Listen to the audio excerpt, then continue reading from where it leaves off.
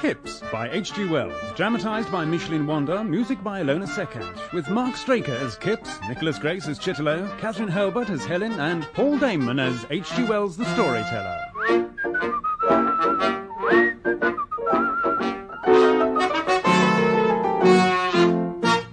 Episode 1, The Making of Kipps. Until he was nearly arrived at manhood, it did not become clear to Arthur Kipps how it was that he had come into the care of an aunt and uncle instead of having a father and mother like other little boys.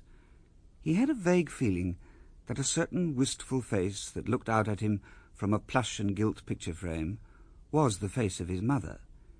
He knew that she had provided for him to be sent to a certain rather smart school in Hastings, and he vaguely thought that perhaps she was dead, and that was why his uncle and aunt never spoke of her. But, like many boys, concerned only with the moment, he did not worry about what he did not know. Meanwhile, his aunt and uncle were the immediate gods of his world, with arbitrary injunctions and high, if sometimes inscrutable, standards. Can I have more pie, Aunt? When you've finished what's on your plate. Right. Drat and drab it. What on earth is that noise for? Oh, don't gobble, Artie. It's not nice. And don't talk with your mouth full. Uncle, You heard your uncle. Now hold your knife proper, or I'll rap your knuckles. You don't want that, do you? No, Aunt. Mind your manners, then. And yet his uncle always finished up his gravy with his knife. Very strange. There were, however, small compensations. His uncle kept a shop which held a mine of treasures, china and stationery, needles and cottons, bathing suits, tents, and even trumpets, which he was allowed to hold, but not to blow. I've finished my tea. Can I go to play, please? As long as you ain't going to play with that little Sid Pornick from next door. No. That old Pornick's a blaring jackass. I swear he waits to beat his mat until the wind's in the right direction to blow the dust right in my shop. Can I go then? Oh, all right. Go out the back way and you'll avoid the Pornicks. You'll have to say your catechism later, Name. Oh, that boy. Kipps always thought of his aunt as lean, rather worried-looking, and prone to a certain obliquity of cap. He thought of his uncle as massive, many-chinned, and careless about his buttons. They neither visited nor received visitors, being suspicious of everyone. According to the English ideal, they kept themselves to themselves. Kipps, being of a sociable disposition, could only make friends through the sin of disobedience. No, Sid Pornick. Oh, no, Artie Kipps. I brought my sister Anne, and she's brought her doll. No, Sid, sister. Hello, Artie. What are you doing, Sid? Watching them goats. Look at them. They're gone off scrap. Here, that goat looks like you're dead. They don't. You do? You just watch it. Do you know what a blaring jackass is? Nah. It's what my uncle called your dead. Did he? Oh, that's nasty. Is it? Sounds right to me. You better swallow that or I'll fight you. You couldn't fight me. Oh, I could. We one hand tied behind me back. Couldn't? Could. Oh. Well then, get your fists up. What do you want to fight for? Oh, you keep out of it. Come.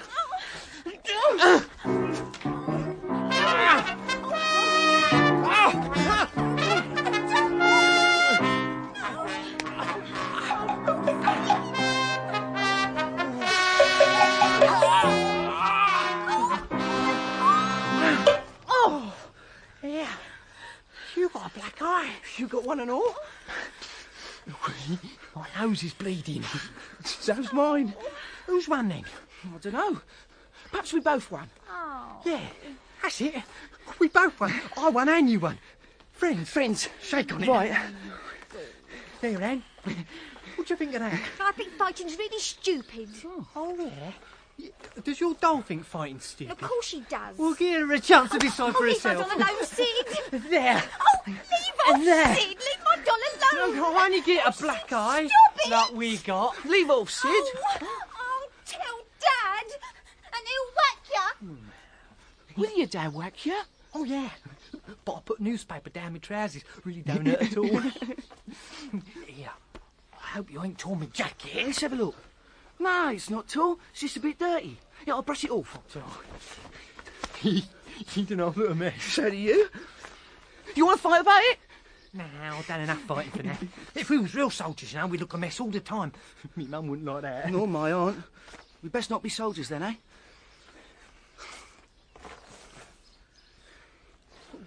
What are we going to do now then, eh? Let's go down on the beach, play smugglers and wanted men. We can go on that old wreck on the sand. Right.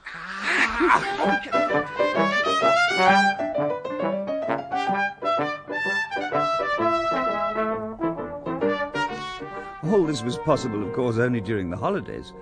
During term time, Kipps attended the Cavendish Academy for Young Gentlemen, a middle-class establishment in Hastings, whose principal was a creature of indifferent digestion and temper, and who succeeded in teaching the boys very little indeed, beyond reading aloud from the Bible and learning long passages of obscure poetry. Kipps had to endure dreary walks when the boys marched 2 by 2 in dismal, wet weather. The holidays were very different from school. They were free, they were spacious, and though he never knew it in these words, they had an element of beauty. Aunt's giving me dinner. Cold rice pudding and plums. Oh, yeah, me. Can I have some? Of course. In the memories of his boyhood, these days shone like strips of stained glass window in a dreary waste of scholastic wall. Hey, what's that, Kipps? Dunno. It's the original Huron war cry. How do you know? It's a deadly secret. I'll tell it tonight. 8:30, tra-la, in the lane behind the church. 8:30 it is, in the lane behind the church. Fella? The trala was considered to render this sentence incomprehensible to the uninitiated.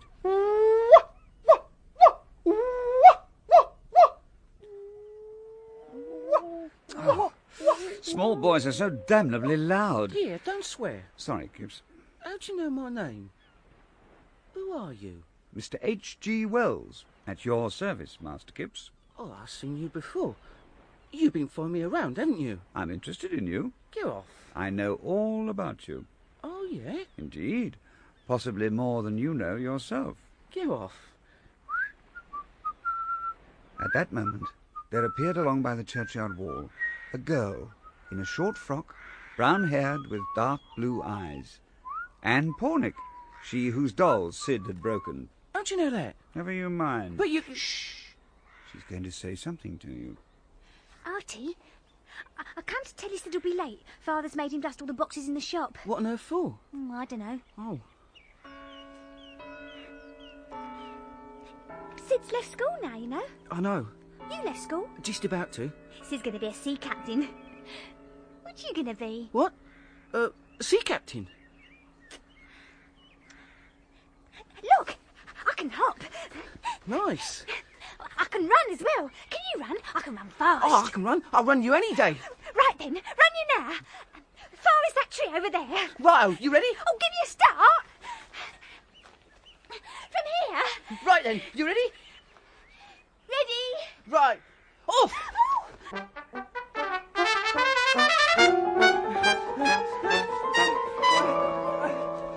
I won! Ty! Oh, we got here together. I got here first. I'll touch the tree first. You never. You run it again then, I don't mind. You don't run bad, you know. Well, I suppose you did give me a head start. Hello, Sid. You better look out, young Anne. Mother wants you to go home to help with the dishes. Oh, I better go then. Here, what about the race? I've got to go home. Ta-ta. Oh, You ain't been racing her. it wasn't a proper race. I'll give her a start. Oh, she can't run anyway. She's a girl. As the summer passed, Kipps found himself thinking more and more of Anne. You left school? What you going to be? He couldn't explain why, but every detail about her face, her hair, her every word remained with him, even when he was engaged in far more important activities, such as joining Sid on the old wreck washed up on the beach. Now, hold on, Artie. This ship has been taking provisions to war, and it's got shot at, and it's sinking fast. We're sailors, brave to the end. Your sister ain't a bad sort. I clatter a lot. Oh, yeah, doesn't it stink rotten? Must have been the wheat the ship was carrying. Yeah. Watch out, yeah? Pirates. There, on the horizon. Yeah, grab his musket.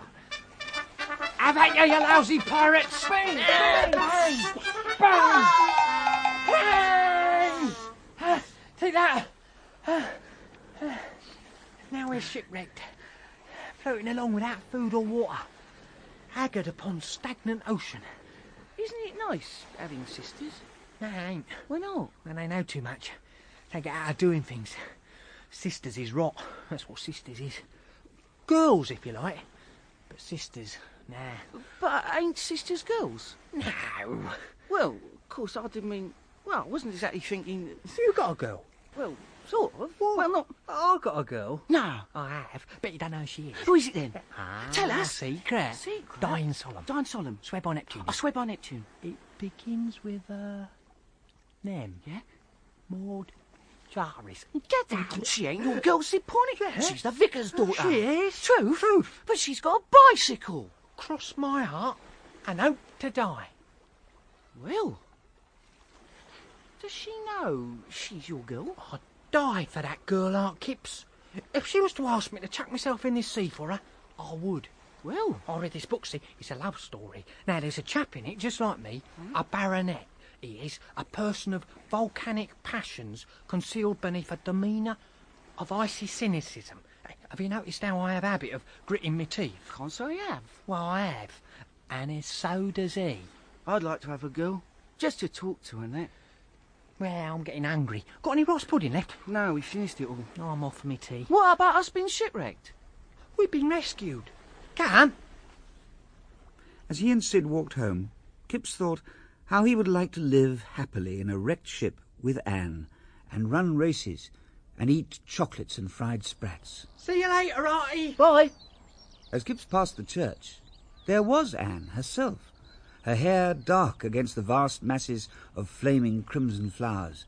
Kipps stopped with a resolute shyness. Hello, Anne. Hello, Art Kipps. I've been thinking. I like you, Anne. I like you, Artie. I wish you was my girl, Anne. I say, will you be my girl? Would you like to be my girl? Well, yeah, all right. If you like, Artie. All right, then. Then you are. All right, then. What you going to do now you left school? I'm going to be apprenticed to a draper in Folkestone. When? Next week. Oh. I've got new trousers and a black coat and 4 new shirts. Anne, I've got this idea. I read in a magazine, Tidbits actually, that lovers give each other tokens. What's a token? Well, you take something and divide it in 2. Like you might take 6pence and break it in 2. Well, why should you do that? Well, it's no good if it's broke. You divide it in 2 and then you keep 1 bit each. Well, that's what a token is. Look, I've got a 6pence here. I'll show you. I'll use my knife. Oh! Careful. I'll jam my finger. Oh, it's no good. See, the idea is I have half and you have half. And when we're separated, you look at yours and I look at mine and we think of each other. Tell you what, I know when my father keeps a file. Well, I can have a go at it. I'll easily do it. All right, there you are. Duh. Anne, I do love you, really. I'll do anything for you. And I'll... What? And I wish you let me... Can I kiss you? What? Oh, don't be silly, Artie. Oh, come on. No, it's silly. But what good are you be my girl if I can't kiss you? It's silly. I don't want to. Well, we might as well go home then. Suits me. Right then. Goodbye, Anne. See you, Artie. I do love you, Anne Pornick.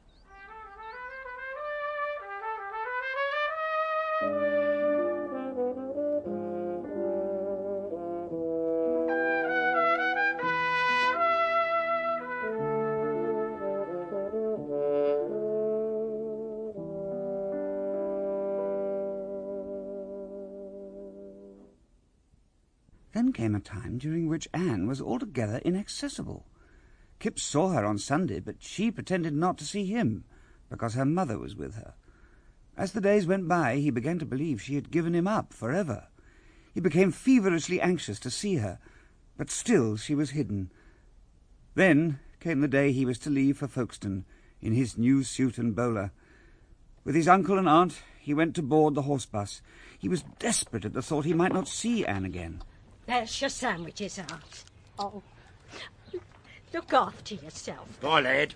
So you do as you're told. Right then, all aboard. We're off. Goodbye, Uncle. On. Hey! Oh. Wait a minute! Artie! I got... Oh. No! I've done it! Hey, driver, hold on for a jiff. Just a jiff. You got your head, lad? Yes, no, just a tick. Here, I done it this morning. The sixpence. Take your half. Oh, Anne. I'll keep the other half. Hurry up, lad. We haven't got all day. Look after it, Artie. I will. Don't forget me, Anne. Right then, off we go. Get up there.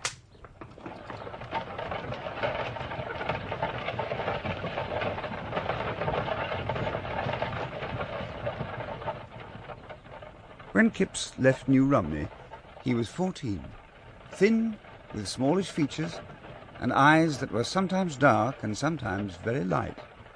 He was by nature confused in his mind and retreating in his manners. Inexorable fate had appointed him to serve his country in commerce. Dear, what you going on about? You being apprentice to a draper. Why didn't you just say so? Why'd you use all them long words? It's my style. You still going to be following me around? I expect so. I shan't get in your way. 2 yards of red cambric. 45 hooks and eyes. No trouble, I assure you. 5 yards of butter muslin. What can I have the pleasure? Your change, madam. No trouble, I assure you. The indentures that bound Kipps to Mr. Shalford of Folkestone were antique and complex. They forbade Kipps to dice and game.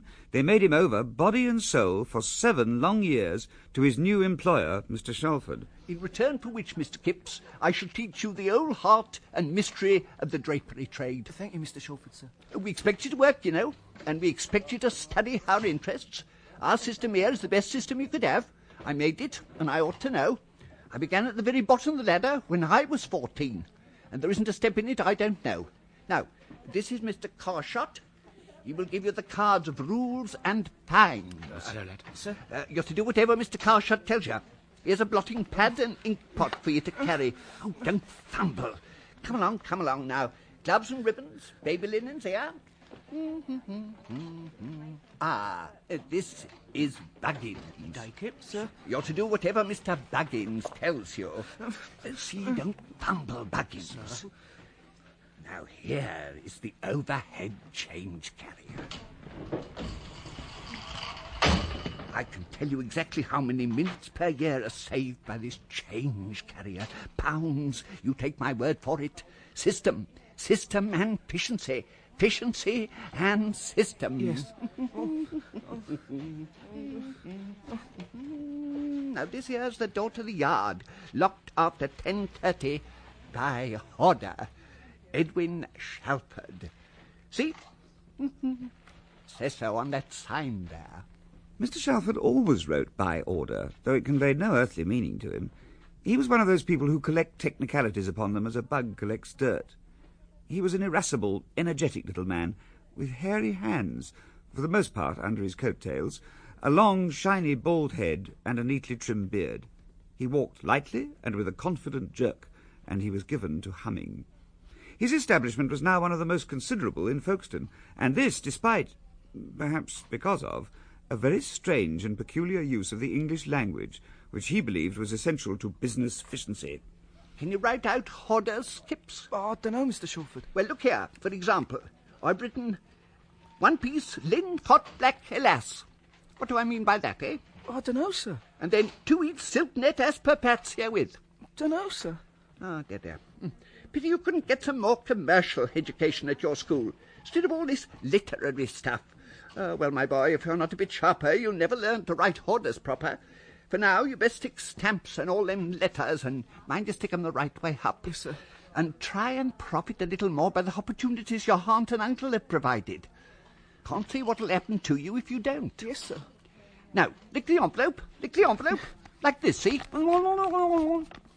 It's the little things that mount up. That's how you learn. Mr. Shalford set himself assiduously to get as much out of Kipps and to put as little into him as he could. What he put into Kipps was chiefly bread and margarine, infusions of tea and chicory dust, colonial meat by contract at 3 a pound, potatoes by the sack and watered beer. Repeat after me. What can I have the pleasure? What can I have the pleasure? No trouble, I assure you. No trouble, I assure you. You shall learn to block and fold and measure material of all sorts, and to lift your hat from your head when you pass me in the street. In return for these benefits, he worked so that he commonly went to bed exhausted and footsore, and at 6:30 in the morning he would descend, unwashed, in old clothes and a scarf, dust boxes, take down wrappers, and clean windows till 8. Kipps, shift these boxes for me. Roll that cretin up, Kipps. It seems to have a mind of its own, Mr. Buggins. Oh, my heart and liver, I never seen such a boy. Now then, Kipps, look lively. Hold up them curtains. They're very heavy, Mr. Carshaw. Of course they're heavy. Oh, my heart and liver. Rarely much later than 9 at night, a supper of bread and cheese awaited him, and that consumed, the rest of the day was entirely at his disposal for reading, recreation, and the improvement of his mind. Oh, I'm that tired. Good night, Buggins. Good night. Good night.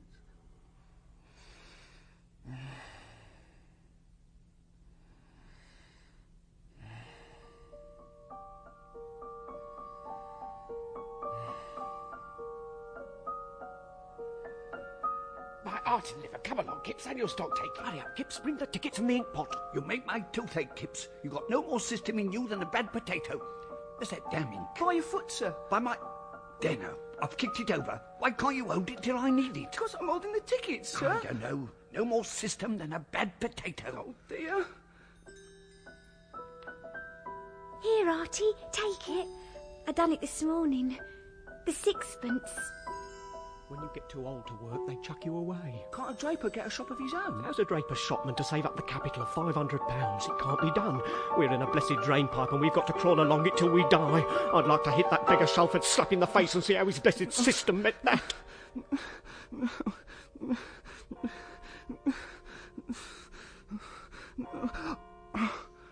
Oh, my feet are that sore. Have I got to stay here till my day's end? No adventures, no glory, no change, no freedom? What are you going to do about it, Kipps? I'll run away to sea, Mr. Wells. Oh, yes? I'll set fire to the Emporium. I'll drown myself. No, you won't. Not you. Well, here, what time is it? Oh, Lord, I'll be late putting the shutters up. It's all your fault, keeping me here, chatting. And Kipps consoled himself with the thought that it would soon be Christmas, and he would be home and see Anne, and by hook or by crook, he would kiss her. Then everything would be perfect, and he would be perfectly happy. But Anne, too, had happened on evil things. More tea, Artie. Aunt, and another bit of steak and kidney, please. Help yourself, dear. Then I think I'll go for a walk, visit an old friend. Old Sid, maybe. Oh, they've cleared out the Pornicks. Good riddance to bad rubbish, I say. Cleared out? Yeah, Sid's gone off as errand boy somewhere to one of these here blasted new cycle shops. Has he? And what about his sister, Anne? She's gone as help to somewhere in Ashford. Help. Slavey, more like. Wonder they didn't say ladies' help while they was about it. I see. Ain't you going to finish your pie, Artie? No, I ain't as hungry as I thought. You happy at Shalford's, then? Oh, it's all right. There don't seem much prospects. There's times, Aunt, when I think of giving it up. You can't do that, Artie. Do you want the Pornicks to say you ain't good enough to be a draper? No, Uncle, I suppose not.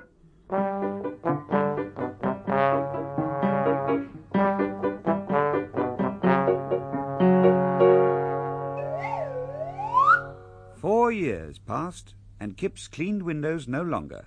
He was serving customers and taking goods out on approval. Presently he was 3rd apprentice, and his moustache began to be visible. Mr. Kipps, I do believe you need some sartorial help. What's that when it's at home, Mr. Carshaw? I suggest you go to a tailor and replace your short jacket with a morning coat and tails. Should I? What, and get some stand-up collars? Like yours? You'll see, Mr. Kipps, how the young ladies will notice you. Oh, go away. I mean it. Look, Flo Bates, the cash girl, is looking at you very hard. Morning, Mr. Kipps. My, you do look smart. See? What a nice boy you are. I never noticed till now. Do you think so, Miss Bates? Kipps, what? It is painful to me to see how your fidelity to Anne's memory fails at the first onset of admiration from another young lady. Go away, you. Did you say something, Mr. Kipps? I was just thinking out loud. Looking forward to Sunday. Yes. Well, now, would you like to go for a walk with me on Sunday, then? Would I? Well, I don't mind if I do. Oh, I can see you're a gentleman.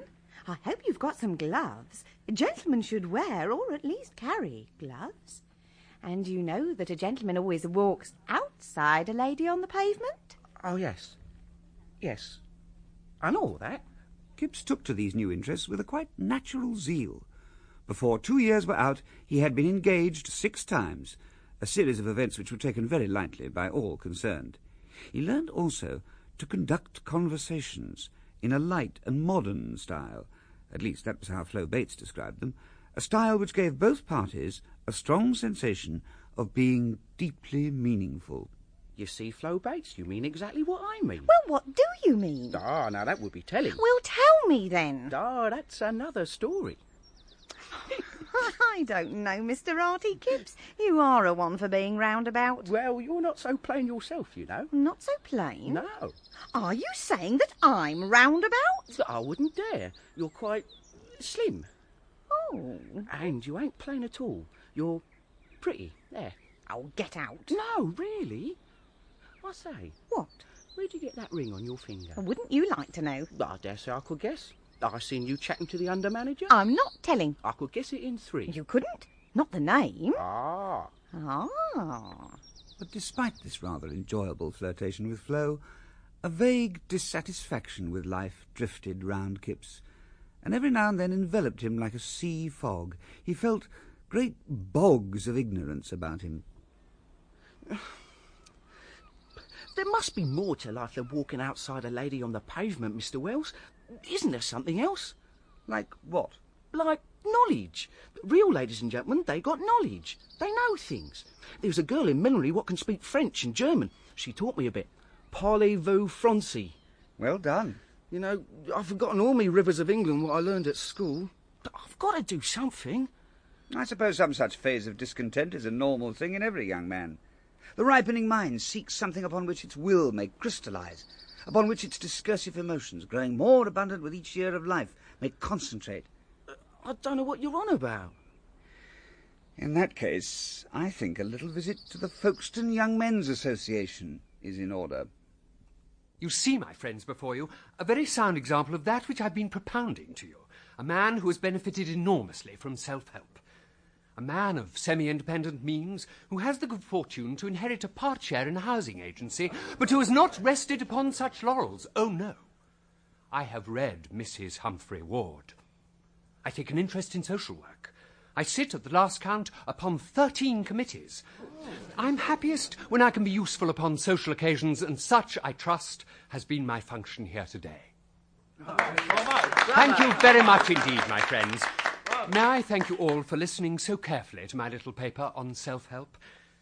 Self-help is by far the noblest of all our distinctive English characteristics. And since talking about it is as thirsty workers listening, I suggest we all adjourn and help ourselves to some tea and sandwiches in the other room. Please, thank you very much. Good evening.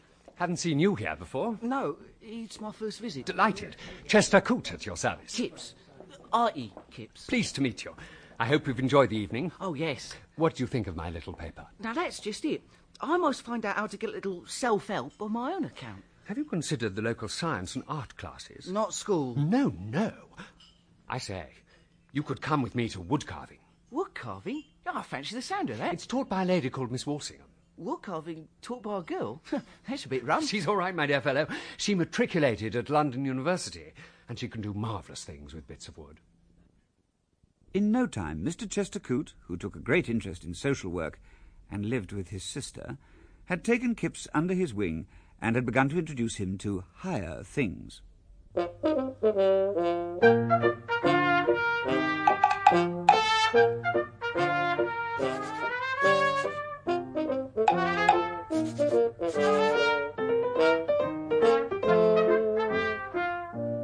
Well, Welcome, Mr. Kipps, to our little class.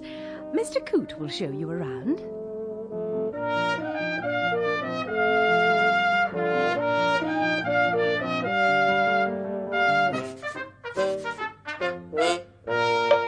Miss Walsingham had a pale, intellectual face, dark grey eyes, and black hair which she wore over her forehead in an original, striking way that she had adapted from a picture by Rossetti in the South Kensington Museum. She dressed in those loose and pleasant forms and those soft-tempered shades that arose in England in the socialistic aesthetic epoch, and which remain with us today in those who scorn science fiction and think on higher planes. She was as beautiful as most beautiful people. And this is Emily. How do you do, Mr. Kipps? And Miss Lomax, a maiden lady of riper years. How do, young man? Yes, come on. I'll show you where you can work. These people came and went with a sense of absolute assurance against an overwhelming background of plaster casts, diagrams and tables, benches, and a blackboard saturated with recondite knowledge. I bet they know etiquette, these people, and eat complicated meals. As the weeks passed, he was convinced that they held the secrets to art and the higher life. Mr. Coote, do you remember the scandal at last year's Royal Academy opening? Oh, yes, Miss Walsingham, indeed I do. What are they talking about? You feel like an intruder in an altitudinous world? No, just left out. Kipps felt even more uncertain after one class when confidences were shared over coffee. On this occasion, Mr. Henry Walsingham, Helen's brother, was present. Mr. Walsingham, when will you be moving to London? When I have taken my final examinations in law, Miss Emily. Henry is going to become a solicitor, Mr. Kipps. We are very proud of No him. nonsense, Helen. It's nothing terribly clever. It sounds clever, but I never took any examination. Where'd you take it to? It's more like where it takes you, Mr. Kipps. It's taking me to London, thank goodness. And I shall be able to visit you and go to concerts. Oh, Helen, perhaps you could give a concert yourself one day. I've always wanted to play the banjo. I could never be a professional pianist, Emily. Yes. Marvellous. This extraordinary self-confidence shown by the others spurred Kipps to seek an opportunity for some kind of action which would make the others notice him. One day in summer, such an opportunity arose, and Kipps put his fledgling manhood to the test. How are you getting on with your carving, Mr. Kipps? Well, let me see. Now, don't jab so hard. Your intersecting circles will be all angular and crooked. Now, let me show you. Hold the wood in your left hand, like so. That's right. I see, Miss Walsingham. Now, you do it. That's very good. Oh,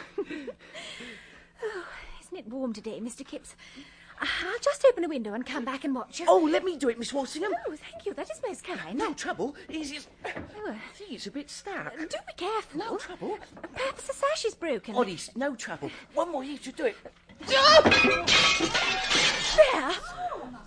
Oh, dear. I'm tremendously sorry. I didn't think the glass would break like that. Oh, Mr. Kipps, I do believe you've cut your hand. Emily, do come and help.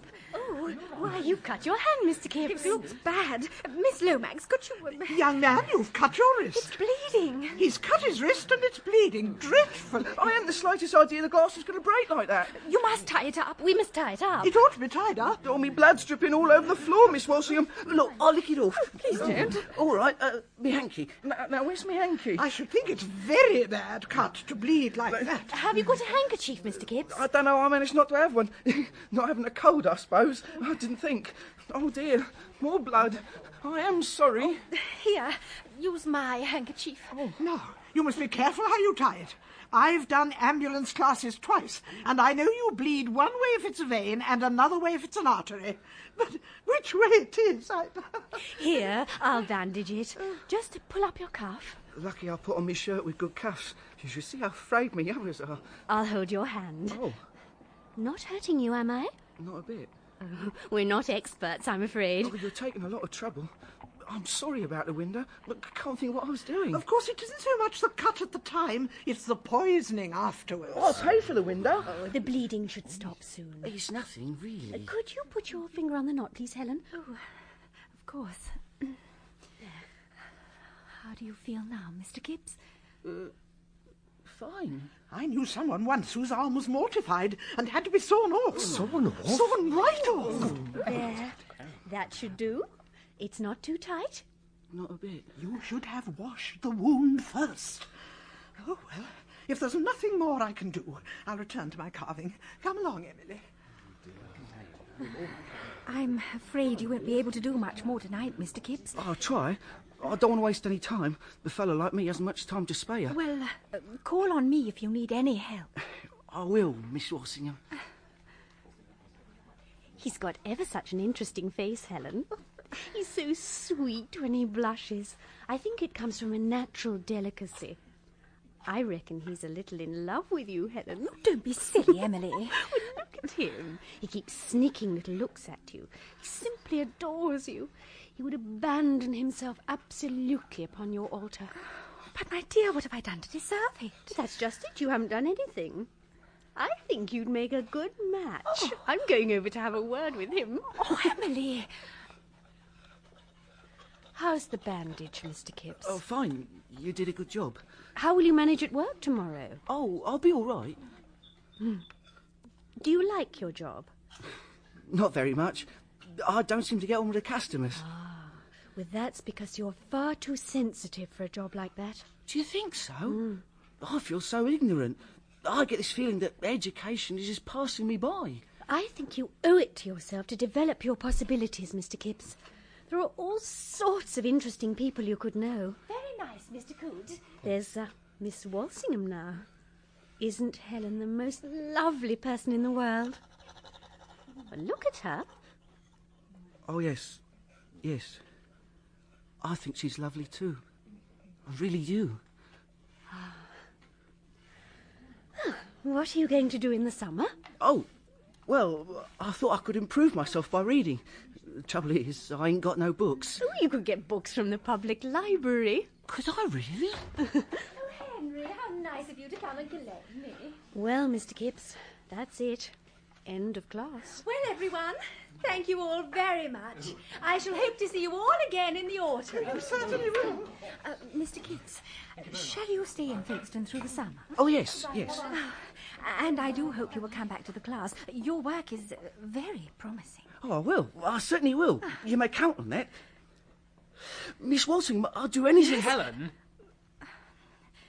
Goodbye then, Mr. Kipps. Goodbye. Good class, Helen? Very stimulating, yes. We had the most extraordinary drama, Mr. Walsingham. Oh, yes. One of the students cut himself. I have always thought wood carving to be a dangerous sort of occupation. Perhaps you should give it up, Helen. No, it wasn't in the course of the carving. He was being helpful, opening a window for me. Deuced careless, then. Just an accident. It could have happened to anyone. Wouldn't have happened to me. When I open a window, I open a window. There was lots of blood, wasn't there, Helen? Yes, pints. Oh, do stop. I'm not fond of blood. It took us minutes to stop the bleeding. Like a fleet of Florence Nightingales we were. Who is this fellow who has merited so much undeserved attention? He's a draper. Rather young and rather sweet on Helen. What? Don't be cruel, Emily. I'm not cruel, merely factual. He likes you, and you like him. Is this true? Is this true? Oh, Henry, don't sound like a heavy-handed elder brother. The sooner I pass my examinations and start practising as a proper solicitor, the better. You should be in London, Helen, not stuck away in some silly provincial nowhere with drapers winking at you. Only one draper so far, Henry. Oh, Helen, you shan't move to London. We couldn't manage without you. I don't plan to stay here forever, you know. But it may be years before our fortunes change. Till then, Mother and I will continue with our little lives, while Henry makes our fortune in London. Without the prospect of his weekly woodcarving class, the summer seemed very bleak indeed to Kipps. The visits home to his aunt and uncle on his half-holidays also held little delight, since Anne was not there. Perhaps it was something about the bright sunny weather, but discontent, given voice at mealtimes, seemed rife at Shalford's. More ham, Mr. Kipps. Flo. Wouldn't mind walking round in the sun today. Take the day off, Carshot. I dare you. Oh, and who's my place? No fear. But I tell you, I ain't going to stay here all my life. Oh, no. What you gonna do, then? Going to politics. Oh, How about you, Kipps? I want to be a Norther. Oh, You see, what I think is, these writers can bridge the classes. I mean, they're low, but they can climb to where they'll tip butlers, almost like gentlefolk. These here writers are all failed something else. Dickens was a labourer of blacking. Thackeray was an artist who couldn't sell a drawing. Samuel Johnson walked to London without any boots. Why on earth did he do that? His feet must have killed him. Pride. He threw away his only pair of shoes out of pride. It's luck with these writers. They just happen to hit on something that catches on, and there you are. Nice easy life they have of it, though. Write for an hour or so and done for the day. There's more work in it than you think, I bet. I think they copy from each other a good deal. Yeah, they get the pictures everywhere, just like royalty. Mr. Kipps! Oh, Lord! Mr. Kipps! Yes, Mr. Shawford? Mr. Kipps, some of your tickets have been placed upside down in the window. Oh, go and change them, sir. Make sure you do. Oh, God. And look sharp! Yes, Mr. Shawford. If I had a penny, I'm blessed if I wouldn't go and chuck myself off the end of the pier. A penny? It's tuppence to go on the pier. Oh, I'll best go and do them tickets. I shall go for a walk tonight after work. At least it don't get dark till late.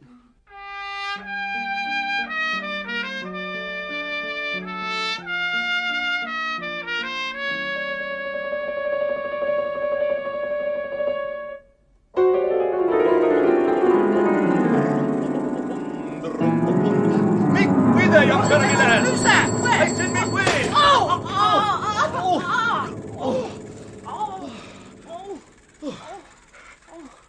Are you at all hurt, matey? Was that you just hit me? Well, not me exactly. It's these handles, you know. They're too low. And when I go to turn, if I don't remember, why, biff, and I'm into something. Oh, bicycle. Well, you give me a right one. Oh, me leg. Oh, these little hills in Folkestone are a fair treat. I was backpedaling for all I was worth. Honest. I do believe I'm bleeding. And me trouser legs all torn down. You really ought to be more careful. Holy smoke. You really are a bit chewed up. I say, come to my diggings and I'll sew it up. Of course, I'm entirely to blame. Oh, Lord, there's a copper. Don't let on I ran you down, will you? Might be a bit awkward for me. It's all right. He's going the other way. Oh, good. Come on, I'm just around the corner. Kipps' new friend was a figure with slightly anterior plumpness, progressing buoyantly on knickerbockered legs with quite enormous calves. Legs that, contrasting with Kipps' own practice, were even exuberantly turned out at the knees and toes. On his head he wore a cycling cap, from beneath which protruded straight wisps of dark red hair. Accidents will happen, you know, especially when you get me on a bicycle. You aren't the first I've run down, not by any manner of means. Most men, after a bump like that, would have been spiteful, but you were a fair bit of all right about that policeman. The least I can do is stand you a needle and thread. There isn't many men would have acted as you did. Cool as a cucumber. A real gentleman. Here we are. Come in. Come in. Make yourself at home. I'll get us a drink. Kipps took in the shabby ensemble of the little room. A round table covered with a torn red cloth, an extinct fire, a number of dusty postcards and memoranda stuck round the mirror, a table littered with papers and cigarette ash. Here we are, then. Whiskey. Good old Methuselah. Canadian rye. There we are. Cheers. Cheers. Nice room. Have a good look round. What do you take me to be? I don't know. These photos. That lady in tights, that's a bit odd. Is this you? In that funny costume? You an actor? Getting warm. Here, read this letter. Dear Mr. Chitterlow, if we'll send the play you spoke of... I can't read the rest. I don't know. What's on them papers? Writing, lots of writing. Those are manuscripts, my dear fellow. Have some more whiskey. Oh, Here! Oh, tar very much. The truth is, I'm a playwright. Well, I never. Of course, I've been everywhere and done everything, practically. I'm an actor, too, of course. I've acted abroad, you know, had my name in reviews. Why, I can remember the time I was getting $30 or $40 a week. Really? In America, that was. I've been around the entire civilized world, come to that. You write plays? Well, of course, I'm not quite up to the standard of Shakespeare or Ibsen. I have to be truthful about my talent. A real writer, chappie. You know, it's curious how one runs up against people out bicycling. I was just wanting someone to talk to a bit. Half an hour ago, I didn't know you existed. And here we are, talking like old friends. Have a cigarette. Oh, don't mind if I do.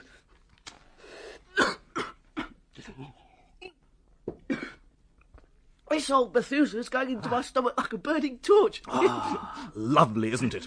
Some people like soda with their whiskey. I don't. No more do I. That's my man. Here. You know, you are a fellow of great promise. You're the sort of chap a chap like myself can sit and discourse with.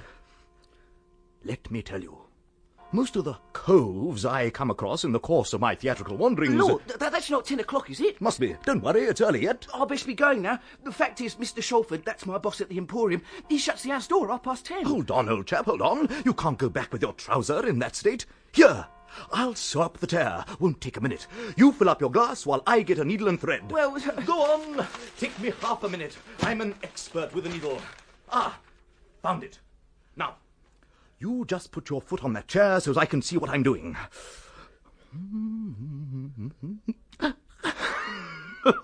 Oh, my heavens! Wouldn't this just make a bit of business in a farcical comedy?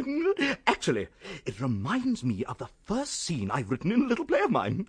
This'll make you laugh. It's a man, wait for it, a man with a live beetle down the back of his neck, trying to seem at ease in a room full of people. Yes, it sounds awful. Oh, sorry, old chap.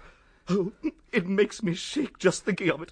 It's a killer, that scene, I tell you. Sounds damn fine, Chitlow. Damn fine. May I say, in all frankness, that I have never met a finer intelligence than yours. Stronger there might be. That I couldn't say with certainty yet, seeing how little, after all, we have seen of each other. But a finer, why, never.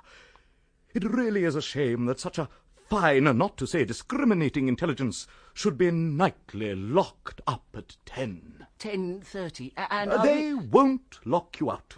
You know, I've half a mind to recommend a friend of mine, editor of a London daily paper, to put you forthwith as dramatic critic in place of the current fool. You do right, I take it. Well, I don't think I've ever made up anything for print. I'd have a thundering good try, though.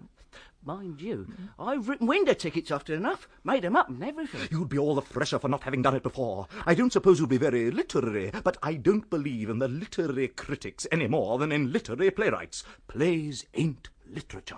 I don't suppose they are, really. Exactly. Plays is plays.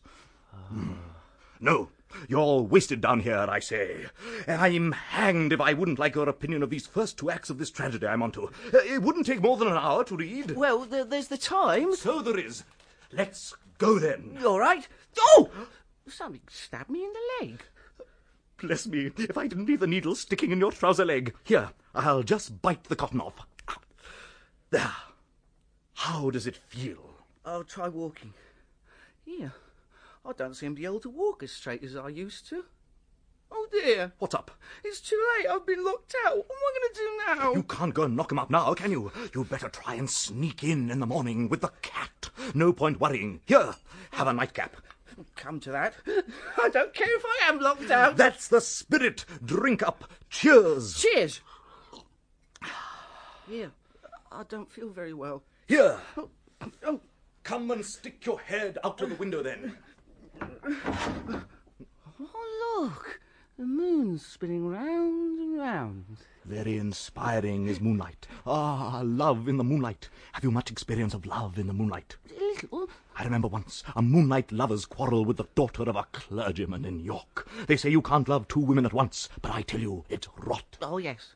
I know all about that. You can love 2 women at once. I know all about that one. You feeling better now? Yes, thanks. I'll close the window then. People say that loving more than 1 woman interferes with work. Not a bit of it. Artists must do it. The work couldn't go on without it. Artists haven't the temperament for the work if they're not in love with at least 2 women. That's just it. However, it is sometimes true that the morals of the theatre do leave a little something to be desired. Adventure and the flesh. That's the thing, you know. I've sown my wild oats, one has to, but now I'm happily married to a born lady.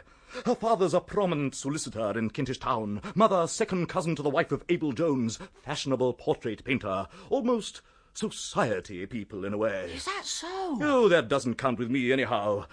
I'm no snob. Mrs. Chitterlow possesses, and I say this without fear of contradiction, the very finest, completely untrained contralto voice in all the world. To hear it properly, You want a big hall. What is her family? Oh, think of my playwriting. Oh, they see it as no money in it. But you and I both know that success and wealth are there. Only patience and perseverance are needed. Can I have a little Oh, more? Methuselah, certainly help yourself. See, character has you. You can't get away from character. It's that what makes tragedy, psychology. It's the Greek irony, Ibsen and all that. Oh, I've mentioned Ibsen, haven't I? You do know Ibsen. Oh, yes. Not exactly as a personal friend, but... Well, there's one or two points where he is, how shall I say, a little defective. Who is a little detective? And by chance, they happen to be points I am strong in. Of course, I have no desire to place myself on an equal footing with him, but honestly now, do you think Ibsen has ever seen a decent fight in a bar? Of course not. My new tragedy. In my opinion, it is as well constructed as anything Ibsen ever did. Shall I read it to you? Well... No, you're quite right. I'll tell you about it. That's simpler, because most of it is still unwritten. Oh. It's a complicated plot, all about a nobleman who's seen everything and done everything, and knows all about women. Oh, damn fine, old man, damn fine. I knew you'd see it, old boy. That's just the sort of thing the literary critic can't see. My hero, you see, is strong and ready for anything. You've got a talent, Chillo. You and old Methuselah. And just before he gets the girl, my hero, Kipps by name. What? I said, my no, hero... No, what's that you said? This chap, Kipps, I'm telling you about. What Kipps? You're telling who about? I just told you. You told me what? The chap in my play. The man who kisses the girl. I never kissed a girl. Leastwise, I can't remember if I ever kissed Anne Pornick or not. She used to live next door. I meant to kiss, but... No, it ain't me. What ain't me? My name's Kipps, but I ain't kissed a girl, never. But he has. In my play, he does. I tell you, I haven't. My name is Kipps. That's me. Look here, Chetler, you got no business putting my name into your play. You mustn't do things like that. You lose my job straight away. I haven't got your name, old chap. I get my names from all sources, like William Shakespeare did. Mostly I get my names out of the newspapers. I got your name out of a newspaper. My name ain't in no newspaper. It's on me. No, you're missing the point. Look, I'll find it. It's here somewhere. Must be somewhere. I swear. Look, Chitlow, I'm already in enough trouble for stopping out all night without my name put in place. Mr. Salt will make a devil of a fuss, and Anne's gone off to be a help, and I shan't see Miss Walsingham for... Oh, dear. Look here, my good fellow. You've probably drunk a little too much. I'm not drunk. You can sleep on the sofa. Got no springs, but you won't notice that, I dare say. Have a little shut-eye and stop talking rot. I'm not talking rot. Oh, can't listen to no more. Help yourself to the sofa. Good night, old chap. Oh, bother. Good night, I suppose. And so the two friends parted. Chitterlow to retreat to his slumber in bed, punctuated by delicate if somewhat noisy exhalations. Kipps to sample that rare treat, a sofa without springs, and to ponder in a rather hazy fashion whether his conduct of the night would lead him into unimagined troubles.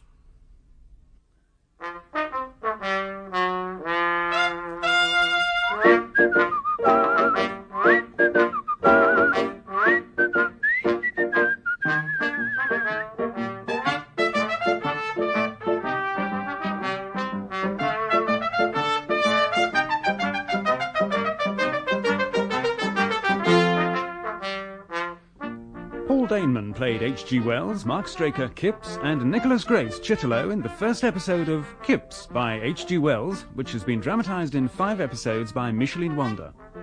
Helen, Catherine Hurlbert, Emily, Rosalind Ayres, Kipps' uncle, John Hollis, his aunt, Jane Wenham, Sid, Michael Jenner, Anne, Moira Leslie.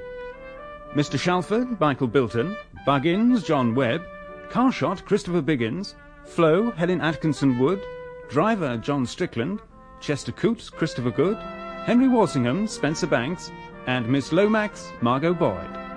The music was composed by Ilona Sekach. Kipps was directed by Martin Jenkins.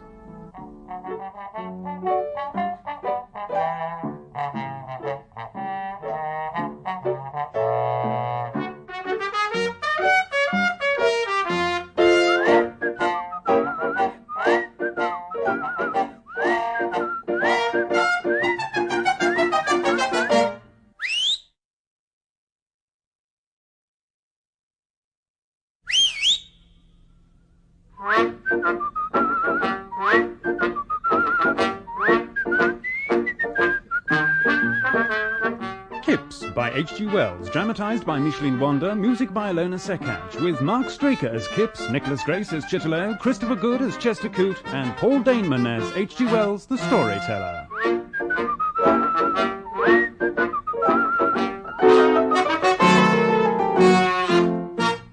Episode 2, Kipps lends something to his advantage.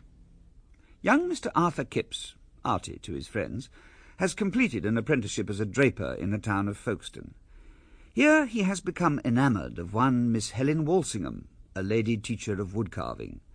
This infatuation has somewhat put into the shade his childhood love for one Miss Anne Pornick, the girl next door to the shop where he was brought up by his uncle and aunt. Kipps, you see, is in the dark about his true parents. After a somewhat unfortunate encounter with a bicycle, driven by Harry Chitterlow, a member of the theatrical profession, Kipps has repaired to Chitterlow's diggings to recover, with the companionable help of a bottle of old Methuselah whisky. My name, by the way, is H.G. Wells, and I take a fond and particular interest in the fortunes of Mr. Kipps, who I am very much afraid is this morning somewhat the worse for wear. Philosopher's missing. Heave a leg, Mr. Kipps. Hey, who's that? Leave me alone. It's me, Chitlow. Come on, rise and dear, shine. Oh, dear. What's up? I feel terrible. Oh, my head. You've got a head and a mouth. I'm stiff all over. You put away a fair few stiff ones last night. What? Oh, are you saying I was drunk? Well, I wasn't drunk. I've never been drunk. Oh, I don't think I better move too much. Hold tight, then. I'll get you something for it. In Kipps' head was one large, angular idea. If he moved his head, the angular idea shifted about in the most agonizing way. This idea was that he had lost his situation in Mr. Shalford's emporium, and that he was utterly ruined. Here we are. An egg cupful of brandy to deal with that head and mouth. It's all right. It's neat. And to go along with that, I'll do you some anchovy paste, piping hot on buttered toast. That beats all other remedies for head and mouth I've ever encountered. You'll be as right as rain. I'll have to go into work. Good idea. Fresh air will do you the world of good. Little stroll. If I can find my legs again. You'll be as right as rain. Hot buttered toasts coming up. As Kipps went up the high street to face the inevitable terrors of the office, a faint touch of pride in his depravity tempered his extreme self-abasement. After all, it's not an unmanly headache. I've been out all night, drinking. But what will Mr. Shalford say? Oh, Lord, Mr. Wells, are you here? Well, I'd be a proud man if it wasn't for him.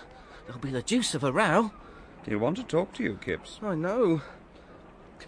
So I was run down by a wild sort of bicycle, and I took some whiskey to restore me. And the fact is, sir, I can't for the life of me understand how it got into me head. I don't think so. No? No. Oh. Hey, look out. We're here. Hello, Kipps.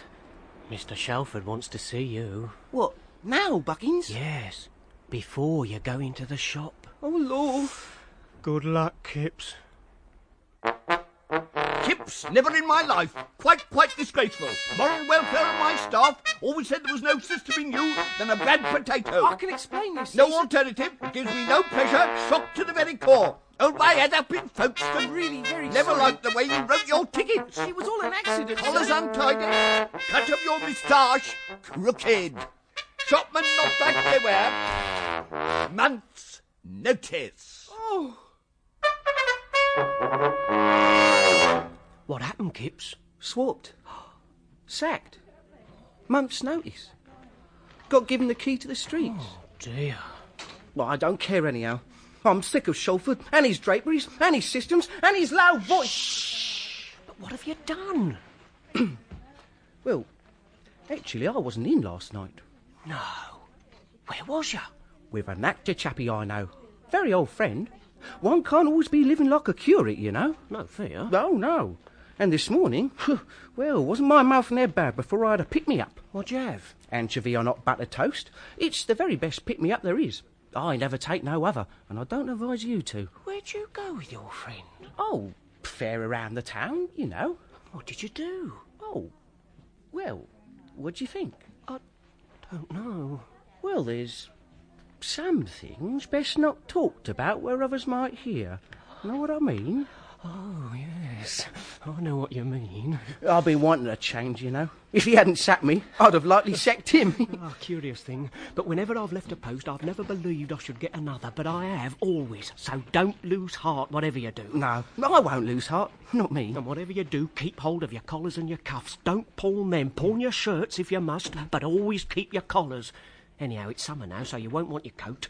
You got a good umbrella? Oh, I've definitely got a good umbrella. My advice to you is to go straight up to London. London? Get the cheapest rooms you can find. Don't eat too much. Many a chap's put his prospects in his stomach.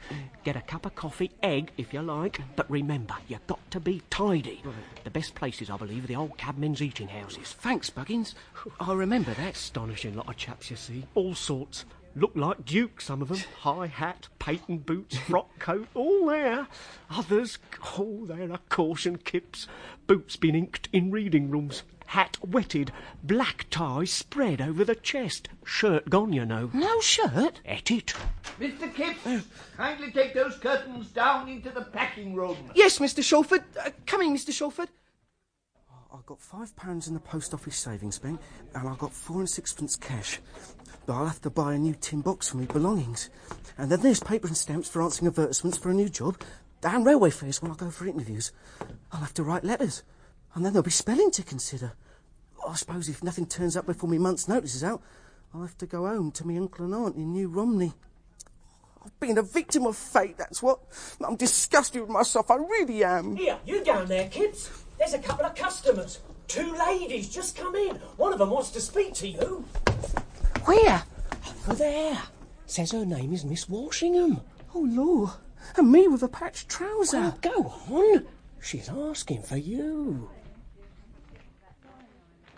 Here he is, miss. Mr. Kipps, I thought I might see you here. How are you? Very well, thanks. How are you? Oh, fine. I've been buying some ribbon with my mother. It's nice.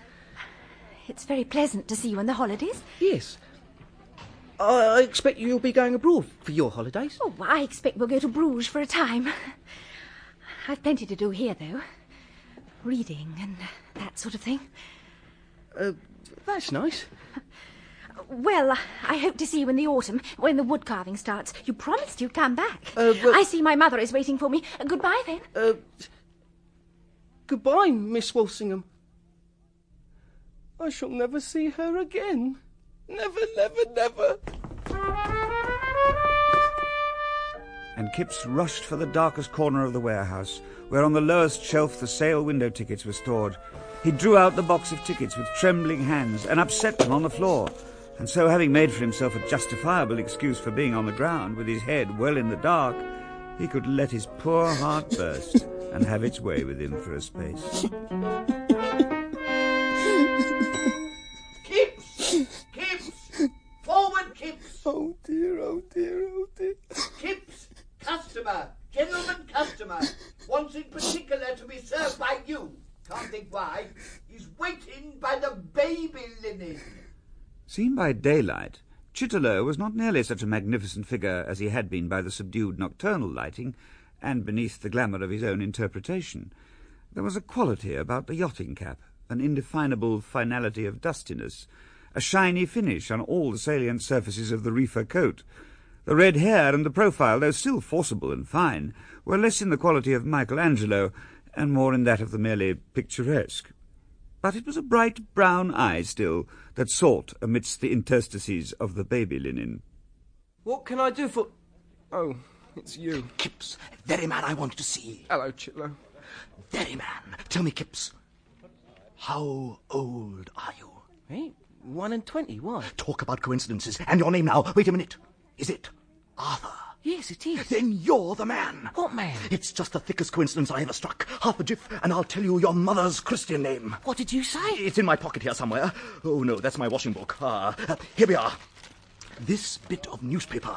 Now then. Euphemia. How about that? What's Euphemia? Oh, don't say her name wasn't Euphemia, Kipps, and spoil the whole blessed show. Whose name? Your mother, of course.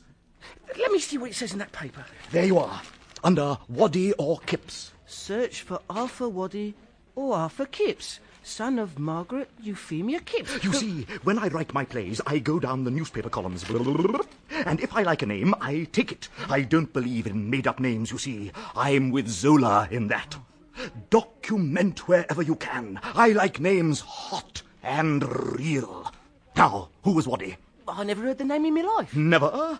Not Waddy? Never. What does it mean? Don't stand there gaping, man. Read what's in the paper. Right, who was born at East Grinstead? Here, I was born at East Grinstead. I've heard my aunt say so. I knew it. On September the 1st, 1878. Well, I was born then, that day, that year. That's right, then. It's all right. Now, all you have to do is write to Watson and Bean and get it. Get it? You got to write to the solicitors and get it. Whatever it is. It means, so far as I can make it out, that you're going to strike it rich. See that bit at the end? Yeah. You'll hear something to your advantage. Now, I believe in coincidences, my dear chap. I took up that newspaper by sheer chance, and then I met you by chance. Everything's coincidences seen properly. Eh? Incredible? Not a bit of it. It's you, Kipps. Waddy be damned. Don't you worry about the waddy. You're about as right side up as a billiard ball, whatever you do. Do you think so? It may be £1,000,000, eh? If so, where does Harry Chitterlow come in, eh? There's the fun of it. Kipps! Lord, there's the governor. I best be off. Think about it. Goodbye, Kipps. Mr. Kipps. An elliptical billiard ball. Kipps! They're coming, Mr. Shalford. My aunt always said not to ask any questions about my mother. I'm an orphan, that's what she told me. No, to ask about this Waddy or Kipps. No, it would upset the old apple cart. I'll just forget about the old thing. Kipps, customer wants a remnant. No trouble, I assure you. Righto. Can I help you, madam? No trouble, I assure you. But Kipps could not forget the advertisement, try as he might. That night in the dormitory, his preoccupation with Chitterlow's information would not leave him. Euphemia. Euphemia. Isn't a name common people will give to a girl, is it, Buggins? Eh? It isn't a name any decent people would give to a girl, common or not. Have you seen my other green sock? What's wrong with Euphemia as a name? It's giving girls names like that 9 times out of 10 makes them go wrong. It unsettles them. If ever I was to have a daughter, if ever I was to have a dozen daughters, I'd call them all Jane, every one of them. You couldn't have a better name than that. Good Lord, is that one of my collars there under your bed? So it is. Well, I don't see no great harm in Euphemia. I'll wrap all my washing in my shirt. I wonder where that other sock got to. Can I borrow your pen, Buggins? Certainly. What you going to write? A letter? Yes. No. Yes, some letters. For another job? Rather, what else? Buggins? What? What do these here advertisements mean? What say so-and-so will hear something greatly to his advantage? Debts. More often than not. Isn't money left and that sort of thing? No, they just make you think that so they can get hold of you. Deserted wives try to get their husbands back that way. Well, couldn't it be legacy sometimes? Perhaps if someone's left £100 by someone? Hardly ever. What sort of job you going to look for? I ain't sure yet. You'll be all right. Maybe that other sock is... Oh, I've stuck me toe on the damn bed. Here. Oh, I hope I haven't broke nothing. Well, I've found me other sock. Oh, it's an ill wind, eh? Glad you got your sock, old chap. Good night, then. Yeah. Don't keep the gas on too long. I'll just finish this letter.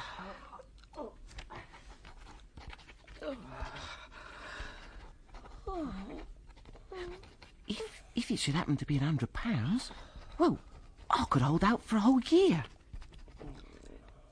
Buggins? I say, Buggins? What now? Suppose you saw one of these advertisements saying you'd hear something to your advantage. I died. Now, good night, old chap. Good night, Buggins.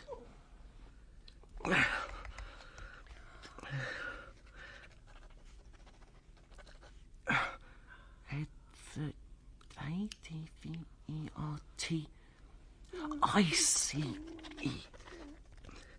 Yours obligingly, Arthur Kipps. I'll post the letter tomorrow.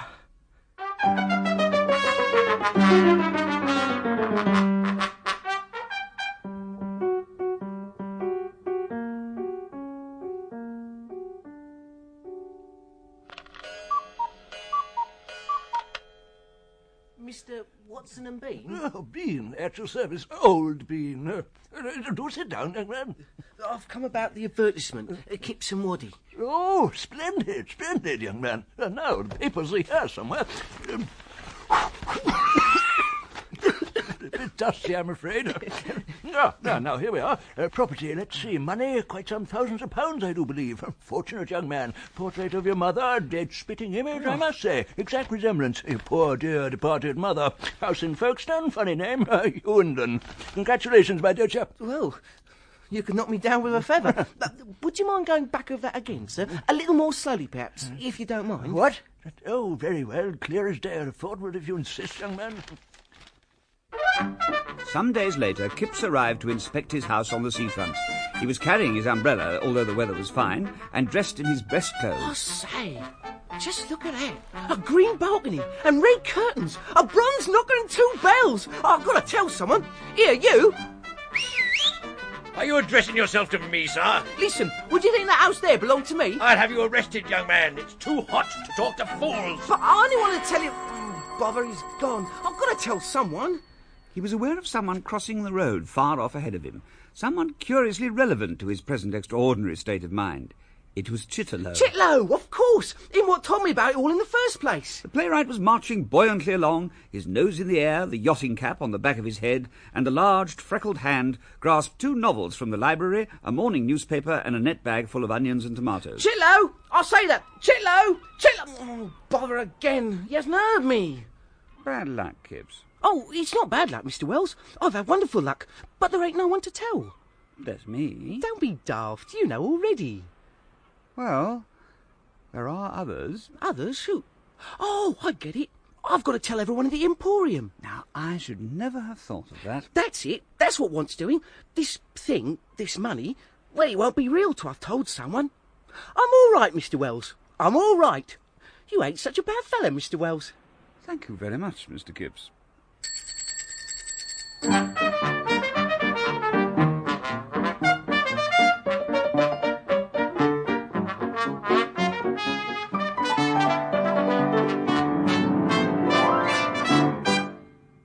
Oh, say, Buggins, what do you think? Where you been, Kipps? Dad. You slipped out because Shelford's gone to London, ain't you? Something more. Like what?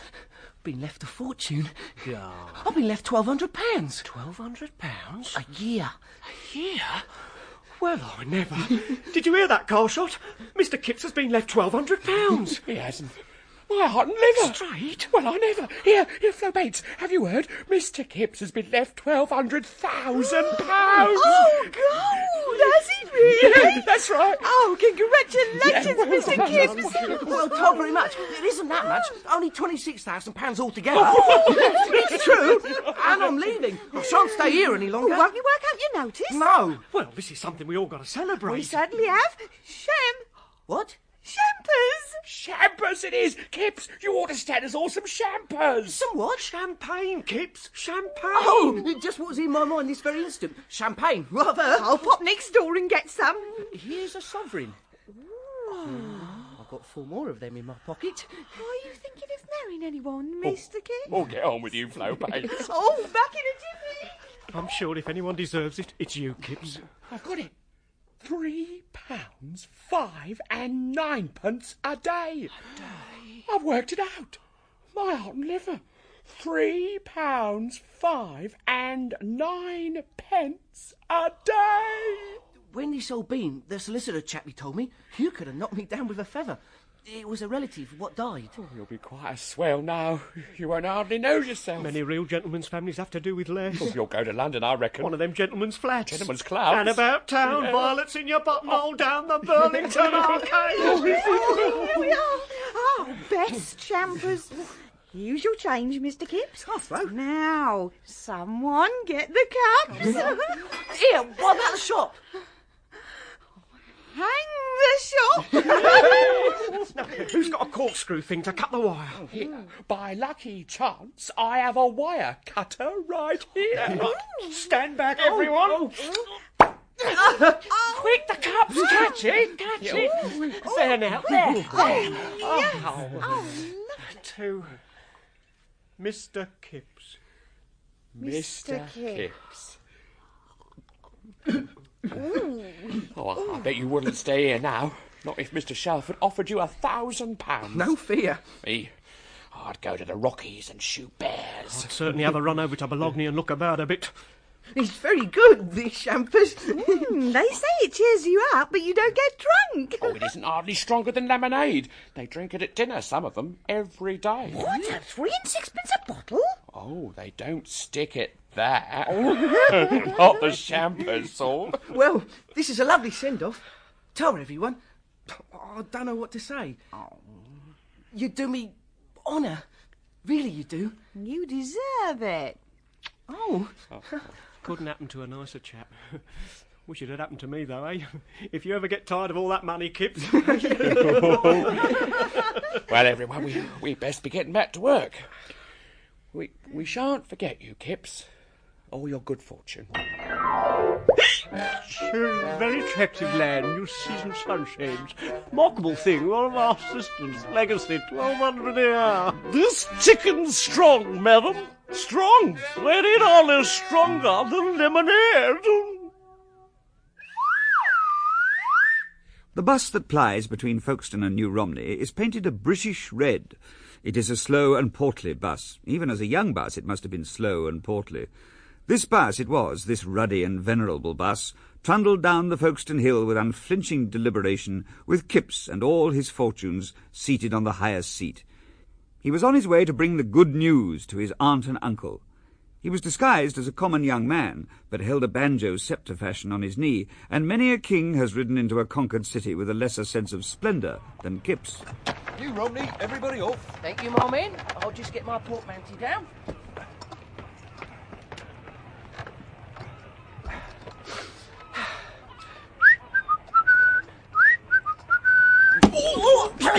You blundering ninny. Uncle! Artie Kipps. What you doing here? You don't early closing, is it? I've got some news for you. You ain't lost your situation, have you? What's that? A banjo? Spending your money on banjos? I'm blowed if I ever saw a boy such as you. Here, let's get your portmanteau to the shop. Here, Molly, look who's here. What you got a portmanteau for anyway? Come through to the back room, then. Artie, whatever's brought you home? I've got something to tell you. I've had a bit of luck. Oh, come and sit down, dear. You ain't been backing godless horses, have you? No fear. It's a dratted raffle.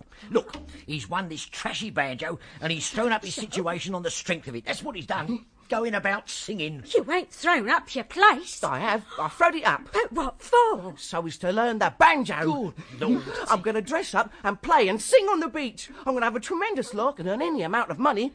I'm going to earn £26,000 as easy as nothing. He's been drinking. It's all right, really, Aunt. I ain't mad, and I ain't really been drinking. I've been left money. £26,000. £26,000? That's it. Have you thrown up your place? Yes, rather. Bought this banjo, some smart new trousers and come right on here. Well, I never... Oh, these ain't my new trousers. My new trousers ain't done. I've never heard anything like it. It's really true. I got all that money and an house on the seafront at Folkestone. I didn't think it of you, Artie. What do you mean? They've been having a lark with you. Someone's been having a lark with you. I dare say that's Sid Pornick, what used to live next door, Sid's was it, got nothing to do with it, Aunt. It's someone after your place at Salford's, very But likely. Uncle, I saw this advertisement in the paper. Then I wrote a letter and went to an office and I saw an old gent and he told me all about it. Said his name was Watson and Bean. Well, leastways he was Bean and Watson was the other one. He said the money was left me by my grandfather. Good heavens. The old gentleman's name was Waddy. It was his son, was my father. Waddy? Waddy. She'd never say. She never told us. Euphemia would never tell us. Euphemia was your mother's name. I know that. It said so in the newspaper. Artie, there was this young lawyer chap that was round here a while back asking questions. This explains it all now. Well, I suppose it must be true then. How much did you say he left you, me boy? £1,200 a year. £26,000 altogether, approximately. Just before he died, my grandfather made his will. Mr. Bean said he'd never forgiven his son, not till then. His son, my father that is, died in Australia years and years ago. But just when he was ill and dying, my grandfather seemed to want someone of his own. And he told old Bean that it was him what prevented my mother and father from marrying. Well, I never... Oh, poor thing, me. What a turn-up. Well, what do you think of it all then? Artie. Oh, you must be starved after that long ride on the bus. Fancy a nice Welsh rabbit. Oh, yes, please, with Aunt. 2 eggs. Well, you'll have to be careful, Artie. Precious careful. Old Bean said I've got to be careful. Oh, you've got to be precious careful of this old Bean. I've heard a thing or two about solicitors. You keep your eye on old Bean, my boy. Pass me matches, will you? He looked very respectable. A bit untidy, but very respectable. How do we know what he's up to with your money, though? He was very nice to me, Uncle. Well, we best drink your health in a bit of whiskey. My boy, have you ever drunk whiskey? Well, You'll have to learn a lot of new ways, Artie. For instance, it's your duty to marry into a county family now. You mustn't marry beneath yourself. Well, I thought I might buy a bicycle. I've always wanted a bicycle. You could have a bit of shooting somewhere. Oh, there's lots of noblemen who'd be glad to hang around you. I read all about that. If you're really starved, Artie, you can have 2 Welsh rabbits. Oh, that's a real treat, Aunt. Now, here you are, Molly. Oh. Your health then, me boy.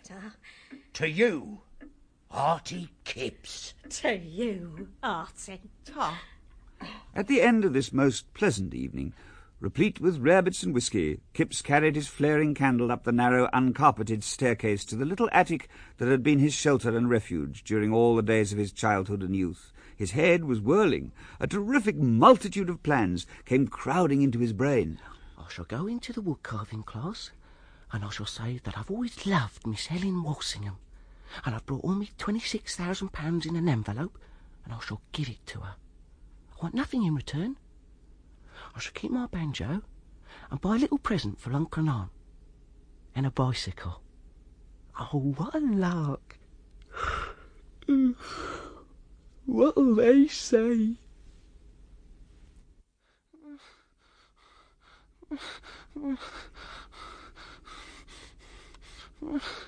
Kipps, forward, Kipps. Curtains, Kipps. Curtains. Get away from me. Away. Go away. His quilt slipped off his bed. The cold woke him for a moment. He had a curious fancy that the world had been swept up like a carpet and that he was nowhere. Buggins? I say, Buggins, are you there? You're in your aunt and uncle's house, Kipps. Oh, Lord. All that money. And he fell asleep again, dreaming of a gentle shower of banknotes, inexplicably mixed with silver half-sixpences, which floated light as feathers through the air, and among them Anne Pornick's lovely face. Half a sixpence for you, Artie, and half a sixpence for me. You keep yours, and I'll keep mine. 2 halves of the same coin.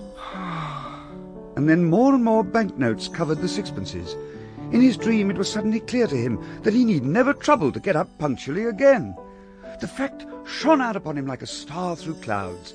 He was free to lie in bed as long as he liked. He could have eggs for breakfast every morning, or rashers, or bloater paste. He was going to astonish Miss Walsingham. Astonish her and astonish her. Soon the whole room was flooded with warm golden sunshine. I say, Bird, I've got 1,200 a year. 1,200 a year. I say. He jumped out of bed and began dressing very eagerly. He didn't want to lose any time in beginning the new life.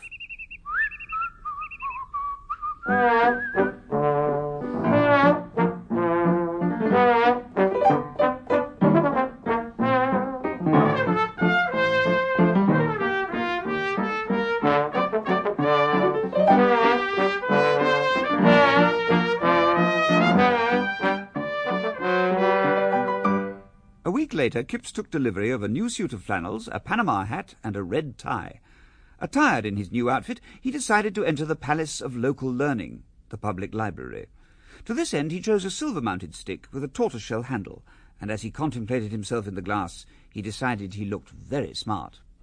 Just as he was about to enter the library, with some trepidation, he caught sight of a familiar figure mounting the steps in front of him, a refined and amiable figure, equally aware of society and the serious side of life.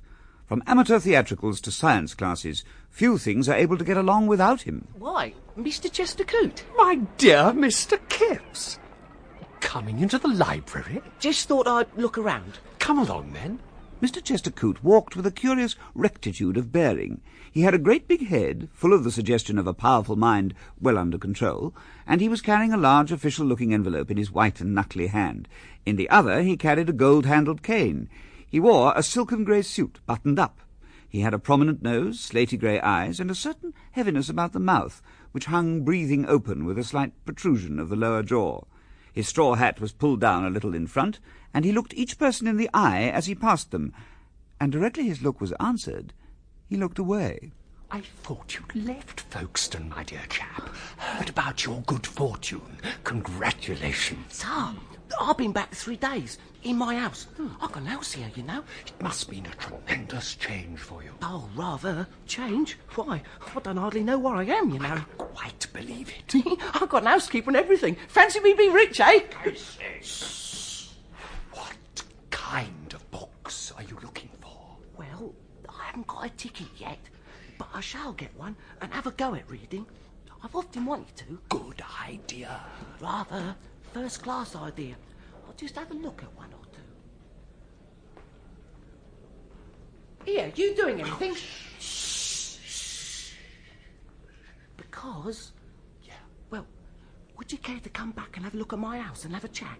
I'd be awfully glad if you would, if it wasn't the wrong hour or anything. Delighted, my dear fellow. Oh, come along then.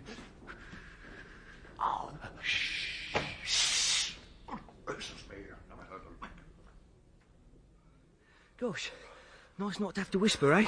Yeah, it's your throat whispering. Do you smoke? Sometimes. I say, isn't the view lovely over the sea? Eh? What view? It's a beautiful sunset. Is it? Perfect light for painting. Do you paint? Oh, not since I was a boy. I don't believe I could now. My sister's a painter. I sometimes wish I could find time to paint myself, but one can't do everything. That's just it. Just look at the harbour. The squat, dark masses of the harbour station crouched against the twilight grey of the sea. If one could capture that... Yes, it would take some doing, don't you think? Oh, yes. It needs an eye. Well, it would. It's very calm. A good sea for crossing. Have you been over the water much? Not much, but I think I'll run over to Bologna soon. Well, you must visit a little bar restaurant I know just behind the guard. The where? Just behind the railway sidings it is. You'll have all the time in the world now. Yes. To be frank with you, I don't know how I'm going to fill it all sometimes. Well, you can take an interest in local affairs now. For example, there's Lady Punnet. She's very keen on private theatricals and hospitals. Oh. Then there's my good friend Mr. Densmore, a curate, you know. You'll be bound to get on. Will I? Oh, yes. Some people get on and some people don't. Some people are in everything and some people are out of everything. Oh, I get you. Yeah, let's go on to my house. I think you'll like it. This was the old gentleman's study. Oh. My grandfather, he used to sit at that desk and write. Just there. Books? Oh, no, letters to the Times and things like that. He got them all cut out and stuck in a book. It's in one of these bookcases. Very nice. I say, Kipps, I'll have that smoke now. Here, have one of these. Fine case you've got there. Thank you. Pigskin, with real gold decorations. I'll have one myself.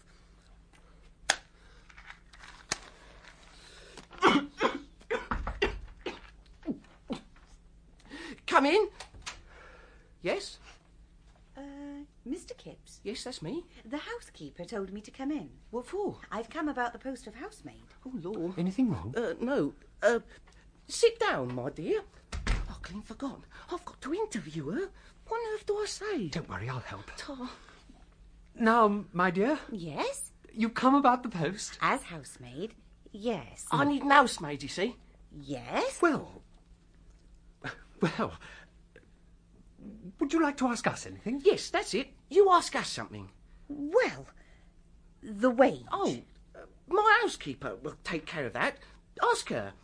Anything else? Will I have a half day? I dare say the housekeeper can fill you in about that. And when do you want me to start? Well, we ain't got an housemaid just at the moment. That's why I'm looking, you see. Straight away, then? Why, yes. Straight away. That's it.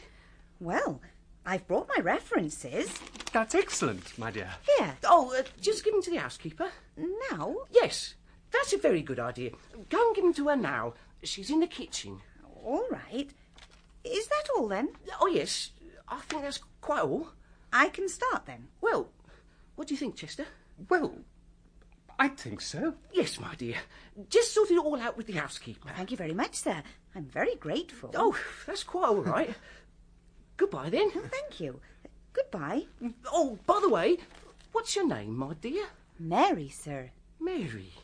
Very nice. Very unusual. Oh, thank you, sir. Sir.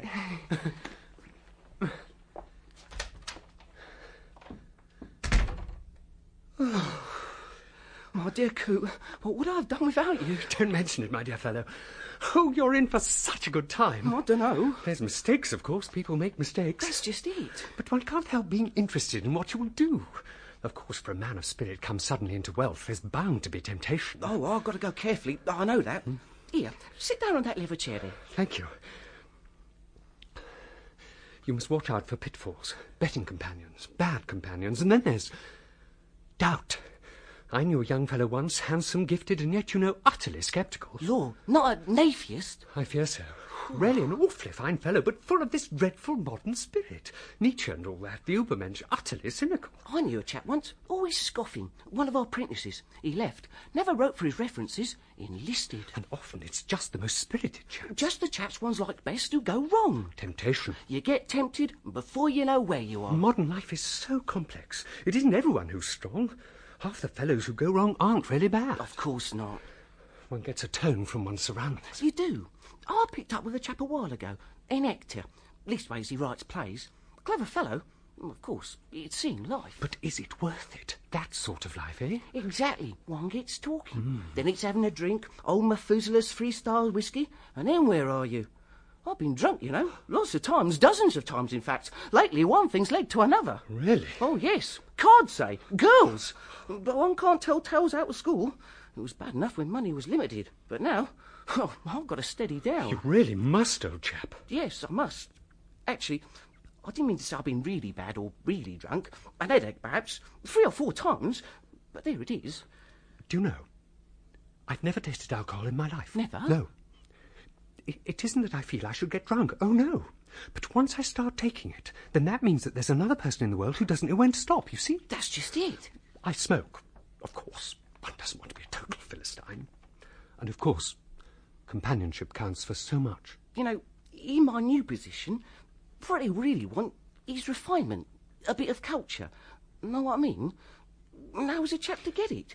The chaps in the shop where I used to work are all very well, but not what one wants. I understand you. Well, you could do something about your name. How do you mean? Well, you spell it Kipps. Consider this. Cuyps. C-U-Y... No, never heard of the fella. It's you. Cuyps spells Kipps. Do it? Have I been spelling it wrong all these years? No. That is one small way in which you will immediately impress someone with your signature. So, I'm still me? Of course, but instantly smarter. I'll think about that.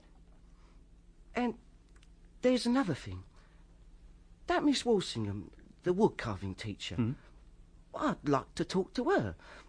But a chap's afraid of giving himself away. You see, I went to a school, a middle-class school, but it wasn't really a first-class affair. The teacher didn't take pains with us. We wore mortarboards, of course, but if you did want to learn, you needn't. See, now I've got all this money, now, practically speaking, I'm a gentleman. But I don't know what to do. Indeed, a gentleman has responsibilities. Calling on people, for instance. Oh, I read about that in a magazine.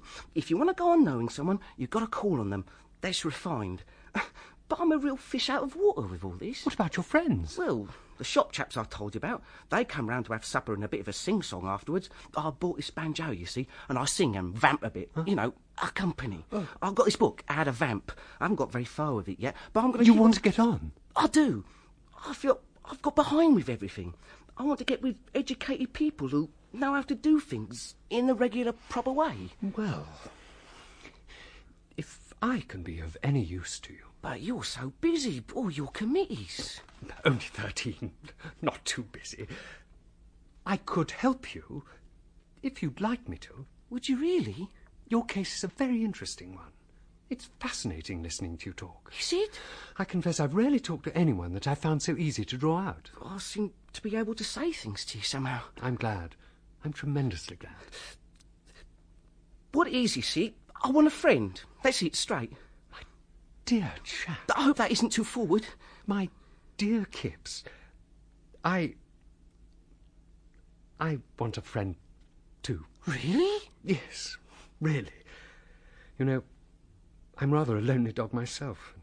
And tonight, why I haven't spoken so freely to anyone for months. Well, I never. And if there's anything I can do... There is. It's all these things I don't know. For instance, clothes. I don't even know if I'm dressed proper now. You can trust me to guide you on clothes. And if, say, you was to introduce me to your friend, Lady Punnet, what do I call her? And it might not end with Lady Punnet. Suppose I met royalty. By accident, of course. Indeed. How might you address royalty, do you suppose? Your Majesty's goodness? Something like that. And on the knee. And you got to wear velvet breeches and a sword at court.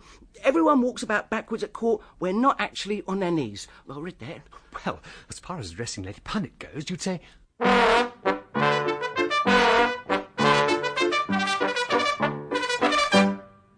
And so they became friends, intimate, confidential, high-thinking, sotto voce friends. Mr. Chester Coote was responsible for taking Kipps to his very first concert, during which Kipps found it very difficult to concentrate, since there were no words. However, for some mysterious and inexplicable reason, as the music went on, he found himself picturing the face of a certain young lady, a certain Miss Anne Pornick, who used to live next door to him when he was a boy, and whose sweet face smiled at him through the sound.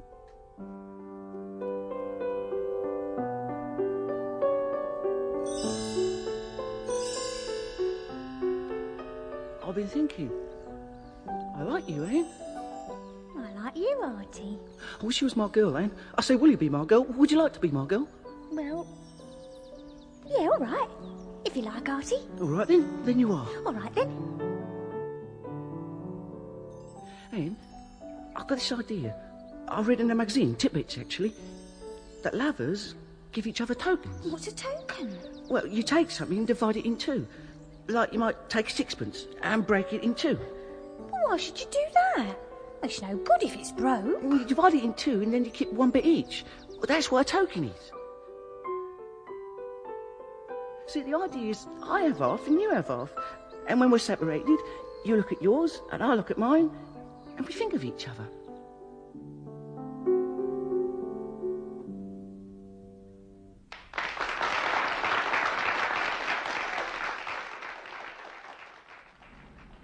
Wasn't that absolutely delightful? Oh, yes.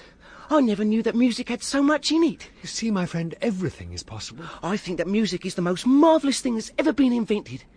Except for sixpences, of course. What's that? Oh, nothing. Just thinking, that's all.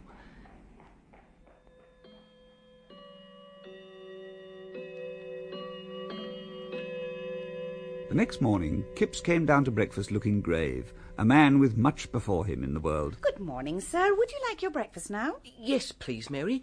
What is there today? Well, there's haddock or kipper or whiting or fish balls. Then there's eggs, boiled or scrambled, or eggs and bacon. There's kidneys, and the cook may have some liver. Such offerings contrasted brightly with Shalford's generous, indeed unlimited, supply of bread and margarine for breakfast at the Emporium. You could have sausages, black pudding or white pudding, bubble and squeak. No fried cabbage today, I'm afraid. And then there's potted meat, German sausage, brawn, marmalade, and 2 sorts of jam. Nice.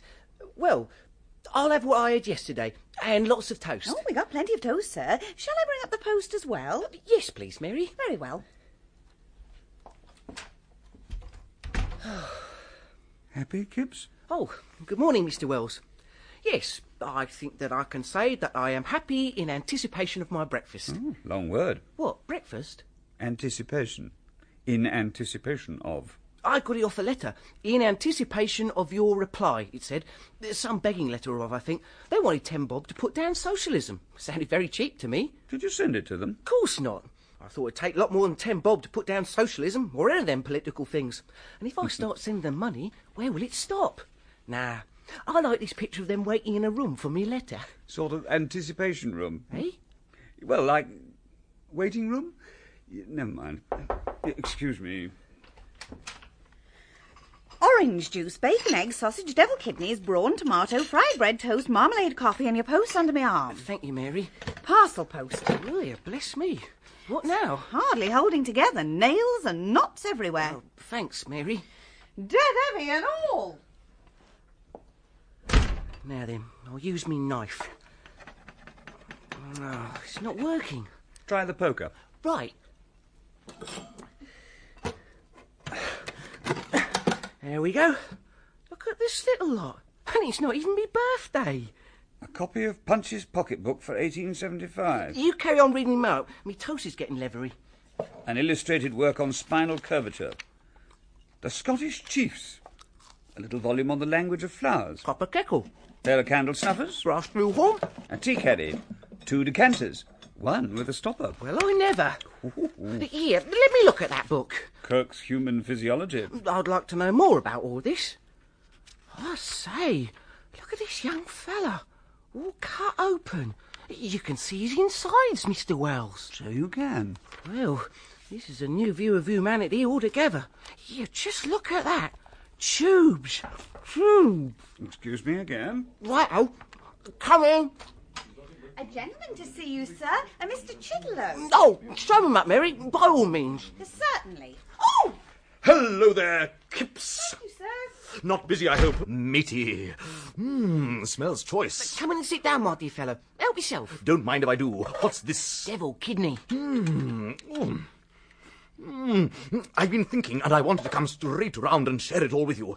Can I have some of this brawn? Tar.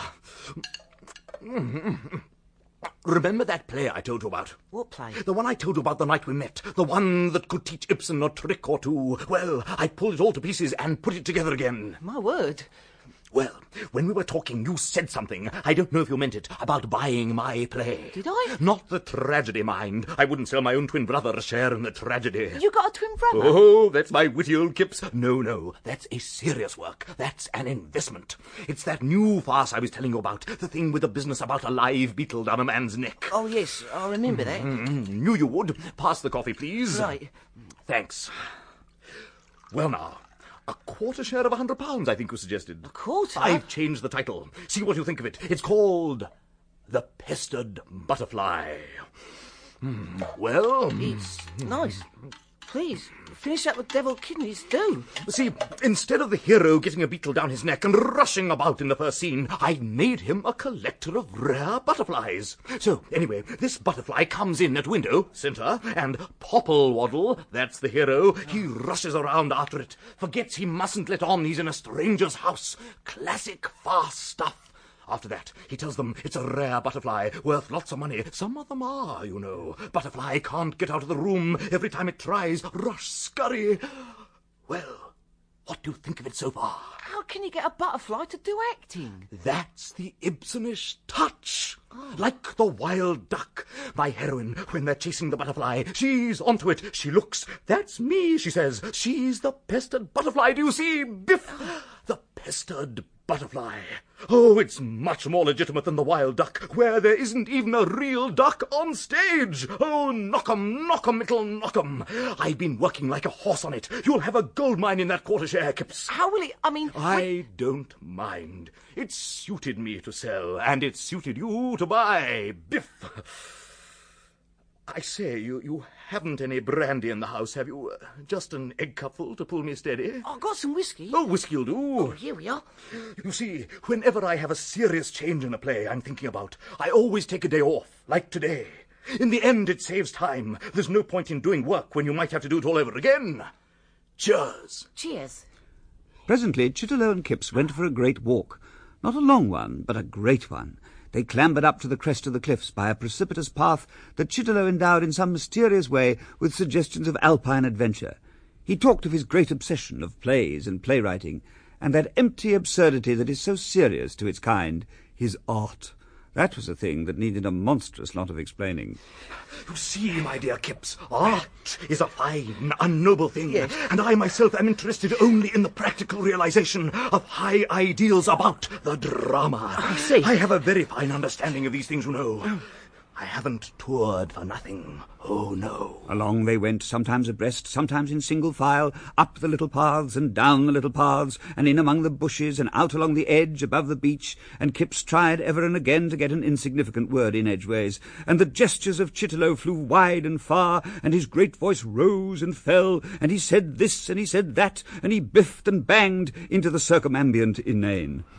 I, my dear Kipps, am embarked on nothing less than the reform of the British stage, and you, my friend, stand in a long line of noble amateurs who are interested in such a worthy enterprise. Brother. Between you and me, I am doing you a very great favour, which I am sure you appreciate. Well, how's that, Chitlow? Why, by letting you have a small share in my gold mine. Indeed, if you will let me advise you as a purely impartial friend, it would be no bad thing at all to buy half. Actually, and this is no more than just a suggestion, you could do worse than purchase the entire play and produce it forthwith. Produce a play? Of course, quite right to ask. There would be a royalty system, of course. Actually, as we talk, I wonder whether a farce is the best way to revolutionize British drama. Perhaps it might be better to take the tragedy, as yet unfinished, which displays all that I know about women and which centers on a Russian nobleman. I have it! You could back both plays, and then who knows what may follow. You might produce several plays. You could even found a national theatre. What, is it lost? At any rate, I am glad at least that you and the comedy and I are settled. Oh, do excuse me for waving my arms around. It happens when I get excited about my work. My wife is always scolding me about it. Oh, I don't mind that sort of thing. I hope I'm not too overwhelming a personality for you. Oh, no. I knew you were a man of discernment when I first met you. Only £100 to purchase 1/4 of a surefire success of a play. Oh, all right then. Done, my dear chap. My dear matey. Oh, you finally managed to persuade me. Let me shake you by the hand. You won't regret this, not for 1 second. And now, I can't stay chatting all morning. The muse calls. Goodbye, my dear fellow. Goodbye. Goodbye, Chitlow. What's wrong, Kipps? I don't know, Mr. Wells. Yes, I do, I think. I shall have to tell Chitlow he's taking too much for granted. Oh, why didn't you tell him when he was here? It's very hard to do in his presence. I can think about it easy enough when he's not here. I don't know about this £100. Well, it is only £100. And it was Chitterlow who, in a manner of speaking, brought you to your fortune in the first place. That's true. He did point out advertisement what got me something to my advantage. You're quite right there. And so? And so... Oh, let him have the money. What do I care, eh? What do I care? That's the spirit, Mr. Kipps. After all, the whole world is in front of you now. The whole world.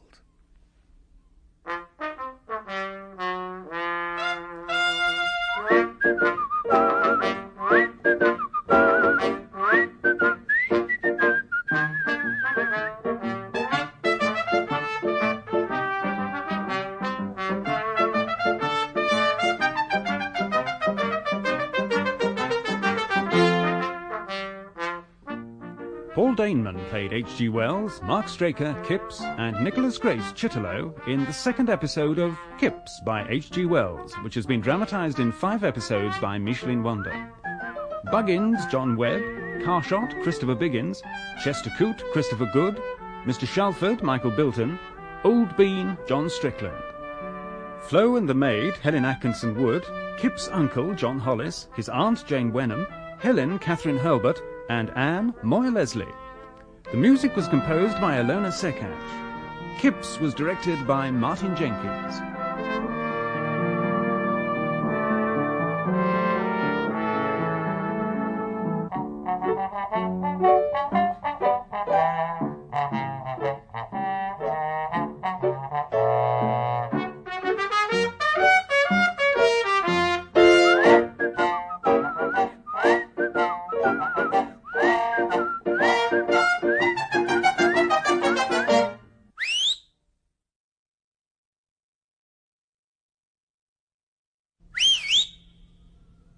Kipps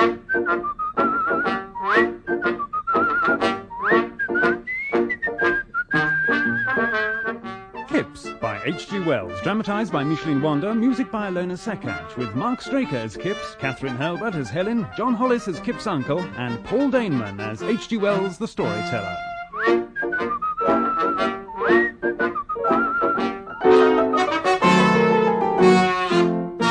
Episode 3, Kipps Gets Engaged. Arthur Kipps, once a draper by trade, has come into a fortune. Living now in a large house in Folkestone, with a housekeeper and maids, mind, he's been worrying that education and learning have passed him by. In particular, he is rather anxious to be able to do the right thing when he calls on... Kipps has learnt that refined persons call on other refined persons. When he calls on a Miss Helen Walsingham, a teacher of woodcarving, whose careful pre-Raphaelite beauty has caught his heart. As someone who takes a close interest in the young man's welfare, I am a little concerned that this infatuation has quite put out of his mind Anne Pornick, the girl next door, and his childhood sweetheart. Still, Anne has gone into service somewhere, and Kipps is ignorant of her whereabouts, so I shall not judge too harshly. My name, by the way, is H.G. Wells. I am what Mr. Kipps would call a Norther. At this moment, Kipps is about to make a call on a Mr. Chester Coote, a young gentleman who is easing him into the ways of etiquette. You look very smart today, Mr. Kipps. Oh, hello, Mr. Wells. Do I really? So very much. A very smart silk cravat, if I may say so. Puce, is it? It was clean when I put it on. No, I mean the colour. Sort of red, I reckon. Never mind. Now, are you very clear about what you must do upon calling? Knock on the door. No, I mean, should there be no one at home, you will have to leave a card. Card? You mean... Yeah, I've got a pack of cards at home. But why should I want to leave playing cards? A calling card. A card with your name on it. With your compliments. Oh, Lord. Oh, dear. What am I going to do? Well, it seems a shame to waste your cravat on the world, should you decide to turn back. Let's see at first if anyone is at home. Fortunately, we're nearly there. Yeah, but we're right outside it. Yeah. Well done. Off you go. Do I knock double or single? Neither. There's a bell. Right.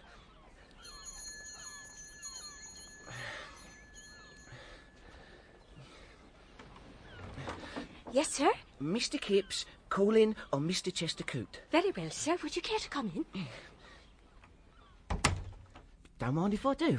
Just a moment, sir. Yes, of course. Kipps, look. You can see into the drawing room. A black and gold piano, a glazed bookcase, a Moorish cosy corner.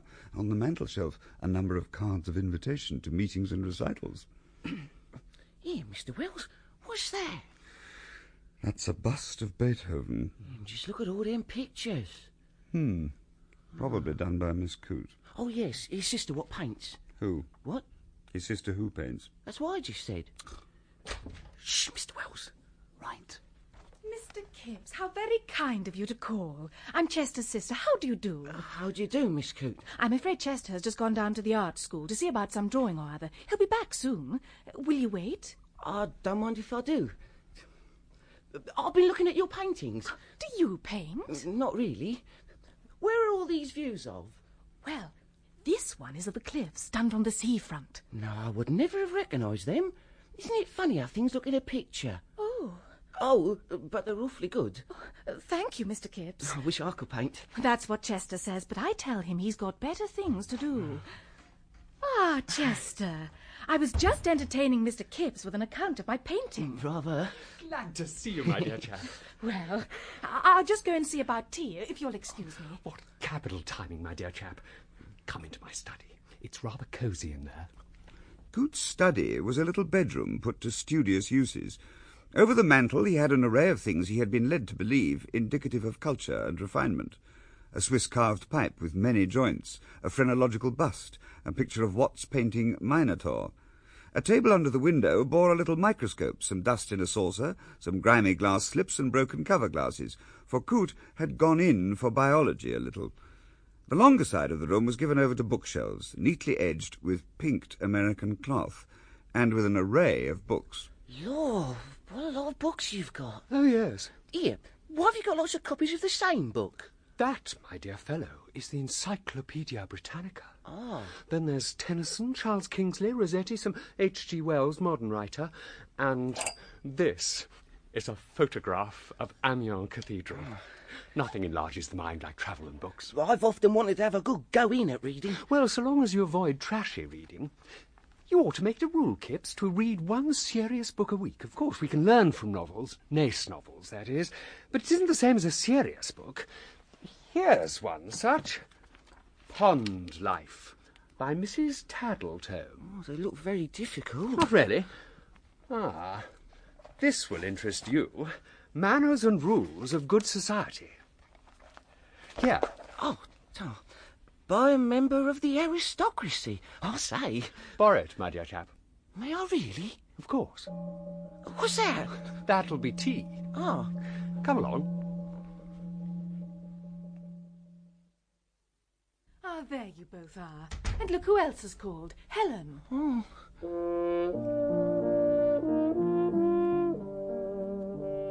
Here was Helen Walsingham, solid and real, the easy flow of the dark hair back from her brow, over her ears, the shapeliness of the white hands that came out from her simple cuffs, the delicate penciling of her brow.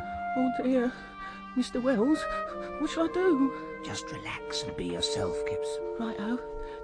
Good afternoon, Miss Walsingham. Well done. Mr. Kipps, what a very pleasant surprise. Are you back in Folkestone with us? Just here on a bit of business. I thought you was on holiday in Bruges. Tea with milk, Mr. Kipps? Tough, thanks. My mother and I decided to wait until my brother takes his holidays. Solicitors are such busy chaps. And he's qualified now, you know. Very important. We shall go to Bruges when he is free to accompany us. Now, where are you staying in Folkestone? Actually, I've got a house of my own. It's called Hewenden. But of course. I heard all about your good fortune from Miss Coote. Sugar, Mr. Kipps? I don't mind, just as you like. Some bread and butter? I am a bit hungry. Just a slice, thanks. Don't I get a plate for the bread, Mr. Wells? No, you have to balance it on the edge of your saucer. When are we going to sit round the table? This is a migratory method of taking tea to which you will have to become accustomed. Oof! Careful. Oh, sorry. I seem to have dropped me bread. Oh. It's all right. I don't mind eating off the floor. Did you go to the concert last night, Helen? Oh, yes, a divine rendition of the Moonlight Sonata. I thought quite heavenly. More bread, Kipps? No, best not. I do hope you will all come to the next concert. Who is giving it? Paderewski. Oh. It should be superb, quite superb. I recall a concert he gave somewhere in London. So exciting. Mr. Kipps, now that you have altered your station, shall you remain here in Folkestone with us? I don't really know yet. I've got an uncle and aunt in New Romney. I may go back there for a bit. I just don't know yet. Well, I expect the world is now your oyster. My what? You will be able to go anywhere you like. Paris. Florence. There's a girl called Flo who works at the Draperies Emporium where I was before I come into my money. Well, I could visit her. Why, New York even? I thought of popping over to Bologna, just for a look round. At any rate, if you stay in dull old Folkestone with us, you must go to the next recital. Oh, yes. I'm sure you will enjoy it. Well, if you do, I dare say I shall. I don't know much about music, but I do know what I like. I've got a banjo. Oh. And you must very definitely call on Mother and me before we depart for Bruges. Oh, rather. That would be delightful. Miss Coote, may I borrow that drawing board from you? But of course, it's in my studio. Thank you. Goodbye, then. Goodbye. Goodbye, Miss Walsingham. Don't forget to call. Well, I'll best be off and all. Hold on a moment. I've got another book to lend you. Ruskin's Sesame and Lilies. Is that about food? It's about art, my dear chap. Oh, tough. And be sure you read Manners and Rules of Good Society very carefully. Oh, thanks, Coot. You're a real friend. Next time I'll let you have a book on vitality that you might find helpful.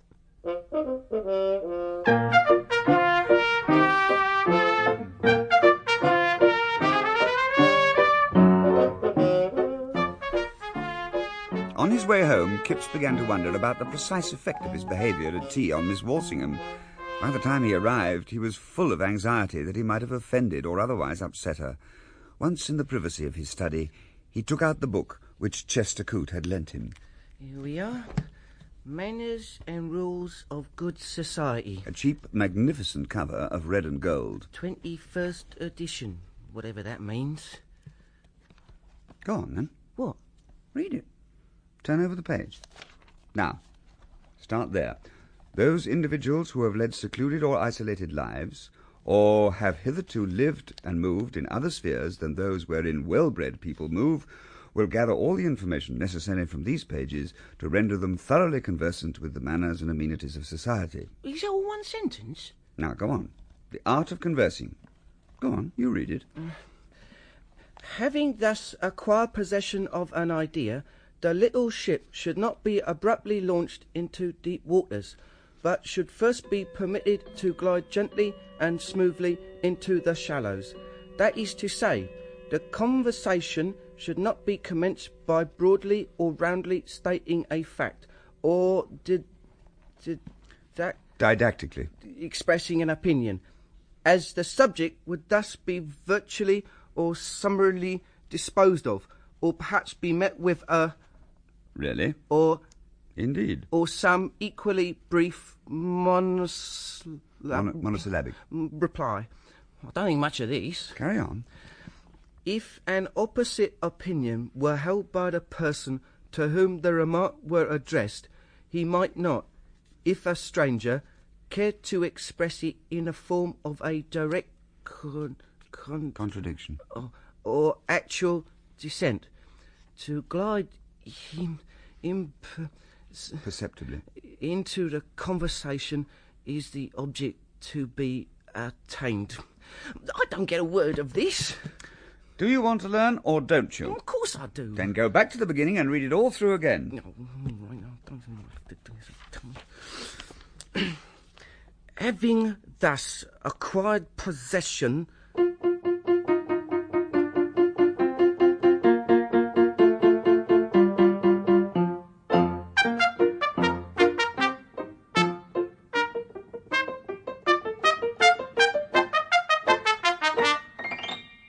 When Kipps finally made his call on the Walsinghams, it happened rather differently from the prescriptions set down in Manners and Rules. So differently, indeed, that he was rather lost from the outset. Instead of the footman or maidservant, which the book had said was proper to these occasions, Miss Walsingham opened the door to him herself. Mr. Kipps, what a pleasant surprise. I thought I'd call. Oh, do come in. You won't think it unconventional of me to invite you in. Mother is out just at the moment. I don't mind if you don't mind. The Walsingham dwelling struck Kipps as being smaller and rather less emphatically coloured than that of the Coots, and in which, at first, only a copper bowl of white poppies upon the brown tablecloth caught his attention. I've told Mother all about you. Oh. She'll be delighted to meet you. Come into the drawing room. I'm looking forward to meeting her. Well, she's gone out to make some duty calls. I didn't go. I had something to write. I write a little, you know. Really? Oh, it's nothing much. One must do something. What do you think of our view, Mr. Kipps? We look straight onto the square. It's pleasant in early spring, like bright green laid on with a dry brush, and it's very pleasant in autumn. Oh, I never thought of it like that. The colours and that. Yes, I like it. Oh. Is that your garden out there? It's only a little garden. Are you interested in gardening? Well, I grew a pennyworth of nasturtiums once in my uncle's dustbin. We've just got that little patch of turf and my narcissi and yellow wallflowers. It's nice. It's small, but this is the day of small things. Oh. If you were writing when I came in, I must be interrupting you. Oh, no, I'd finished. Were you making up something? Well, I try quite vainly to write stories. One must do something. I don't know whether I shall ever be any good at it. It seems so hopeless.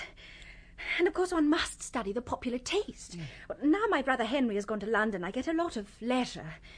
He's luckier than I. He has a chance. Is he a good solicitor? Oh, excellent. He's frightfully clever. He's involved with so many people and ideas. Oh. No doubt he has a wonderfully busy life in London. Well, you got your woodcarving classes and things. They ought to satisfy me. But they don't. I suppose I'm ambitious, but I've never had much of a springboard. I should think you could do anything you wanted. As a matter of fact, I can't do anything I want to. But you've done a great deal. What have I done, Mr. Kipps? Well, Chester told me you passed one of these university things. Oh, I matriculated. Well, I should think I was no end of a swell if I did that. I know that for sure. Mr. Kipps, do you have any idea how many people matriculate into London University every year? I don't know. Between 2,000 and 3,000. Well, do you think how many don't? Oh, they don't count. Oh. The fact is, I'm a discontented person. Folkestone is simply a seafront. And it values people by sheer vulgar prosperity. Now, Mother and I are not prosperous, and we live in a back street. I can tell you, it's a mercy we haven't had to let rooms. One simply feels one hasn't had opportunities. Oh, I understand that, all right. That's just it. No, I believe you could do anything you wanted to, if you tried. I watched you when you were teaching in that wood carving class, and you got something. Oh, it's very evident that you are one of those rare people who believe in me, Mr. Kipps. Oh, I do. I think... Helen, yeah? As Mrs. Walsingham appeared in the doorway, bonneted and ladylike, Kipps felt a certain apprehension. At first sight she appeared rather jaded and haughty, but then she held out her hand. He took it, and she responded to his touch with a friendly pressure. He felt a little less apprehensive.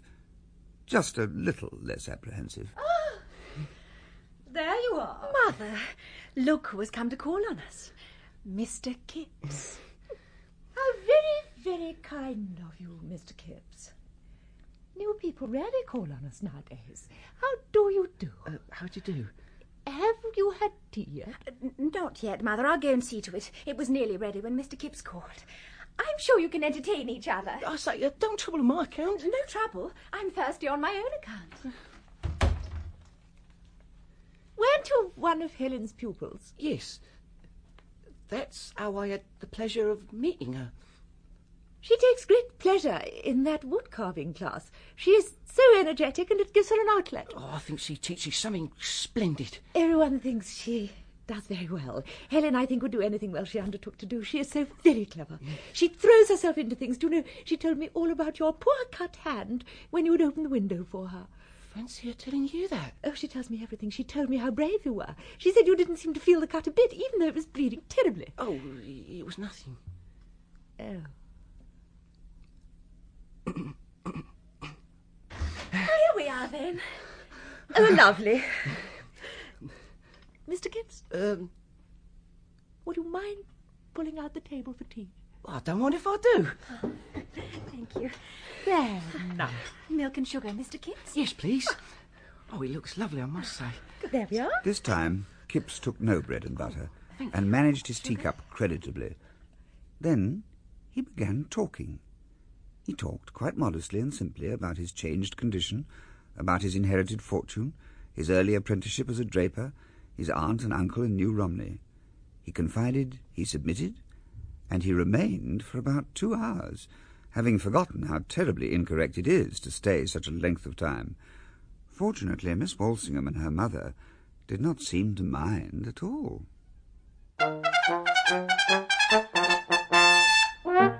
Within 2 months, a mere 53 days, Kipps had clambered to the battlements of his heart's desire. It all became finally possible when the Walsinghams decided not to go to Bruges for their holidays, but to stay in Folkestone. One day there was a water party organised by Chester on the nearby canal. Kipps had learnt to paddle when he was a boy, and it has to be said that Kipps did not paddle at all badly.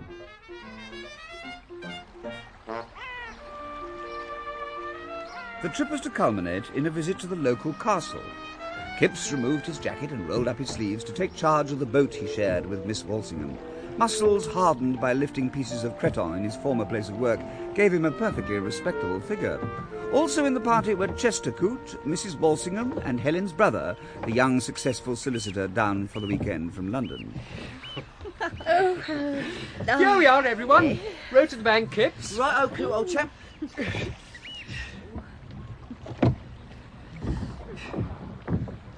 Bump. How you jump, Henry? Now, catch hold of this. Yes, of course. There we are, then. Oh, what fun. Help me out of the boat, Mr. Kipps. Certainly. Take my hand, Miss Walsingham. Yes. There we are. Oh, thank you so much. Mrs. Walsingham. Thank you, Mr. Kipps. Oh, there's the castle over there. Now then, young Henry, you can take your mother onto the castle. We'll follow the long way round across the field. I say, that's a rather fearsome-looking beast. Oh, dear. Just look at that brute. It's all right, Mamma. I shall merely wave my hat at it, like so. I'll vault, you silly creature. Fortune had favoured Kipps, by placing a small convenient field entirely at the disposal of an adolescent bull. The field was adjacent to the landing place and was directly between the boating party and the castle. I shan't walk past that. Never fear, I shall protect you all. There, Toreador, Matador, Picador. Oh dear, it is rather large. He's only a little bull. I shan't walk past it. Mother, don't fuss. Mrs. Walsingham, may I escort you round by the park? Topping notion. Mr. Coote, how kind. Come on, Mater, we'll leave this stupid animal to get on with its dinner. You are making a fuss about nothing. Come along, then. Will you be all right, Helen? Oh, of course I will. Mr. Kipps is going to escort me. Aren't you, Mr. Kipps? Goodbye, dear. Bye. See you all at the castle. See you, bye. Bye. Goodbye. Oh, isn't he sweet? Hello, old chap. Perhaps he's not that sweet. Oh, he's only a little one. Come on, I'll help you over the stile. Come on. There we are. Are you sure? Of course I'm sure. Come on. If you say so, Mr. Kipps. There's a good fellow. Easy does it. It was not an affair of the bull ring exactly, no desperate rushings and gorings, but the bull came resolutely towards them. Oh, Mr. Kipps. He regarded them with a large, wicked, bluish eye, opened a mouth below his moist, glistening nose, and booed and shook his head and showed that tossing was in his mind. Oh, he looks awfully fierce. Just stay very calm and we'll get to the gate. That's the ticket. That's fine. Come on. Oh, Mr. Kipps.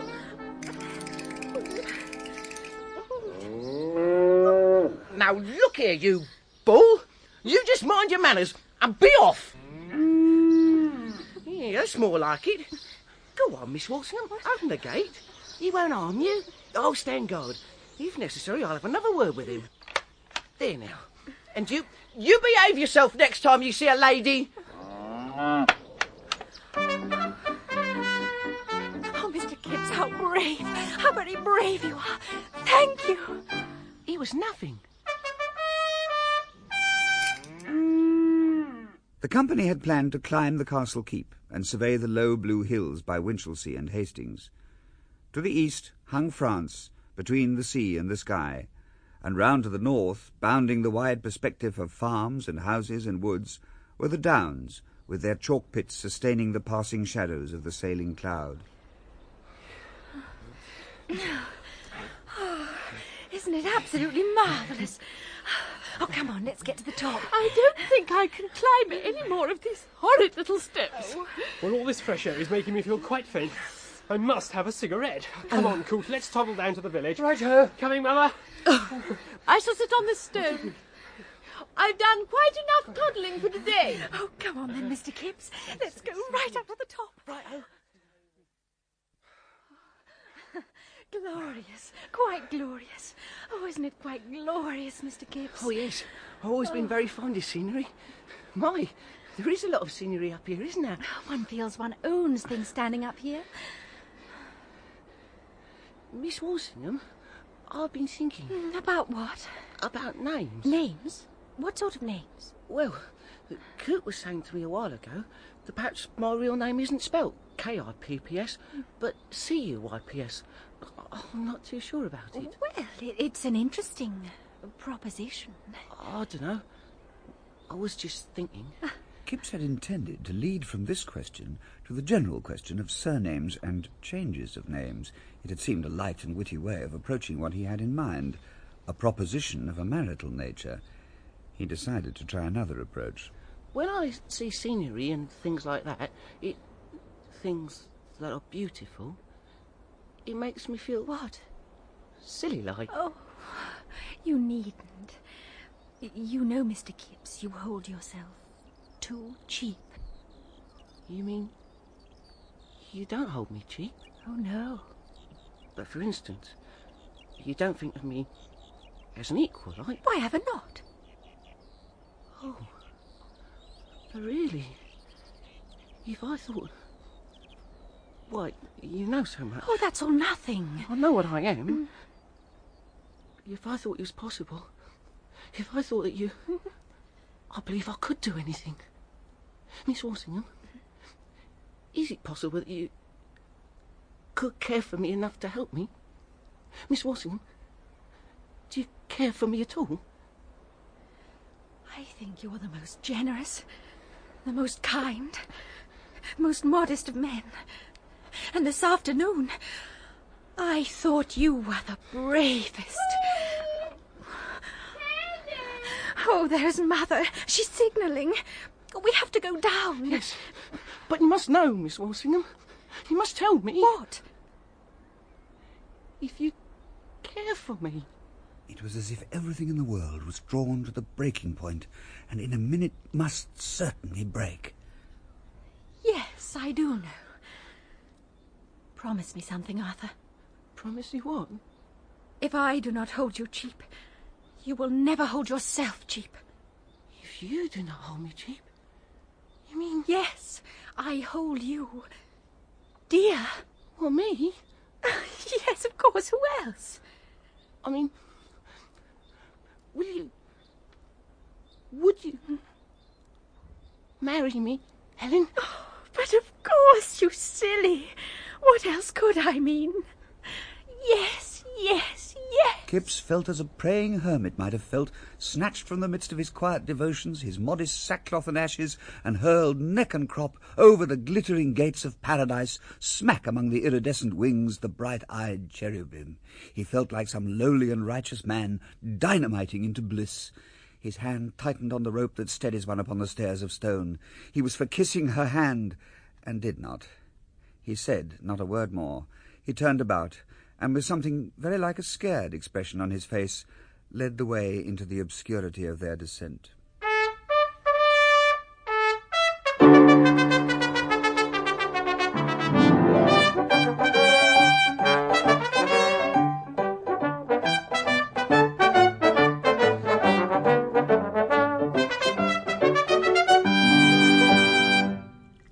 The tea was spread on a white cloth under the trees.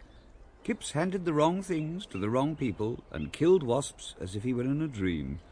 Helen was carefully not looking at him, but he knew that the goddess had come from her altar and had taken him by the hand. I say, Kipps, old man, snap out of it. Pass the sandwiches. Oh, perhaps in olden times they jousted here on the grass. These castles are such melancholy places, but I feel quite cheerful here with my children and our good friends. Oh, Mother. Do you know, Mr. Kipps, Henry's very like Helen. They're both so quick, so artistic, so full of ideas.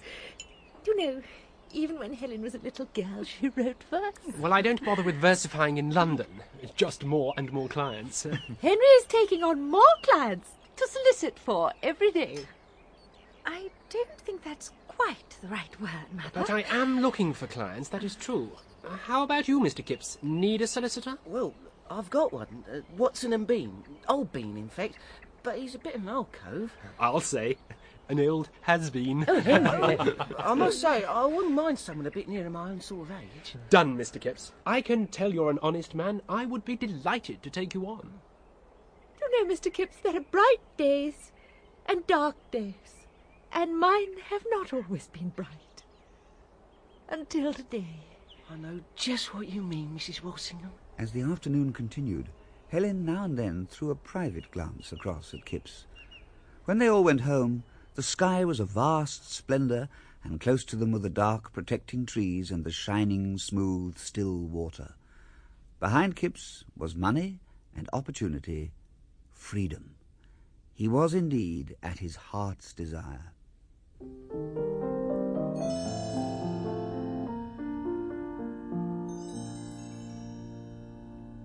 The following day, Chester called on Kipps. Come in. My dear chap, Mary let me in.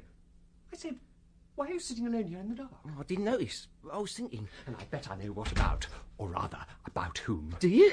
Oh, yes. She's splendid, isn't she? Oh, yes. Congratulations, my dear chap. I couldn't help noticing the radiance on her face at the picnic. Did you? Oh, yes. My dear Kipps, this is better than a legacy. Oh, I don't deserve it. You can't say that.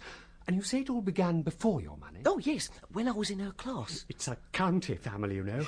She's connected with the Beaupre family. You know Lord Beaupre? Oh, I don't believe I do. Distantly related, of course. Still. Oh, it's all too much. Coop, what should I do now? Well, you'll have to call, of course. You must speak to Mrs. Walsingham. Tell her you mean to marry her daughter. Oh, I dare say Helen's told her by now. Oh, she's guessed. She ain't stupid. That's not the point. The point is you must tell her. ask her permission. Oh, I see. Then there's the ring. What must I do about that? Oh, yes. Of course, you must buy a tasteful engagement ring. Go to the shop and ask them. They'll show you some rings. And then what? Do I take it to her? No. Send it. Much better. And this call on Mrs. W. How one ought to be dressed? Rather a ceremonial occasion, I think. What, like a frock coat? I think so. Like trousers and all that? Yes. How about a rose? I think you might run to a buttonhole. And of course, when you see her, you'll have to ask her to name the day. Oh, there's no hurry. Oh, but there's no reason to delay. A year, say? A year's rather a long time. Is it? I'll have to think it over. I say, Kurt. Yes? What's a tete-a-tete? Ah, you mean a tete-a-tete? That's a conversation alone together. Well, he said in his book you borrowed me that strictly we oughtn't enjoy a tete-a-tete. Not sit together, walk together, ride together, or meet during any part of the day. Well, that doesn't leave us much time to talk, does it? The book says that. I read it before you came, but I thought it was a bit rum. Well, let me see. You won't find Miss Walsingham as strict as all that. They'd only do that in old aristocratic families. The Walsinghams are fairly modern, advanced, you might say. I expect you'll get plenty of chance to talk. There's a tremendous lot to think about. I suppose I'd better go over and tell my uncle and aunt about it all. But Kipps soon became caught up in other preoccupations, and the idea of telling his aunt and uncle receded into the background. He had to call on Mrs. Walsingham. He had listened to his friend Coote, and for the occasion his trousers were a dark grey. He wore a deep-skirted frock coat, patent leather boots, and he carried a silk hat. He had generous white cuffs with gold links, and his grey gloves, one thumb of which had burst when he put them on, were held loosely in his hand. His small umbrella was rolled to an exquisite tightness. The world smelt of his rosebud. I am delighted, Mr. Kipps. This is a great thing to a mother. A daughter is so much more than a son. Marriage is a lottery, and without love and toleration, well... And my son is delighted that he's handling your affairs. Oh, that wasn't anything. They're both so clever. I call them my twin jewels. Oh, that'll be Helen. I'm sure you'll want to talk to one another alone. You young people mustn't be shy of one another. Hello, Mother. Oh, why, Arthur. Hello, Helen. I'll leave you. Have you been speaking to Mother? Oh, yes, we didn't sit in silence. I mean about us. Oh, that. Yes. Oh, Arthur. Oh, I don't know, Helen. What is it, Arthur? Everything's changed. What? I feel like someone else. Look, I don't know things. I'm not refined.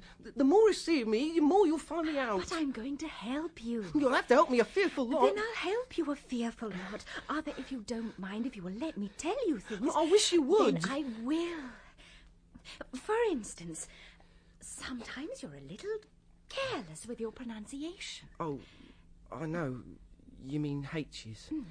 I know about them. I know a chap, Nectar. He's told me all about H's and that. Of course, on the stage, they've got to look out. They take regular lessons. It only requires a little care. Oh, I dare say I shall soon get into it. And then this dress. You don't mind? Oh, no. Well, you mustn't be too dressy. It's possible to be over-conventional, over-elaborate.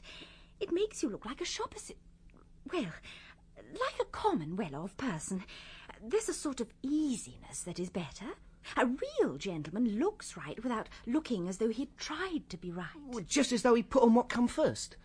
Not exactly that, but a sort of ease. I see. And you must accustom yourself to be more at your ease when you're with people. You mean not played with fringes on this cushion? That sort of thing, yes. I'll try. I'll really do my best. Oh, I know you will. One has to learn. Exactly, Arthur. One has to learn. Kipps walked home, sober and thoughtful.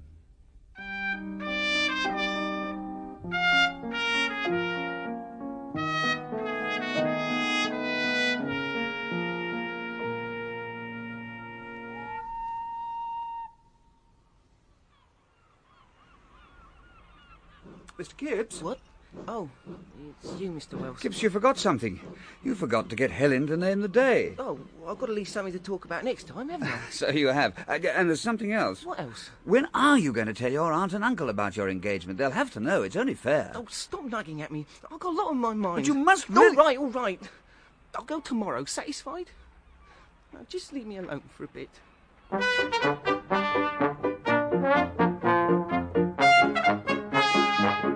The following day, Kipps dressed with a certain quiet severity and meditated over his kipper and bacon. Then, after an early cold lunch, he proceeded to hire a motor car and a driver. He purchased a cap and coat, and thus equipped, he entered the motor car to drive to New Romney to visit his aunt and uncle.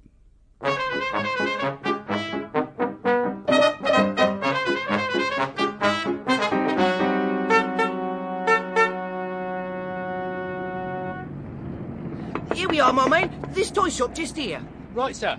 I say, make the thing out a bit, will you? That's it, go on. That's it. Rabbit!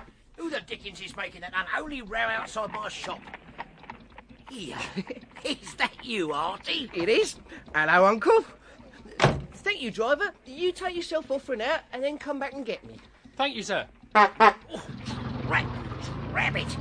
Artie, what does a thing like that cost? I ain't bought it, Uncle. Just hide it. You want to be careful. They ain't no further than experiments, them cars. You could get took in by them. They won't last, you know. Come on, come in the shop. Right. Hey, Molly, look who's turned up. Why, Artie! Oh, what a surprise. Here, come and sit down. I've just brewed a cup of tea. Here, Uncle, how'd you like that whiskey I sent you? Well, me boy, I haven't the slightest doubt it's very good whiskey and cost you a tidy price, but dashed if it suits me. It catches me just here in the chest. Heartburn. It's what all the actor manager chaps drink in London. I happen to know that for a fact. I dare say those actor chaps might, but then they've already had their livers burnt out. My stomach's always been a bit delicate, but I tell you, I like them cigars. You can send me more of them if you like. Easy done. Here, there you are. Come on. Thank you, Molly. Here, have you two ever thought of moving? Moving? Moving from here. I could provide for you, you know, and then you could retire from business. I could buy you a little cottage somewhere with flowers all round the door. Oh, yes. Well, we don't want to move in a hurry. As and when we move, we want to be sure about it. We've been here for so long, we could be here for a bit longer. You let me look about a bit first. Yeah, but if we have a large house, we should want a servant, and I don't want no girls in the place laughing and sniggering and going all lardy-da. No. Well, you needn't have a large house. But if we have a smaller house, we won't be able to swing a cat. Oh, you ain't got no cat. And then there's the stock. I don't want to sell it all off for nothing. Took years to accumulate. Now, I mean, it might take years and years to sell. There's some people come in and look round and go away without buying anything. Right, you know. Well, you think about it. No, anyway, tell us what you've been doing with yourself these days. We must come over and visit you one of these days, eh, Molly? Of course. Well, I've got something. Well, you see, the way I look at it, Artie, is when you know a place, you know a place, and I know this place. You know what I mean? What's that? Well, that's church bells, Artie. Ringing out someone's wedding being Saturday. You haven't forgotten the church bells. No, of course not. Look, I'm off for a bit of a stroll, just to look at the old places.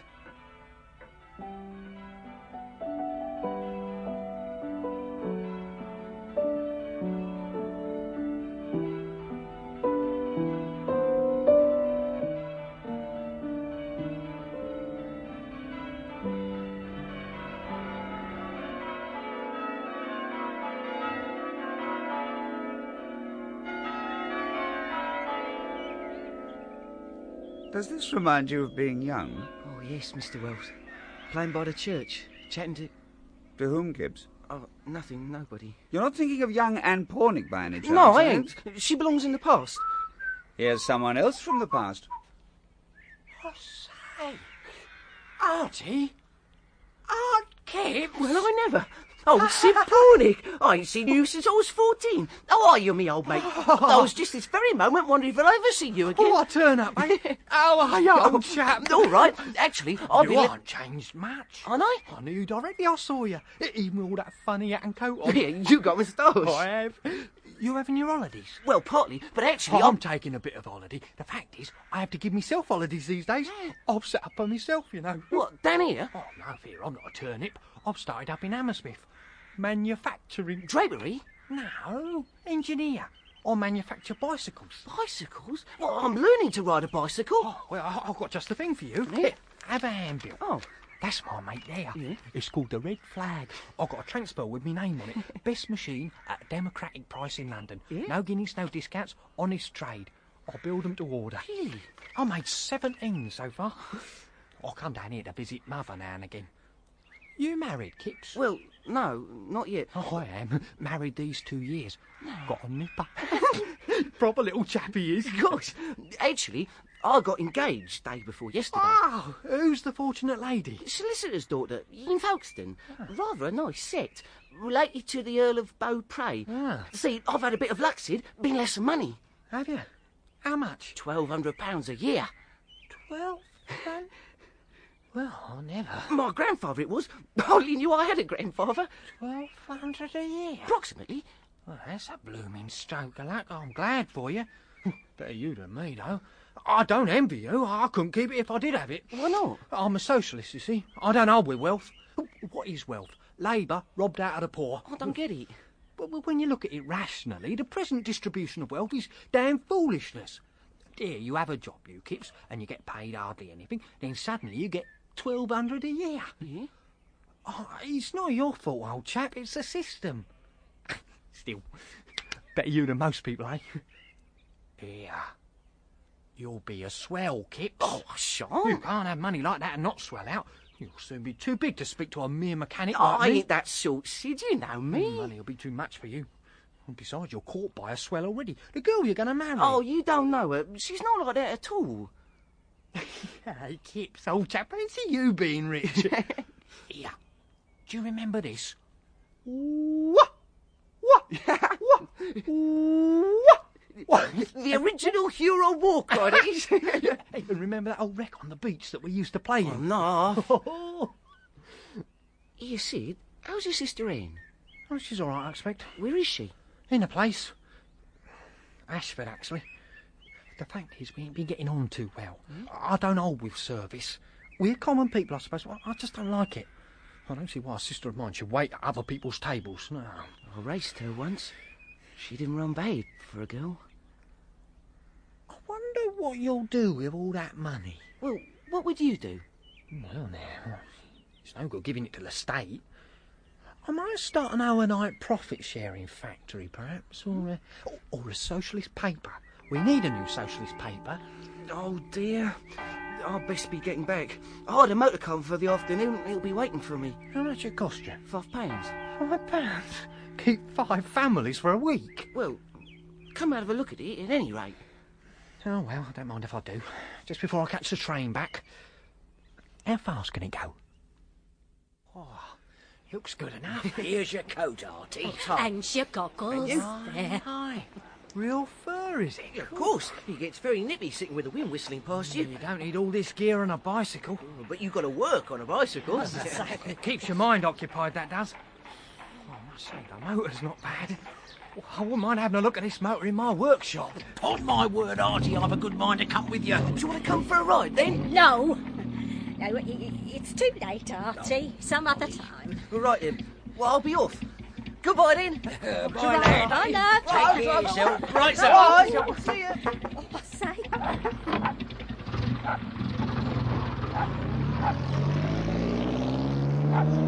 Now then, Sid Pornick, if you could get to own something like that little machine, then you'd have something to talk about. I'll do a lot better than that before I'm done, Mr. Kipps. Not you. How many bicycles is it you made? 17. Oh, that's very good. Don't make near as much noise as one of them things. You've got a long way to go, Sid Pornick. Oh, well.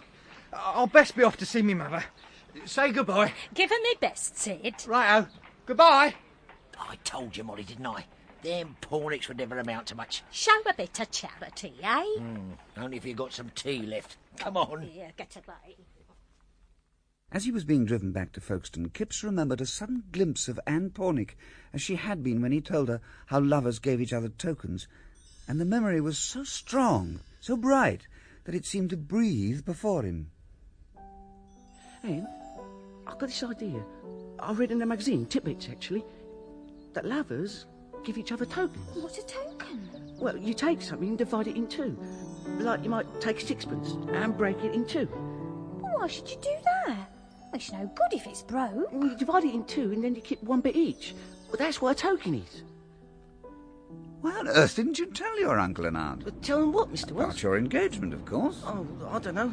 I just somehow didn't. Have you had your first inkling of certain incompatibilities lying about the course of true love? You what? Well, let's put it this way. Being engaged to Helen is sane and excellent in Folkestone, but might be regarded with suspicion in New Romney. Well, I don't know. Getting cold feet? Oh, no. But I'm really proud that someone like Helen likes me, because she does. She kissed me 3 times on the forehead the other day. I didn't kiss her, mind. But then, I didn't kiss Anne Pornick, neither.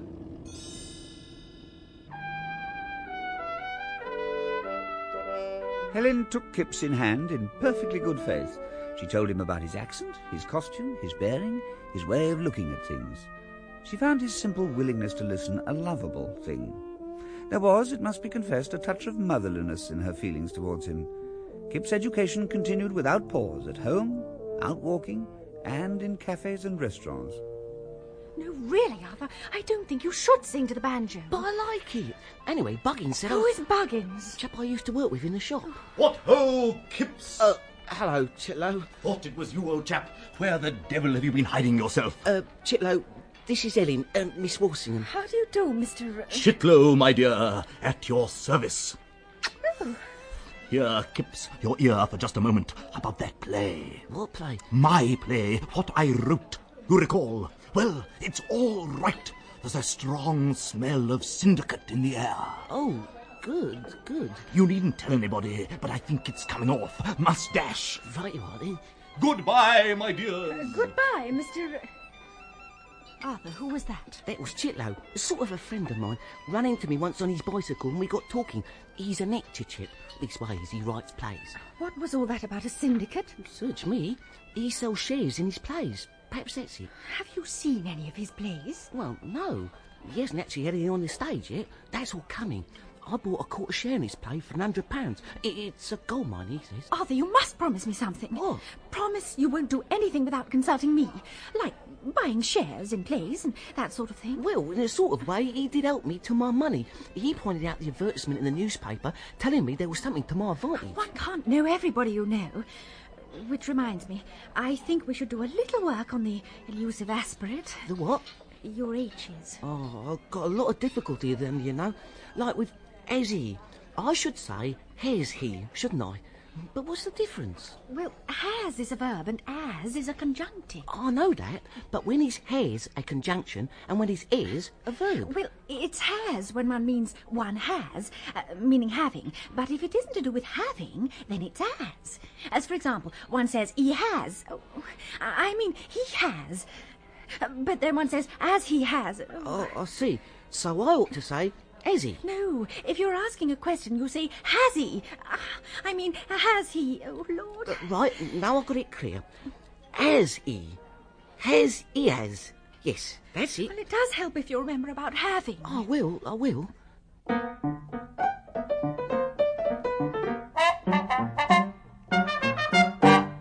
Miss Coote, sister of his good friend Chester, specialised in Kipps' artistic education. Mr. Kipps, do look through this book of the 100 best paintings in the world. I say, that one's rather nice. That little thing there, that colour picture. That's a print. A colour print. Oh.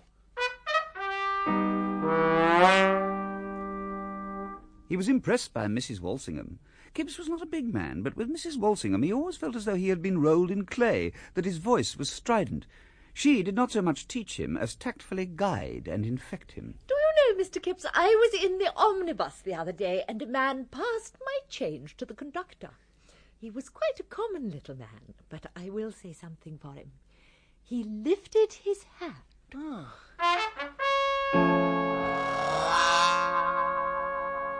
Helen's brother's share in the educational syndicate was just as important. You order hock for lunch and sparkling Moselle for dinner. And make sure you get these cigarettes with gold tips. Don't pay more than a penny a minute for a hansom cab. Don't talk like a fool on the train. Sit quiet and thoughtful. Oh, it will be jolly when you come up to London.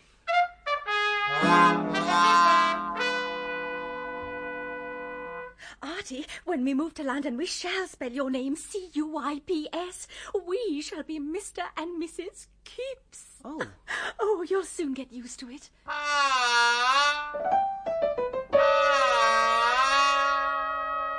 So in their several ways they all contributed to enlarge and refine and exercise the intelligence of Kipps. And presiding over all these influences was Kipps' nearest friend, Chester Coote, a sort of master of ceremonies. One day, walking in the park, he launched into fulsome praise. You're improving daily, Kipps, my dear fellow. Thank you, cute old chap. You're pretty well completely a gentleman now. You know, we took you up just in time. You'll soon get sang-froid. I hope so. Next year, perhaps, if there's a good extension literature course, you should go in for that. Savoir-faire is more than half the secret of sang-froid. Oh, dessert. You see, there are the big people and the modest, refined, gentlemanly people like me who may dabble in the professions. There are lords and there are gentlefolk who have to manage, but they can all call on one another. They constitute society. Of course, down here in Folkestone one doesn't see much of it, but there is still local society and that has the same rules. Hiya! Liver! Kipps! I say, Buggins, it's Kipps! So it is. Hello there, Kipps. Who on earth are they? Buggins and Coleshaw, from the clothing emporium where I used to work before I come into me money. That man is smoking a briar pipe. I'll leave them to you. Evening, Kipps. Hello, Coleshaw and Buggins. You're a proper gentleman in them clothes. Enjoying it, are you? It's all right. How about you? Oh, holidays next week. If you don't look out, I'll be on the cotton on before you, eh? You going over to Bologna, then? Rather. Parlez-vous, Francie, you bet. Come along, Kipps, old chap. Oh, I say, Kipps, if you've seen anything of her ladyship lately, she was along with Sir William in the shop and she asked to be remembered to you. Sir William suffers a lot from his gout, don't you know? Come along, Kipps. We ought to be moving on. Oh, sorry, sir. Didn't see you there. Got an appointment? In a manner of speaking. Oh, we should come along with you. Some company. Carshaw. We're late, Kipps. Oh, well, we won't keep you, will we, Buggins? Oh, I'm so sorry. Did I flick some ash on your sleeve? How clumsy of me. I don't think we're at all in need of your society, thank you very much. Come along, Kipps. I think that was the most awful cheek. I expect it was. Charitable as one is, one must admit that there are people who do things, impossible things. These people must be cut. The cut in society is no joke. It's excommunication. It is so tragic that entire novels have been written about it. You will have to cultivate a certain distance. It's difficult, I admit, but you will have to lose certain old friends. The true gentleman, you see, Kipps, is patriotic. He lifts his hat to the national anthem. He does not talk of passion, finance, politics, birth and death. I see. Profundities. Get me? One does not talk, but on the other hand, one is punctilious to do. Remember this, Kipps. I will. I will. The whole event in the park was an interesting little object lesson, and it stuck in the front of Kipps' mind for a long time. He was so preoccupied that when later that day he went to hear Helen playing Beethoven's sonatas, he forgot to say how perfectly lovely the music was. He felt as though he had struck Carshot and Buggins in the face, in circumstances that gave them no power to reply. He felt disturbed, uneasy. He loved Helen. He had entered society. But he could not quite forget Anne Pornick, Sid Pornick, Carshot, and Buggins, all his oldest friends. Perhaps one day he would.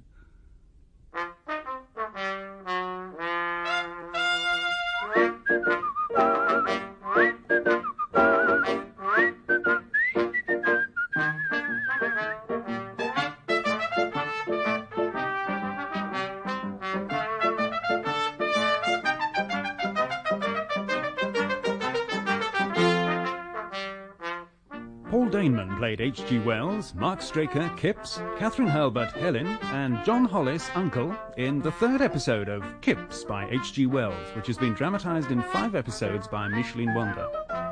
Kipps' aunt, Jane Wenham, Miss Coote, Helena Breck, Chester Coote, Christopher Good, Mrs. Walsingham, Penelope Lee, Henry, Spencer Banks, Sid, Michael Jenner, Anne, Moira Leslie, Carshot, Christopher Biggins, Buggins, John Webb, and Chitterlow, Nicholas Grace. The music was composed by Ilona Sekach. Kipps was directed by Martin Jenkins.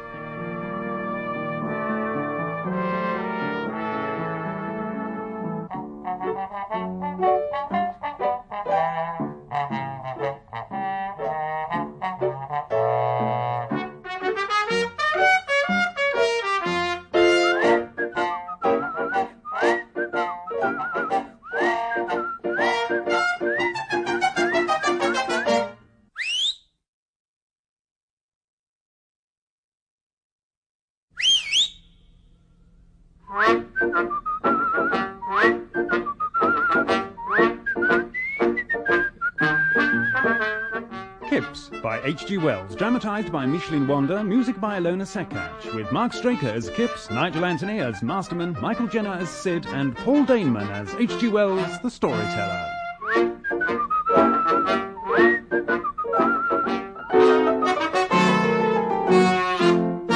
Episode 4, Kipps finds the course of true love a little muddy.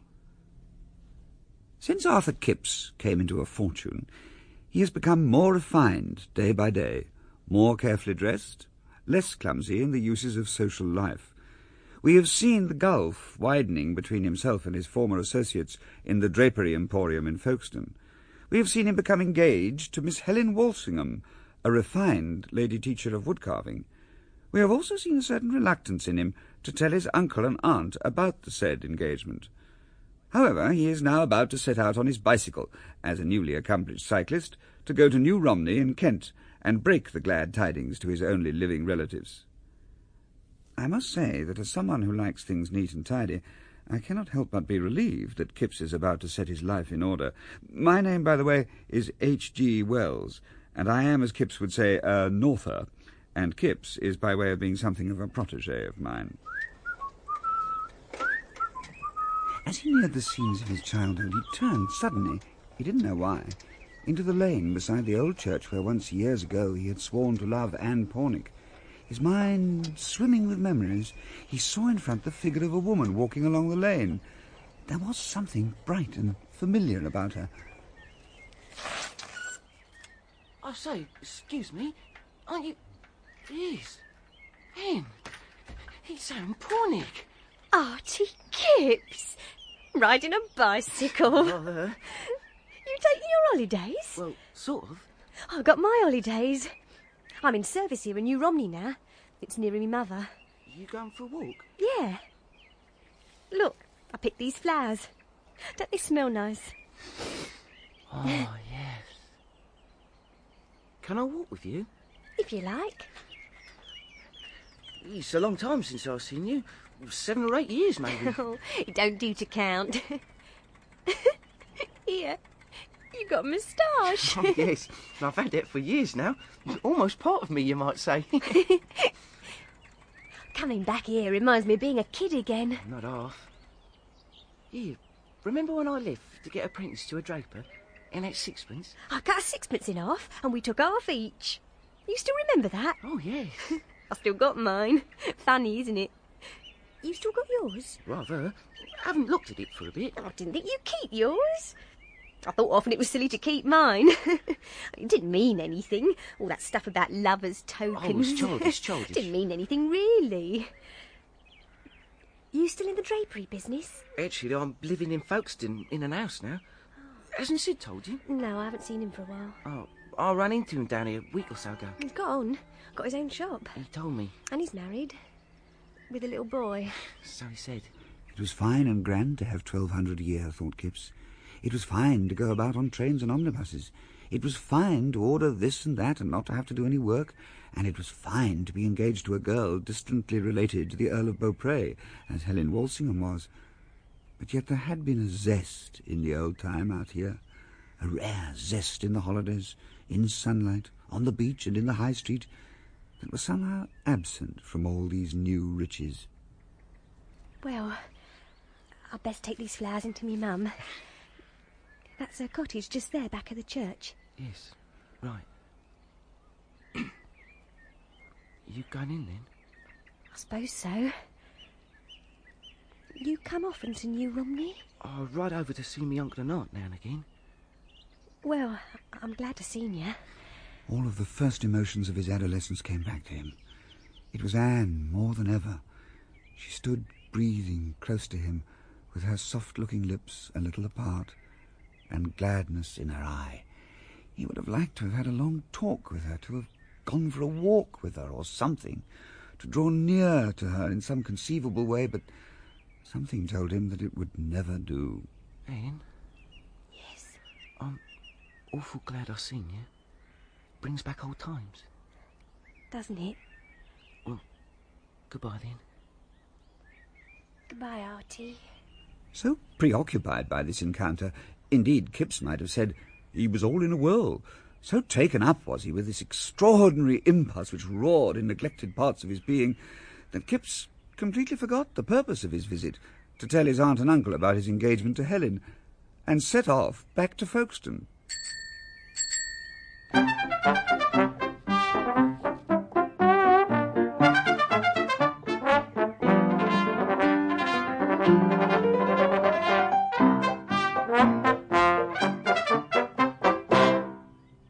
Anne was as pretty as he remembered her. Her blue eyes still dark, her cheeks with a quick, high colour.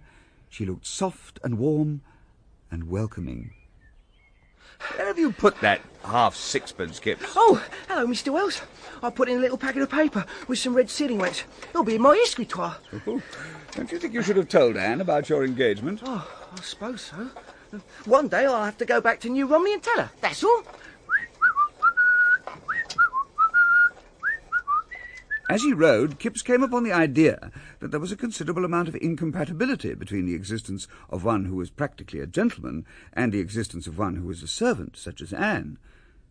Then he thought of Anne the bright, the desirable, the welcoming, and the first idea vanished.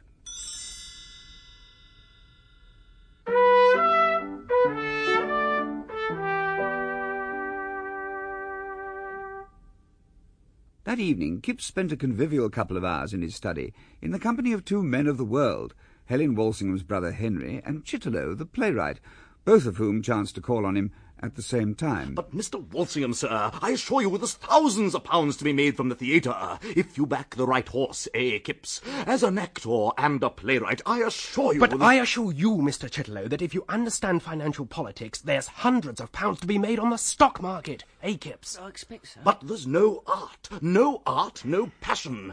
Speculation corrupts society. Rot! Speculation is the lifeblood of a society. It is as necessary as the company of beautiful women. Ah, well now, talking of women is quite another thing. Perhaps you have never known the inner realities of women, Mr. Walsingham, being a businessman and not an artiste. But let me tell you, I have run away with girls. I have been run away with by girls. I have loved and lost. I have loved and refrained. Oh. Now that chap Kipling, he put it proper. You know that poem, Kipps? Kipling? Is it something to do with me? Name like Kipling, it's a bit like Kipps, you must admit. I don't know, old chap. Could be that you have not only money in your family, but art and poetry too. Oh. Let me quote the poem to you, shall I? Oh, do, my dear fellow. I've taken my fun where I found it. I've rogued and I've ranged in my time. I've had my picking of sweethearts, and 4 of the lot was prime. Prime? Sounds a bit like beef. That, my dear Kipps, is poetry. I'd like to have written that. I really would. Indeed, without at all boasting, I do think that some of my more poetic dialogue approaches the delicacy of Kipling. But why should someone write a poem about beef? Mind you, and you needn't let this go any further, I've been perfectly faithful to Muriel since I married her. I have learned all about women from her. Oh. Obviously, a man must know about women. And the only sound way of learning is the experimental method. Talking of the experimental method, have I ever told you about the time I was on a steamboat going up the Hudson?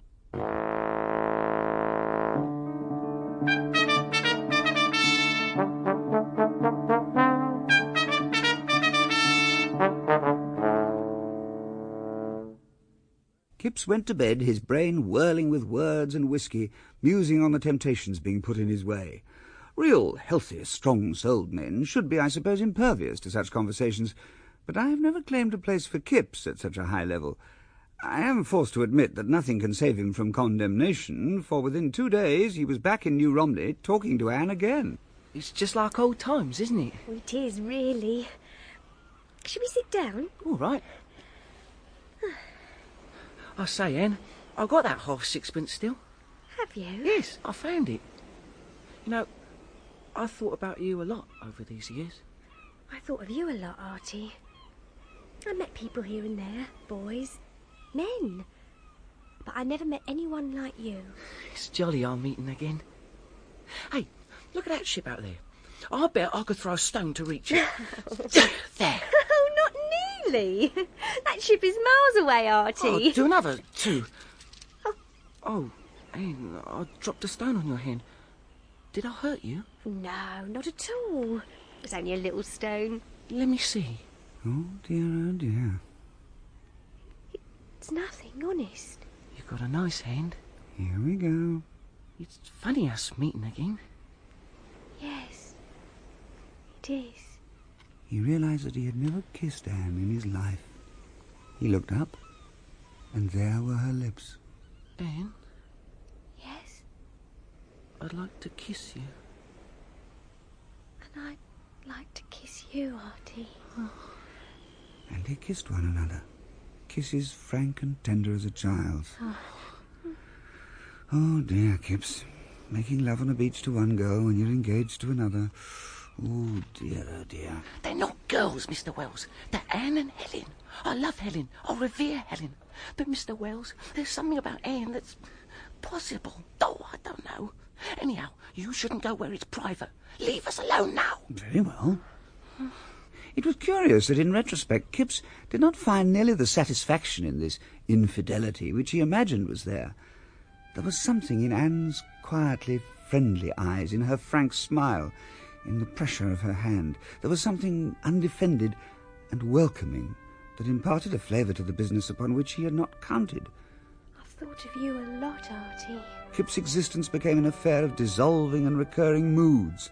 When he thought of the day when Helen said she cared for him, profound, vague, beautiful emotions flooded his being. I hold you very dear, Arthur. But when he thought of paying calls with her, he found himself rebelliously composing fierce and pungent insults couched in the vernacular. Anne, whom he had seen so much less of, was a simpler memory.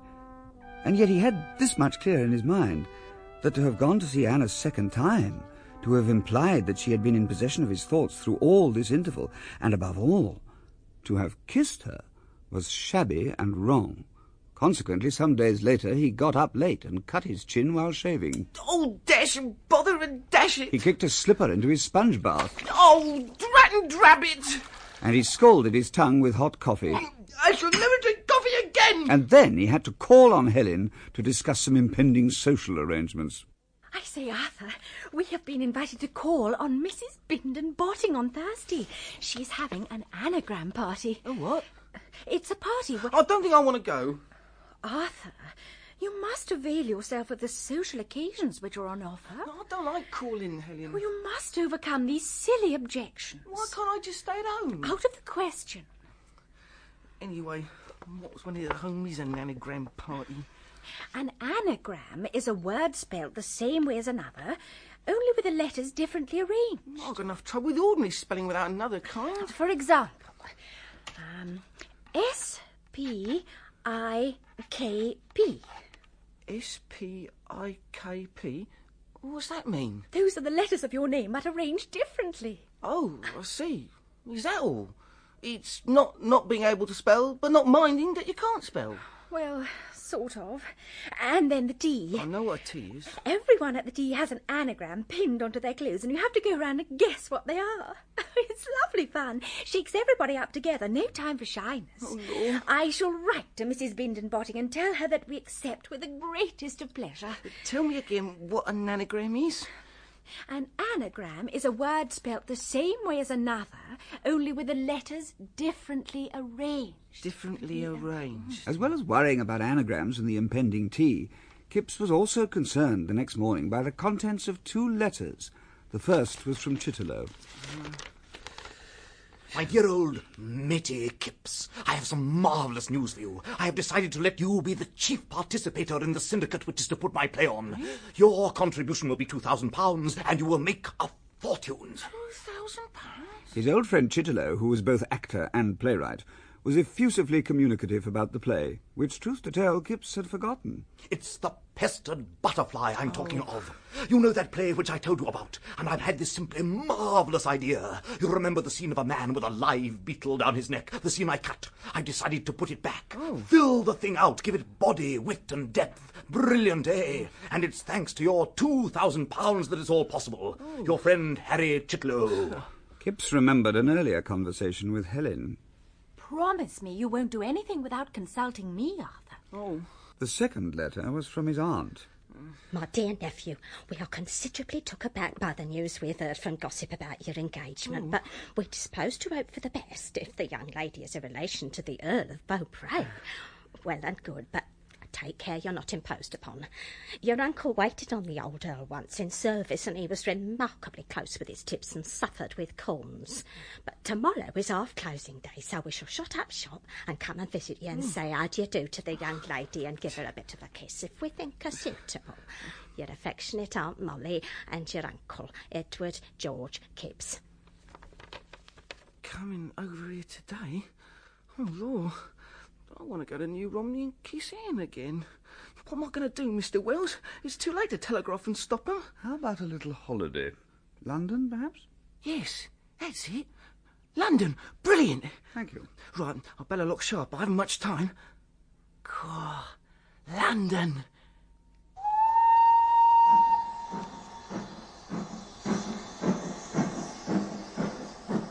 Kipps had been to London once or twice before with young Henry Walsingham. They had lunched together, and young Walsingham had taken Kipps into no less than 9 hansom cabs, so that he was no longer afraid of these vehicles. He knew that wherever you were, as soon as you were lost, you just called... Cabby! Oh! Royal Grand Hotel, please. Righto, sir. The Walsinghams had taken him to theatres, to picture galleries, and to a restaurant where Henry Walsingham had quite brilliantly ordered a lunch, item by item, to the waiter's evident respect and sympathy. You stopping in London long? Just for a little holiday. Look around. Look, shop, I want me lunch. Haven't had anything since breakfast. There in a jiffy, sir. Get up! Kipps booked into an apartment at 14 shillings a night, and then went down to the dining room.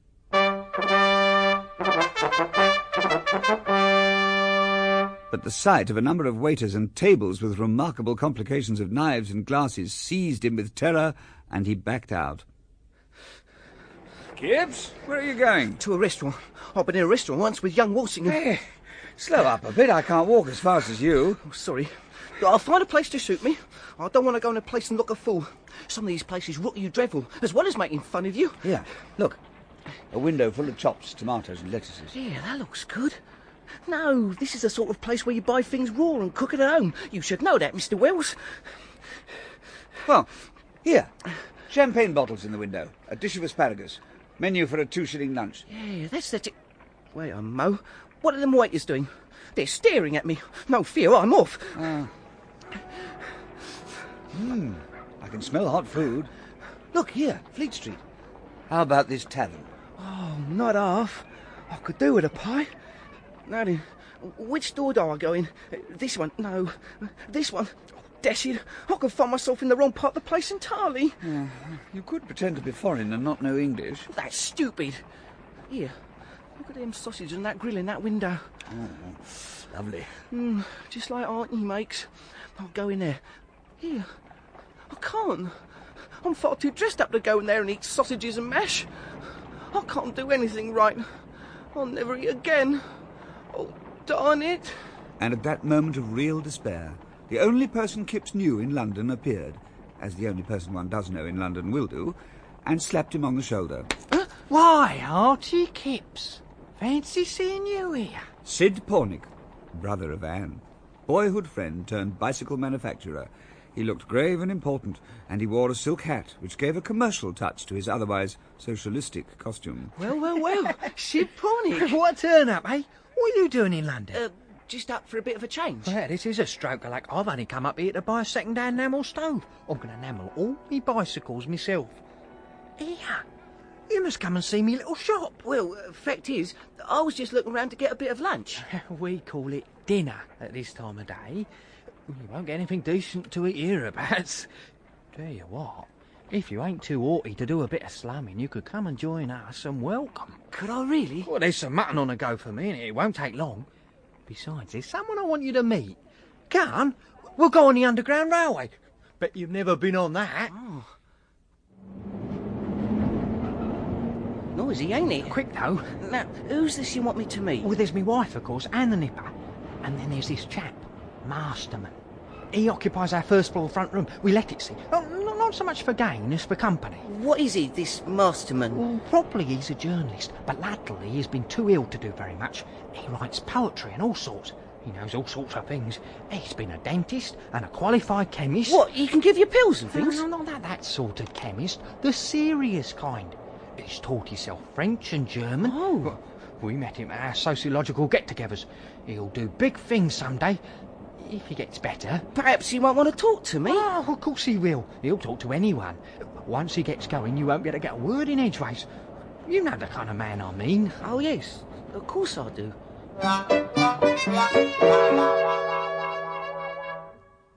Sid's shop was stocked with the most remarkable collection of bicycles and pieces of bicycles that Kipps had ever beheld. My hiring stock. Wow. And here's the machine at the most democratic price in London, the Red Flag. Built by me. Oh, it's very nice. Isn't it lovely? And I've got a store of accessories over here. I've been going in for motors a bit. Did you say mutton? Motors, I'll say. The mutton department is here, just behind this curtain. Fanny! Yes, my love? Fanny, come in here and see who I run into. My old friend, Arthur Kipps. Why, Mr. Kipps, I've heard all about you. Sid was only talking about you the other day. How do you do, Mrs. Sid? Oh, you can call me Fanny. And how's the dinner going then? Arthur here is famished. Be ready in 2 ticks. You have some beer while I get it. All right, glass of beer, Kipps? Oh, don't mind if I do. And look who's just woken up from his nap. My little offspring. Come here then. This here is Walt Whitman Pornick. Named, you know, after an important writer fella. Really? Walt, this is Kipps. Go on, say it. Kipps. Yeah, that's ever so clever. Only a year and a half. He's a regular one for words. You can't say a word, but he's onto it. On it. Come and sit down then. All right. Dinner! Is that enough potatoes Oh, for you, well, Archie? give him another one. We don't stand on ceremony here. Oh, Fanny, that's lovely. Oh, good. What do you think of our little home, then? Nice. Very nice. Fanny here is somewhat my senior in years, ain't you, my dear? Oh, only by a year or so. Shouldn't have thought there's any difference. You seem such a match. Oh, he's stuck to you, haven't you, Walt? More bread, Artie. I like this room. It's a good room. Oh, it's only our kitchen. I like it, though. And have some Oh, more eat up. stew, Artie. And when we've done, we'll go upstairs and have our coffee with Masterman. Any sense of superior fortune had long vanished from Kipps' mind, and he found himself looking at his host and hostess with enormous respect. Really, Sid was a wonderful chap, carving his own mutton, and Mrs. Sid, so kind and bright and hearty, and a child. It needed the sense of his fortune at the back of his mind to keep Kipps from feeling abject. He resolved he'd buy young Walt something tremendous in toys at the very first opportunity. You know, Masterman used to speak at meetings. What sort of meetings? Oh, this meeting and that meeting. Not that I heard him mind, but since he's been living here, it's like having our own special meeting all to ourselves. Well, you'll see. After what seemed to Kipps like the feast of feasts, never had he thought mutton stew could taste so good. Kipps and Sid mounted the stairs behind the shop to take coffee with Mr. Masterman. Mr. Masterman was a man of 40 or more, with curious hollows at the side of his forehead. His eyes were very bright, and there was a spot of red in his cheeks. His teeth were darkened ruins.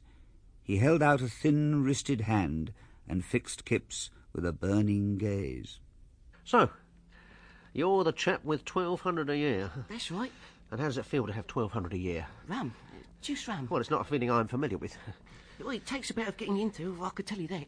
And has it made you perfectly happy? I wouldn't exactly say that.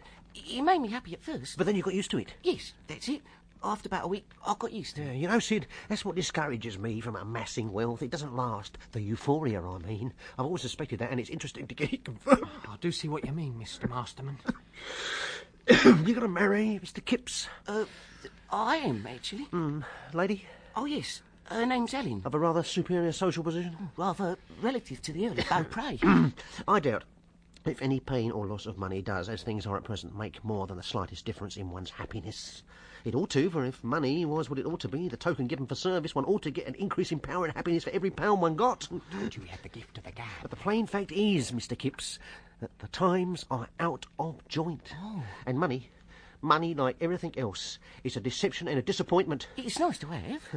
Mr. Kipps, when you first got your money, you thought that you might buy just anything you fancied? A bit that way, yes. And then you found that you couldn't? Well, actually, I did get done over a banjo I bought, yes. There you are.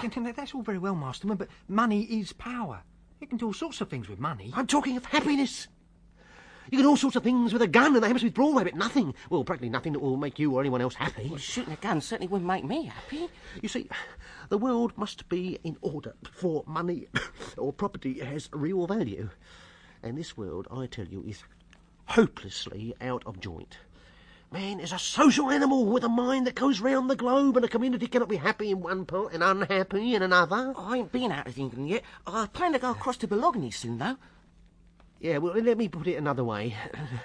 People think there is a class or an order somewhere just above them or somewhere just below them, or a country or a place somewhere that is really safe and happy. The fact is society is one body and is either well or ill. I did hear that you wasn't too well. Society is fractious, feverish, gouty. Well, that's my position, and I'm so satisfied of it that I sit here and wait for my end quite calmly, sure that I can't better things by bothering. I'm not even greedy anymore. My egotism's at the bottom of a pond with a philosophical brick round its neck. Bravo, Masterman. Mr. Kipps, you've had the opportunity of sampling 2 grades of society. Now, do you find the new people happier than the old? No, I don't think so. No. Oh, there you are then. No one is quite sure where they stand. All the old tradition has gone and there's no one to make a new tradition. Where are your nobles now? This is the sociological coming out now. I've made some tea cakes. Anyone like some? Sid, you take little Walt and give him his cake. There we are. If the world is sick, yes, what are we to do? Well, we've got to make it better. A piece of cake. Sid. Oh, yes, Sid's an please. optimist. Frankly, I think that this civilization of ours is on the topple. There's socialism. Yes, but there's no imagination to make the use of it. Then we've got to make an imagination. But a tea cake, Artie. Tough. I've never rightly got to the end of this socialism. Hey, what's it going to do, like? Well, now.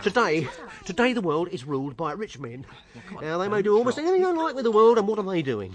Laying it waste. They own machinery. God gives them a power like a motor car, and all they do with it is to go careering around the roads in a goggled mass, killing children. I ain't never killed no children, honest. I am, of course, speaking in the abstract. Oh, I don't mind. The rich people grudge us our schools. They grudge the mass of men a gleam of light and air. They cheat us and then they seek to forget us. That's not yours. There's no rule. There's no guidance, only accidents and happy flukes. I don't quite get it. The trouble is that the rich people have no heart or imagination. They have knowledge and powers beyond all previous dreaming. And what are they doing with them? Poverty is increasing. You can see it all around you. It isn't as though they had anything to show for the ways they make it. Here, steady on. There's some more coffee, Masterman.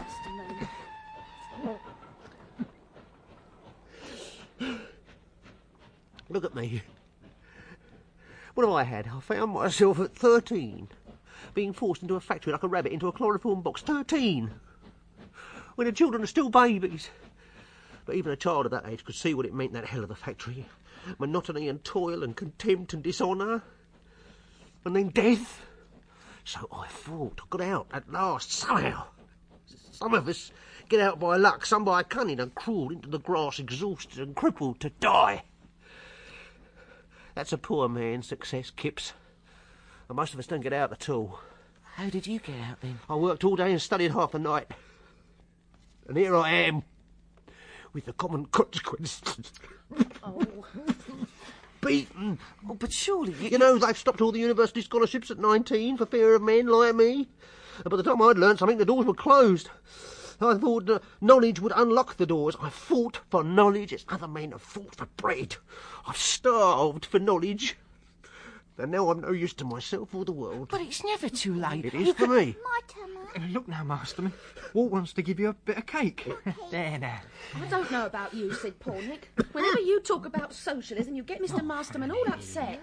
Now drink up your coffee and let's change the subject. Bicycles, for example. Bike. Oh, you drive you're that going coffee, to get Mr. a Masterman. bike all for yourself.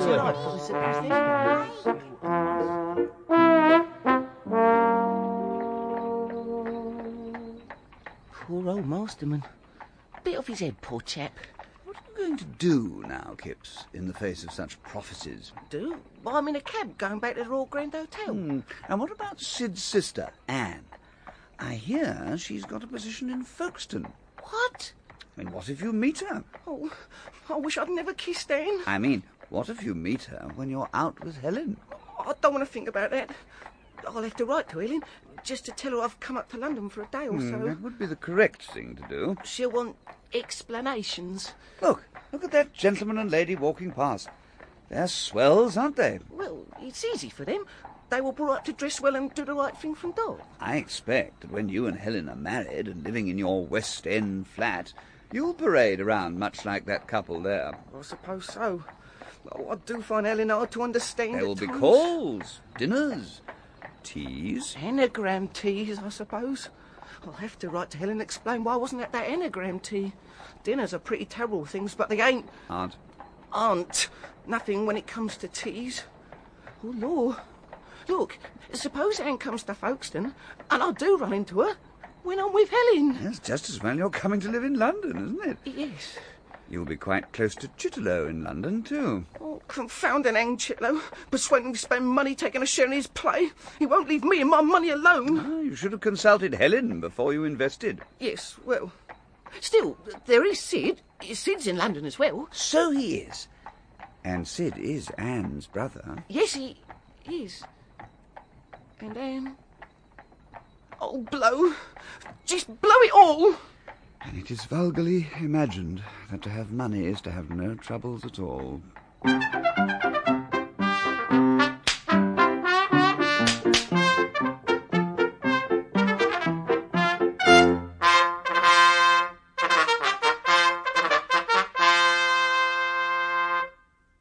On his return to the Royal Grand Hotel, Kipps found that he had forgotten the number of his room, and he drifted about the hall thinking that all the porters and officials in gold-lace caps must be watching him. Finally, he found a kindly-looking personage in bottle green, who helped him look up his name in the register and find his room. Kipps tipped him £0.50. Oh, thank goodness for that. Oh, me feet.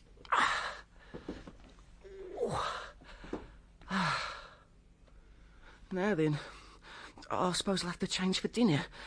Mr. Wells, what shall I wear? Your dress suit, I think. What about shoes? Oh, I can't wear me boots. I know. I'll wear them purple cloth slippers with the golden marigolds on them. I'll take my hat down with me, just in case. When Kipps went downstairs, there were a number of people already seated in the dining room at little tables lit with red electric-shaded candles. There were gentlemen in evening dress and ladies with dazzling and astonishing necks. Kipps had never seen evening dress in full vigour before. There was a band playing soft music in a decorated recess. As Kipps entered the dining room, he was quite sure that the entire band turned and looked collectively at the purple slippers. May I help you, sir? Oh, I'll come down to eat. Certainly, sir. Come this way. Kipps followed the waiter to a table in a corner, looking resolutely ahead of him so as to avoid the eyes of his fellow guests. Would Sir like to see the menu? Yes, thank you. There's a lot on it. I know. I'll have some clear soup, please. Certainly, sir. And to follow? Who's following me? Oh, I see. Look here, you just serve me what's good. I'll leave it to you. Very well, sir. The wine card? Yes. No. I'll have some whiskey, if you please. All my food's La Freestyles. Would sir not prefer a claret? Number 23 on the card? Oh, yes. Now you mention it, that's the ticket. I'll have some of that claret. A bottle. Yes, sir. Just look at that, Mr. Wells. Proper scorchers. Just a bit of black velvet over the shoulders. I've never seen anything like it. Your soup, sir. Oh. And your claret. Ta.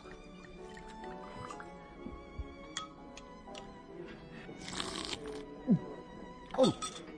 Oh, don't think much of this soup, Mr. Wells. Doesn't taste of nothing. What are them ladies looking at me? Don't look round so conspicuously. I don't fancy no more of this. Waiter, you can take this away and bring me next course. Certainly, sir. The vol au vent. Ta. Oh, this is more like it. You know which knife and fork to use for it? Of course I do. These ones here. The lady in pink is using a different implement. Oh.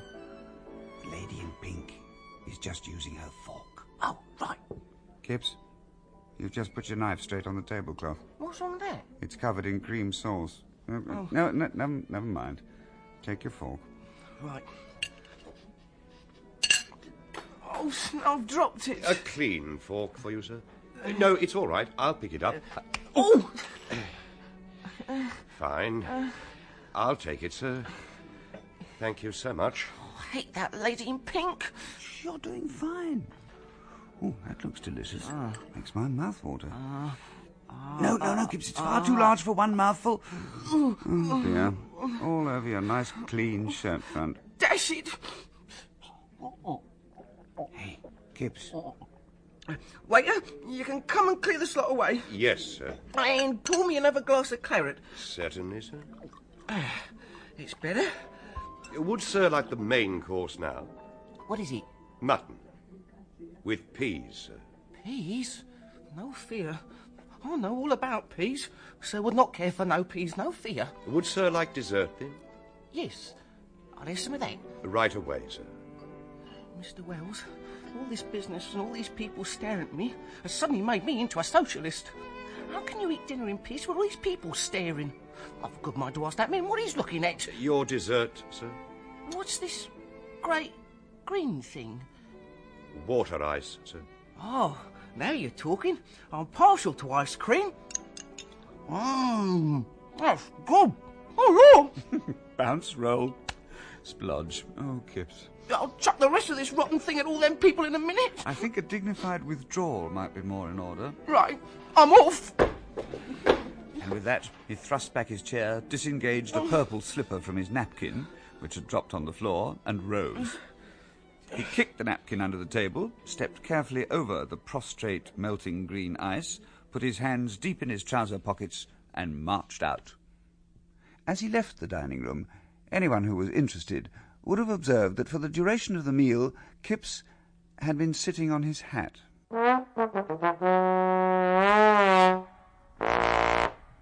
The next morning, as he came downstairs and looked out into the street, the porter touched his hat. Kipps supposed he wanted a tip and gave him a shilling. When he bought a newspaper, he tipped the boy. When he went up in the lift, he tipped the liftman a sixpence. When he met the chambermaid in the passage, he gave her half a crown. He resolved to demonstrate his position to the entire establishment in this way. He believed that he was making a flanking movement upon the hotel by buying over its staff. Then he decided he would like afternoon tea. The room was large and quiet, and for a short while he felt he was in command. Then other people began to come and sit close to him, a fluffy-haired lady and a clergyman. No, dear Vicar, Lady Jane would not like that at all. But, my dear madam, I'm so familiar with her affliction. Kipps sat back restfully, and then it occurred to him that his extremely dusty boots were too prominently in the light, so instead he sat up. And then people of the upper and upper-middle classes began to come and group themselves about him and have tea likewise, and so revive the class animosities of the previous day. Suddenly the room was filled. A great desire to assert himself surged up into Kipps's heart. He felt he would like to cut in on the hubbub of conversation in some dramatic way, a monologue, something in the manner of Masterman. No, he did not have the words. I don't like this, Mr. Wells. Distract yourself. Look, what's that over there, that large black lacquered box? I do believe it's some sort of musical box. Is it? Yet I believe it takes sixpences. Yeah, I've got some sixpences in my pocket. Well, why don't you put a sixpence in the machine and see if you can get a refined little melody out of it? Right, Mr. Wells. Here we go. Well, I never. Hee, woo, yeah. Have at you, all of you. The strenuous, smart life, eh? Yeah, stop, thump, bang, yeah, thump. Come on, you machine. Show them what you're worth. What a dreadful young man. Oh, someone stop that machine. Yes, of course. I say, waiter. I have half a crown here. I wish to pay for me tea. Yes, sir. Right away, sir. By the time Kipps took his departure from the hotel, his momentary euphoria had faded, and with a hot face, convulsive gestures, and an embittered heart, he tipped everyone who did not promptly and actively resist, including an absent-minded diamond merchant who was waiting in the hall for his wife. Submission to inexorable fate took him back to Folkestone, Helen, and the dreaded anagram tea. The next day, duly attired in a frock coat, a Panama hat with a black band, grey gloves, and brown button boots, he arrived at the dwelling of Mrs. Bindon Botting. Good Good afternoon, sir. Oh, Lord. Anne. Oh, Kipps. Anne. Fancy you being Mrs. Bindon Bottom's maid? Anne's eyes met his in amazed inquiry. Something had got dislocated in the world for both of them. He ought to have told her that he was engaged. He ought to have explained things to her. Perhaps, even now, he might be able to drop her a hint. Who is it, Anne? Oh, Mr. Kipps, how awfully jolly of you to come. Awfully jolly. Well, come along in. Run along and get some more tea, Anne. Hurry up now. Yes, Mum. It is awfully difficult to get any good men for an anagram tea. We have the vicar and the doctor, and now you make three. Yes. Come along in. Helen is here already.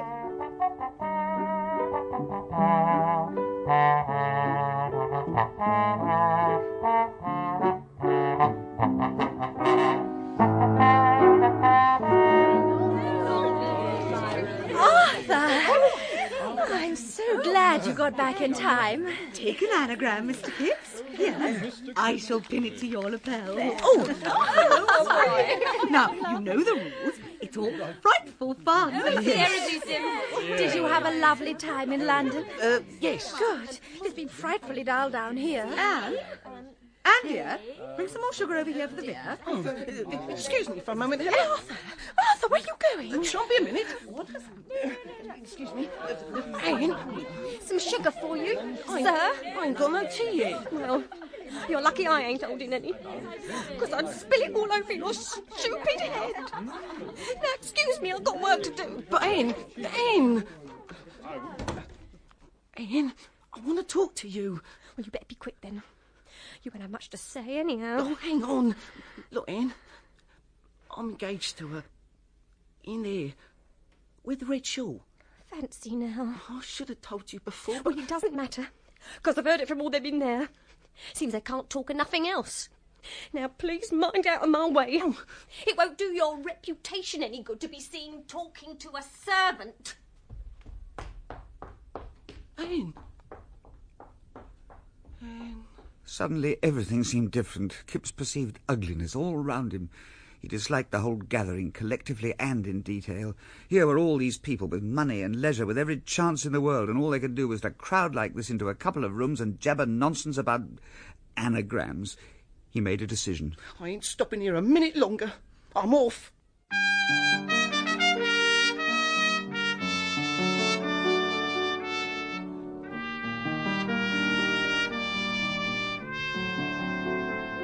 The very next morning a small package arrived addressed to Arthur Kipps, Esquire. Kipps was informed that it had been left by a young woman, a very ordinary young woman. Kipps opened the package. Oh, Lord. The package contained half a sixpence. Anne's half of the sixpence, which in their childhood they had cut in half and divided between them. There was no note, nothing, just the sixpence. That afternoon, Helen called to see Kipps. You haven't forgotten that we're to dine with Mrs. Bindon Botting tonight. But we only seen her yesterday. Arthur, what is wrong with you? Is your digestion upset? I don't want to go. The acceptance of an invitation is in the eyes of everyone a binding obligation, which only ill health, family bereavement, or some other all-important reason can justify its being set on one side or otherwise evaded. I don't like society, Helen. But you must see people, Arthur. Yes, but it's the sort of people you see. You have to see all sorts of people if you want to see the world. Arthur, dear, I shouldn't ask you to go to these affairs if I didn't think it good for you. I suppose not. But I'm just a bit grouchy. Well, you'll find the benefit of it when we get to London. You have to learn to swim in a tank before you go out into the sea, after all. The people here are good enough to learn from. They're stiff and rather silly and dreadfully narrow and not an idea in a dozen of them, but it really doesn't matter at all. You'll soon get savoir faire. I'm sure I want it. Well, I'm glad that's all sorted out. And I have a surprise for you. What? I have a new evening dress. My brother bought it for me. It's in the latest fashion. Off the shoulder. Very daring, I think. Far too sophisticated for this dull little corner, but I'm going to wear it tonight. For you. And there is a special guest, Mr. Sidney Revel, who is something in the literary world, I do believe. Oh, buck up, Arthur. It will be great fun.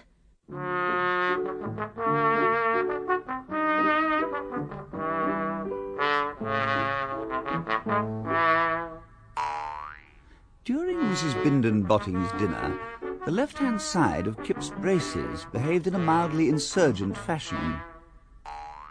He had inadvertently fastened it to the buckle on the right-hand side of the front of his trousers, so that it was placed obliquely, rather in the manner of an official decoration, athwart his spotless front.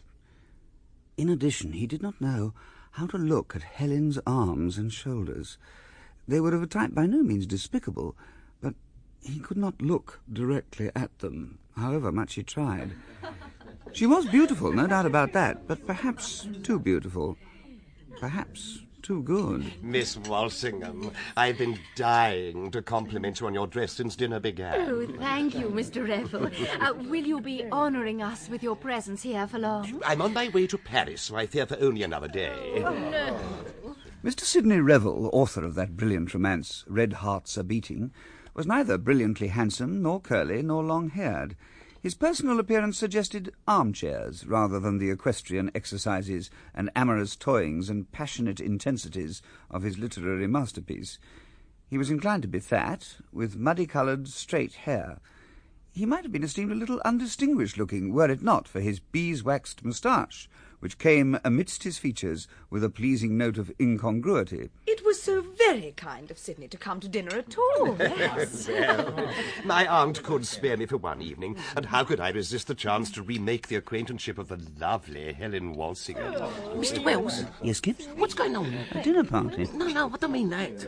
Ah, you're thinking perhaps that once Helen was a beautiful dream, a thing of romance and unsubstantiated mystery. That's just it. Have you been in London yet, Mr. Revel? And now the last thin wreath of glamour is dispelled, and now that she is so near to you, she's actually further away from you than ever. I think you may have hit on something.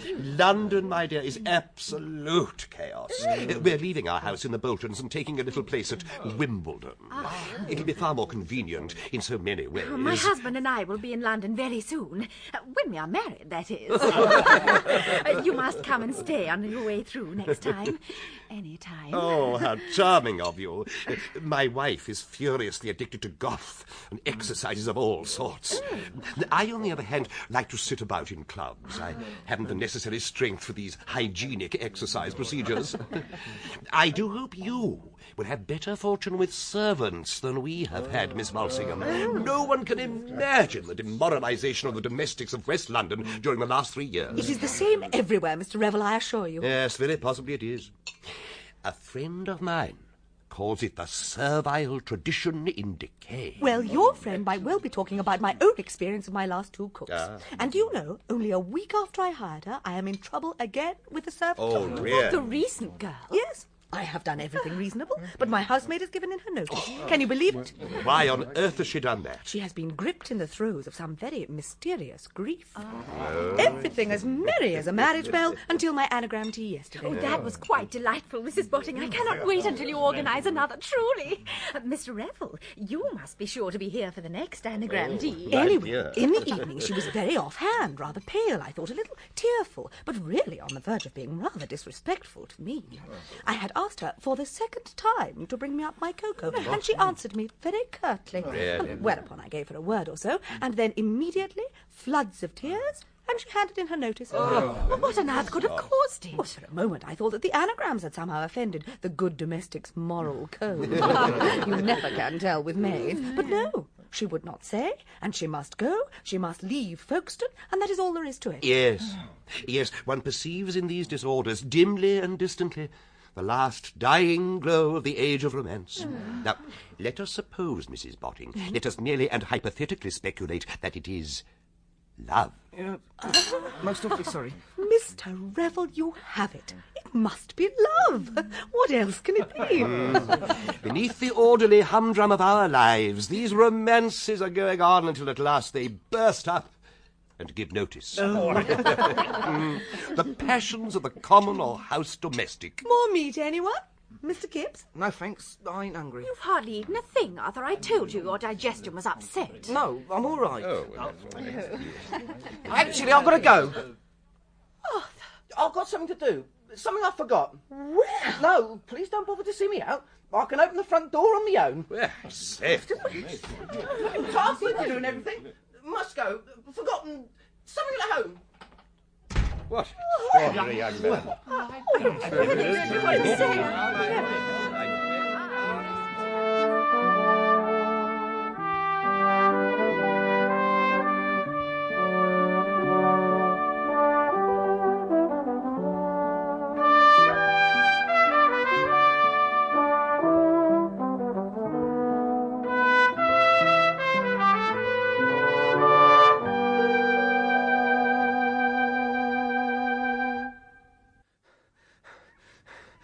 Kids, where are you going? No, something, Mr. Wells. I've got Anne's half sixpence and my half sixpence here. Yeah, but what are you going to do? You'll see. You were doing very well in there. Don't talk to me about in there. But what's wrong? I've got something to do. Well, tell me what it is. I've got a right to know. I told you. You'll see. Kipps? Kipps? Wait for me. Here, hang on. He's behaving as though he's in charge of his own destiny. What about me? Here, Kipps. Wait for me. I'm coming with you. What are you going to do? You must tell me, Kipps. What on earth are you going to do?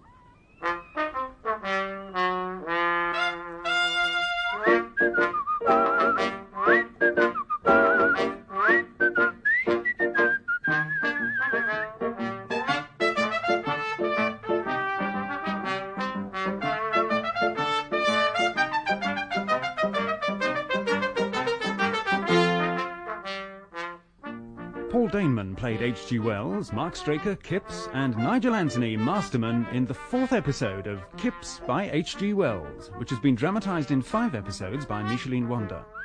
Kipps' aunt, Jane Wenham, Anne, Moya Leslie, Sid, Michael Jenner, Fanny, Teresa Stratfield, Baby Walt, Judy Bennett. Henry, Spencer Banks, Helen, Catherine Hurlbert, the waiter and Sidney Revel, John Rye, the clergyman, Arnold Diamond, Mrs. Bindon Botting, Maggie McCarthy, and Chitterlow, Nicholas Grace. The music was composed by Ilona Sekach. Kipps was directed by Martin Jenkins.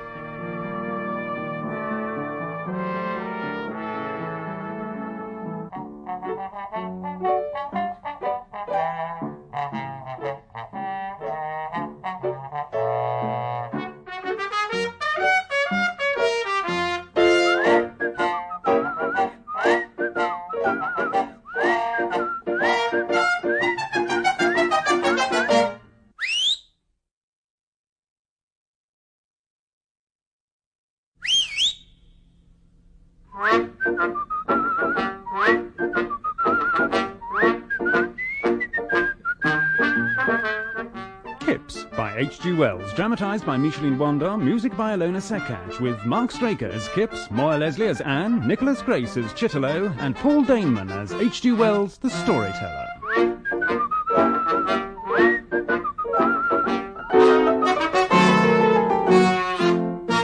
Episode 5, The Kippses. We are now very nearly at the end of the story of Arthur Kipps, draper turned gentleman.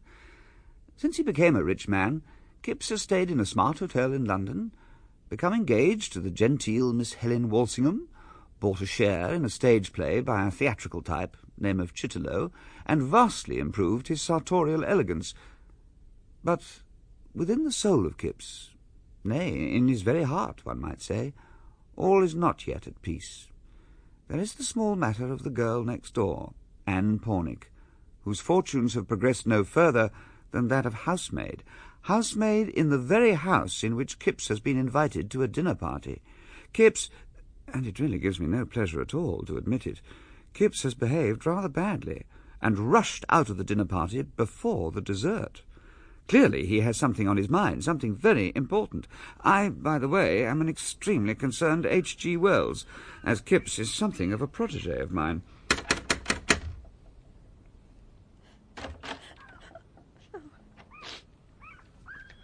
What do you want? Ian, I want to speak to you. I've got something to say to you. What, down here? At the servants' door? What would them upstairs say? Look, let me come in and talk to you. Basement after 9. Them's me hours. It ain't 9, so you can't talk to me. Why don't you go back upstairs where you belong? Ian, just let me in for 1 minute. No more, honest. Then I'll go if you want me to. All right. But you'll have to be quick. I'm very busy. Right. Now then, look at this. What is it? It's an old sixpence what's been broken off, that's all. Ain't no good to anyone like that. Don't you see? Hurry up, Arthur Kipps, I've got work to do. I kept mine all these years. You kept it too long. Look, you and me was young. We broke a sixpence in half. I broke that sixpence in half. I used my dad's file. All right, you folded it in half, and then we took half each. Sort of a lover's token. I know we was young, but Ian... Ian? No. Look here, Ian. I've been a fool. Yes. And I want to marry you. You can't. I must. You can't. You can't go marrying everyone. You've got to marry her upstairs, what you're engaged to. I shan't marry her. Look, you're engaged to her. You can't be engaged to me as well. Anne, I don't want to be engaged to you. Oh. I've been engaged already. I want to be married to you. See? Right away. I mean, come right off to London now and marry me. Right now. What? This minute? Come and marry me right now before someone else does. See? I couldn't. Why not?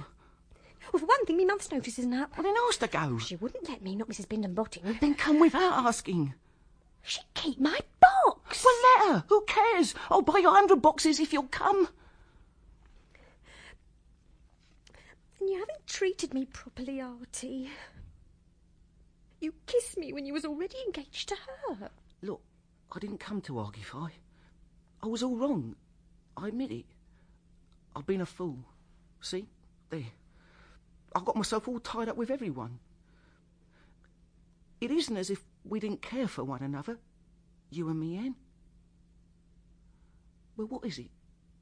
Yes or no? I don't know. I thought I'd never see you again. I didn't know what I wanted. But now I know what I don't want and what I do want. If you don't say you'll come, I'll go anyway. I haven't a friend in the world no more. I've been and thrown everything away. I don't know why I've done things and why I haven't done other things. All I know is I can't stand nothing in the world no more.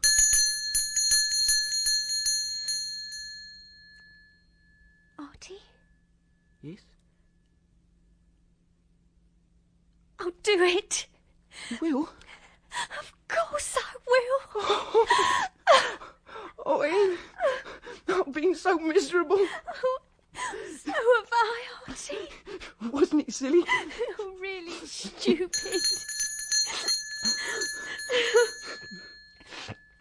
Here. I better go. She's calling me. You don't have to answer that no more. No. I don't, do I? Oh, Artie. I'm so happy. Oh, we got plans to make. I wouldn't do this for everyone, mind. I should hope not. Give us a kiss, Artie. And there they were. Kipps's fashionable and expensive hat lying neglected on the floor. What's the world coming to? Oh, dear. Oh, where did I put my handkerchief? I'm sure it was in my breast pocket. Oh, dear. Kind of thing makes a fella come over all sentimental. I remember when all this started. This silly business with a sixpence. Pointless, however, to dwell on matters of the past, when the demands of the present are so pressing. Within the briefest imaginable time, the couple fled, first on foot and severally to the Folkestone Central Station, then in a first-class carriage to Charing Cross, and then in a four-wheeler, a long, rumbling, palpitating, slow flight through the multitudinous, swarming London streets to the home of Sid Pornick, Anne's brother, where, within seconds of their arrival, Kipps and Anne simultaneously announced that they were to be married as soon as possible. Sid lost no time in bringing out a bottle kept for just such occasions. Hell! Congratulations to you both. Here's to you a long life together. Oh, thank you. He was all a bit quick. It's just the way to do it. That's what we did, eh? That's Artie Kipps for you. Impulsive. Decided and done it. Yeah. Come in. Excuse me. Oh, hello, Masterman. Oh, I hope I'm not intruding. No, not at all. Artie is going to marry my sister Anne, Masterman. What do you think of that, Mr. Masterman? I thought you'd find the higher life a bit difficult, but I never thought you'd have the originality to clear out. Take no notice of him. He's going to make one of his melancholy speeches. Mr. Masterman, you recall, is the Pornicks' first-floor front lodger, a flushed and emaciated gentleman in whom the combination of a hard working life, creeping illness, and perhaps a little endemic pessimism had produced some of the most riveting and confusing observations on contemporary life which it was Kipps' fortune to hear. You would have climbed from one refinement of vulgarity to another and never got to any satisfactory top. There's no top. Oh. You're doing the right and sane thing, and that's a rare spectacle. Here. You're going to marry your equal. Make your own little world and your own house, first of all. Oh, we haven't started to talk about an house yet. Better get all that sorted out, Anne. Here, I've made some muffins. Help yourself. Oh, muffins and whiskey? Where there's life, there's hope, and without eating, there's no life, so never mind about what you mix with what. Have a muffin. Lovely. Thanks very much. Well, here's to hope, then. The light of the world. Hope. The light of the world. Anne and Kipps spent the days before their marriage in a number of agreeable excursions. They went to Kew by steamboat and admired the house full of paintings of flowers. And one day they went early to have a good long day at Crystal Palace. They walked in the October sunshine, and presently they came to a region of caves and waterways and discovered huge effigies of iguanodons and mastodons, gloriously done in green and gold. They're very big, these monsters. You wonder how they ever got enough to eat. What you going to do about Ellen? I mean, you're still engaged to her. Oh, I shall write her a letter and apologise. I'd better offer her brother damages. Oh. He's a solicitor and maybe he'll advise her to bring an action for breach of promise. I hope not. Anyway, they can't get much out of reading me letters in court because I didn't write none. I don't suppose they'll sue. Her brother's me solicitor, you see. His firm handles all me money. Oh, you are pretty, Anne. Well, you ain't so bad yourself. It's curious how I've come to be engaged to her. Well, she wasn't suited to you. Anyone could see that. Well, that's just it. But how did it come about? I expect she led you on. No, it wasn't that. I don't know what it was. Nice jolly rum. But I suppose I'm a rum sort of fella. I get excited sometimes and don't seem to care what I do. That's what it was about, really. It was a green and golden day, and after wandering through the grounds, they settled by the side of the lake, where they ate the sandwiches so lovingly prepared by Anne, contemplated the ducks, who were also having their lunch, and turned their thoughts once more to the future. Let's talk about our house. Where are we going to live? Oh, somewhere homely. Not a big house. Another sandwich? Here, top. Well, we'll look for the sort of house we want. Not too big and not too small. We'll have a kitchen and a dining room and a parlour. No basement. Why not? Because there isn't enough light in a basement. And everything's got to be carried up and down all day. Coals and everything. Oh, you'd hardly believe, Artie, if you hadn't been in service, how cruel and silly some houses are built. You'd think they'd had a spite against servants the way the stairs are made. Well, we'll have a sensible house and sensible things. Nothing stuck up. Just sensible. I can just see our little house. It's tea time, muffins, kettle on the hob, cat on the hearthrug. We must get a cat, Anne. And you and me. Here, Anne, I don't believe I've kissed you for... Oh, getting on for half an hour. Oh, Artie, you getting tired of me already? I like the way your hair turns back, just there, above your eye. We started it when you were a girl. Here, look at that monster. Don't you think it looks like that Chet Masterman? I don't know. That sort of animal's extinct anyway. I wonder how they all got extinct. No one could possibly have killed them. I read about it. All the animals was overtook by the flood. But I thought they had to take 2 of everything there was in the ark. Well, within reason they did. But this lot are very big beasts. They'd have put their feet right through the bottom of Noah's boat. And the Kipps continued to speculate on the relative possibilities of the survival of the dinosaur dynasty, while Kipps began to think about what he might say in the letter to Helen. Dear Miss Walsingham. No, I can't call her Miss. Dear fiancée. How do you spell that? F-E... No, that won't do. Ellen. Yes, that's direct. Ellen, I can't marry you. I can't explain exactly why, but there's someone else I just got to marry, and I hope you'll find someone you just got to marry as well. And I hope your mother, Mrs. Walsingham, is well, and good luck with everything. Your friend, Arthur Kipps. Yeah, that'll do. Your friend. Oh, quite like that. P.S. The wedding will be quite soon.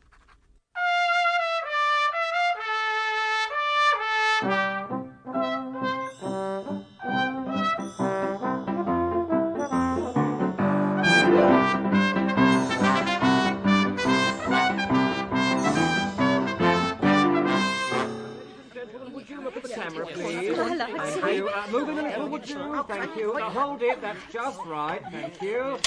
Now, watch the birdie. Oh, thank you. Thank you very much. Thank you. Come on then, Artie. Kiss the bride. What, in front of you lot? Come on, Artie, you got to. Is it a dumb thing? Of course it is. Right then. Oh. Right then, champagne all round. And wish young Anne and Artie here their health. Anne and Artie. Honeymoons and all things come to an end, and at last Mr. and Mrs. Kipps descended upon the railway platform of Hythe Station to find their bright dream of a house. They began the wearying business of looking at empty properties. Just look at these windows. They're only yards of curtains. Ah! Oh, what's that? Oh, it's only a dead beetle. This place is filthy. Look here, there was no water in them upstairs rooms. Some poor girl has got to go up and down, carrying every drop of water. It's having houses built by men, I believe, that makes all the work and trouble. I think some of your brother Sid's socialism has got into your blood. Well, it's criminal and stupid. This is a dreadful place. Now, let me tell you, Artie, we don't want a basement, and we want hot and cold water upstairs. And we want coal cellar in the house, so someone doesn't have to get soaked and frozen getting coal in from the outside. But, Ian, we looked at dozens of houses, and none of them have got all those things. Well, then, there's only one thing to do. What's that? We'll build it. Hey? Well, if we can't find what we want, why can't we build it? Well, you build it, I mean. It's your money. Right, it's yours as well now. I can be as socialistic as the next chap. But it's a good idea. After all, lots of people have built houses. Yeah. I mean, how could there be so many houses everywhere if people haven't built them? And having decided to build a house, Kipps had to find out how to go about it. He consulted his old friends Carshot and Buggins, with whom he had worked as a draper. At first they were as nonplussed as Kipps himself, and then Buggins remembered that you had to get an architect to do you a drawing of a house, and then Carshot remembered that he knew a man whose brother was an architect, and the architect turned out to be a small, alert individual with a black bag and a cylindrical silk hat and a demeanour of impressive woodenness.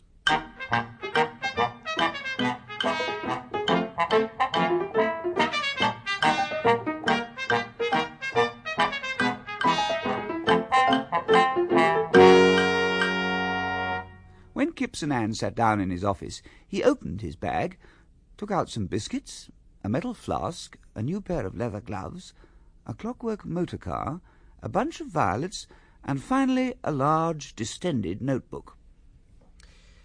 Right, here we are. Now, Mr. and Mrs. Kipps, tell me exactly what sort of accommodation you require. Well, we want cupboards. Very well. Cupboards. But how many rooms? Well, not too many. Bedrooms, for example. How many? Oh, we want one of them. We might want another, Artie. You know. 2 then? 2 bedrooms? My dear chap, the merest shooting box. Well, you would want a bedroom which could serve for the nanny, if I may be so bold. 3 then? And you're bound to have the occasional guest. 4, I suppose. And if there were the patter of any more tiny feet, I really think it would be hard to manage with fewer than 6. Hot and cold water laid on to each bedroom. We've settled on that, at any rate. Plumbing is very expensive, Mrs. Kipps. Indeed, it is not something I would normally suggest to my clients. Not that sort of plumbing. Well, I don't care what the thing costs, as long as it's what we want. Ah. I see. Well, let's chat a little about the exterior. How about a Queen Anne style? What's that when it's around? The great advantage of the Queen Anne style is that it allows for such variety. For example, you could have internal features such as an old English oak staircase and a gallery. Oh, that sounds nice. Right, I'll put down 6 bedrooms, one with barred windows, suitable for nursery. The ceiling of the coal cellar has to be at the right height. Mrs. Kipps, are you suggesting that we put the coal cellar at the top of the house? No, but we could have it on the ground floor, with the staircase outside. It might be made a feature, I suppose. Now, how about gas heating? Oh, yes, we must have heating. In every room. In every room. I presume there will also be a breakfast room, a dining room, and a study for Mr. Kipps. I don't know. Oh, well, I'd like a little bit of a study. Not a bigger one, of course, then, but one with a desk and bookshelves where I could have a book or 2. Yeah, I'd like that. Then we'll have a little study. Little study. But I don't see what we want a drawing room and a dining room and a kitchen for. If we was going to let in the summer, then well and good. But we're not going to let. You couldn't possibly have a house without a drawing room. I could not design a house without a drawing room. And there is room for it. Well, you can put in a drawing room, but we shan't use it. The discussion continued when they had left the architect's office. Fancy, Anne. A little house, all of our own. I don't know what we want all them rooms for, Artie. Well, they're necessary. You heard the architect say so. A study? We don't study, do we, Artie? We get on and do things. When I get that study, Anne, I shall do a bit of reading I've often wanted to do. I shall make a habit of going in there and reading something of an hour every day. Well, there's Shakespeare and Ibsen and Wild Duck and a lot of things a man like me ought to read. Self-help, that's what it is. It's a distinctive English characteristic. Someone told me that once. Besides, Anne, we've got to have somewhere to put the encyclopedia. The what? The encyclopedia. It's a book. Well, one big book split up into lots of little books. We've got to have an encyclopedia, and if we have an encyclopedia, we've got to have a study. It stands to reason. I suppose so, Artie. Come on. Oh, we'll get a cup of tea and a bun and talk about the furniture and the curtains. When the architect had drawn up the plan, they went to visit him again. Now, Mr. Kipps. Yes? Okay, yes. Now, here we are. A plain style with practically no external features, in the best Folkestone style. If I do say it myself, it is perhaps a little too good for Hythe. Now, A central hall with a staircase, Moorish gallery, Tudor stained-glass window, crenellated battlements, octagonal bay windows, surmounted by an oriental dome of metal. It looks very big. 11 bedrooms, worked in easy as easy. We won't all them bedrooms. Make this one box room, then. 4 servants would hardly be enough. Oh, I think you could manage with 4. I don't know. We'll have to think it over a bit. The architect had drawn the plans on a transparent bluish paper that smelt abominably. He painted the house very nicely, in brick red and ginger, arsenic green, and a leaden sort of blue. The Kippses pored over the plans together, and with Artie's uncle, who came over from New Romney to visit them. What you reckon then, Uncle? Oh, not at all bad. You got any more of this here whiskey? Of course, Uncle. Oh, Tar. I say, I saw a lot of young officer fellas when I was coming along on the bus. You ought to join the volunteers, my boy, and get to know a few. Oh, I dare say I might, later. They'd make you an officer in no time. They want officers, and it isn't everyone who can afford it. You bought a dog yet? Not yet, Uncle. Nor a motor car? Not yet, Uncle. Quite right. Now, don't get one of these trashy cheap ones when you do. You get one that'll last a lifetime. I don't really think I fancy a motor car. Quite right. I expect you'll be happier sitting at home. Well, we're both pretty busy, what we're thinking about the house. Look at what it says. Plan of a house for Arthur Kipps, Esquire. Oh, very smart. We couldn't find what we wanted, so we thought, why shouldn't we run out one for ourselves? Nah, it's a speculation, of course. I must say, this isn't exactly the sort of house I should expect you to have. Practically, it's a villa. It's the sort of house a bank clerk might have. It isn't what I should call a gentleman's house, Artie. Well, it's plain, of course. So long as it's comfortable. You ain't comfortable, my girl, in this world, not if you don't live up to your position. A house of this sort is what a retired tradesman might have. Or a solicitor. It's got 11 bedrooms. Is that more what a gentleman would have? 11 bedrooms? Well, let's have another look. Oh, now you could have a billiard room there. A lot of these officers would be glad of a game of billiards. What's all these dots? Shrubbery. Flowering shrubbery. Don't you think 11 bedrooms is a bit of a lot? You'll want them, my girl. As you get on, you'll be having visitors. Friends of your husband's from the School of Musketry. You can't never tell. If we have a shrubbery, we shall have to have a gardener. If you don't have a shrubbery, how are you going to prevent every jackanapes that goes by staring into your drawing-room window? We ain't used to a shrubbery. We can get on very well without one. It isn't what you're used to. It's what you ought to have now. Study and library. Oh, that's good. That's very good. The discussion continued even after old Kipps had taken himself home. Well, Uncle liked it. I don't know, Artie. 11 bedrooms. Just think of all that cleaning. Uncle's right. We must have servants. We've got to keep up our position. I can't have you scrubbing floors. You've got to have a servant or two, and you've got to manage a house. You wouldn't want me ashamed, would you? No, Artie. But I did want it to be a little house, a handy little house, just for us. I'm not only thinking of myself. I'm thinking of you too, and other people. I don't want us to be looked down upon. But who would look down on us? Well, there's young Walsingham, my solicitor, what handles all me money. I don't want him sneering and sniffing at me. I'm as good as him now, even if I didn't marry his sister. I'm sorry, Artie, I wasn't thinking. We'll have the big house. I don't want anyone saying I've dragged you down. Well, except, well, maybe you are right, Anne. I mean... No, Artie. It means a lot to you, and we'll have it.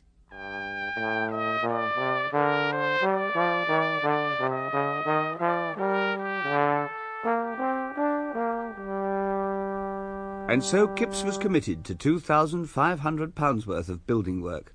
Soon he became the owner of a freehold plot of 3/8 of an acre, and saw the turf being wheeled away from the site that should one day be his home. Here we are, Anne. This is where my study's going to be. It's just a pile of stones, Artie. Well, that's what's exciting about building a house. It's the imagining. Here, we'll have to think of a name for it. Home cottage, how about that? Oh, I like cottage for an house. But then with 11 bedrooms, it isn't exactly a cottage. Properly speaking, it's more like a villa. Oh, how about Home Villa, then? How about Eureka Villa? What's Eureka? It's a name. There used to be Eureka Dressfasters when I was apprentice draper. Oh, come to think of it, there's lots of names we got out of a shop. We could have Pyjama Villa. Then there was Mariposa. It's a sort of oatmeal cloth. We can't call an house Pyjama Villa, Artie. Why not? We can call it anything we like. Well, so long as it fits, eh? I could call it Waddicombe, after my grandfather Waddy, who left me all my money. Or something simple like Number 1. Or patriotic like Empire Villa. Or elegant like Sandring. Or appetising, like steak and kidney villa. As Anne and Kipps walked home, their spirits lightened by the prospect of choosing a name for the house, Kipps was reminded of the momentous surprise when he first learned that he was to be elevated from the position of humble draper in a Folkestone emporium to that of young gentleman with a private income to dispose of. The announcement had been made, he remembered, by a solicitor called Bean. Old Bean, of Watchenham Bean. Oh. Kipps had come a long way since that day.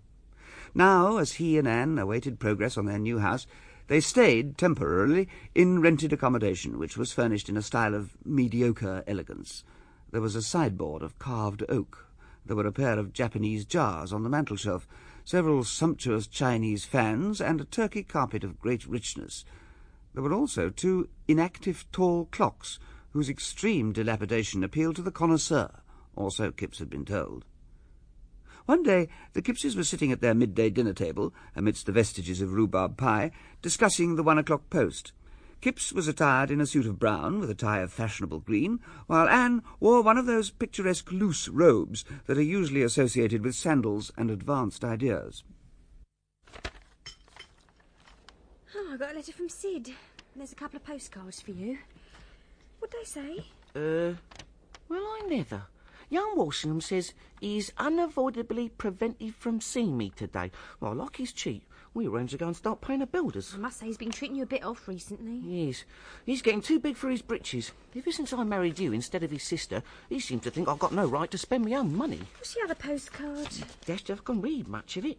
C.H. Oh, by Jove, he's from Chitlow. You know, the actor chap I met a while ago. Now, what's this say? Oh, yes. What price Harry now? Well, I expect he's either done something or not done something towards getting on that play of his. A play he's acting in? I'll play what he wrote. Always up to something. Actually, I invested some money in it. Some money? Yeah, a couple of thousand. Couple of thousand? Oh, it was a safe investment. He assured me. Well, actually, he sort of talked me into it somehow, without my really knowing what was going on. Very amusing chap he could be. Well, sometimes. Always up to something. Full of stories. Maybe he's had a bit of luck. Oh, I can't read the rest. His handwriting's terrible. I'll clear the things away if you've finished. What you going to do now, then? Go for a walk? Well, I went for a walk yesterday. I suppose I could go for another. Bit windy out. Take your scarf. I wonder why young Walsingham won't see me. It's all lies about him being too busy, I'm sure it is. It's raining, Artie. Put on your mackintosh. Right-ho. When I come back, let's have a bit of tea and some toasted tea cake, eh? Toast it in front of the fire. Righto, Artie. Tea and toasted tea cake.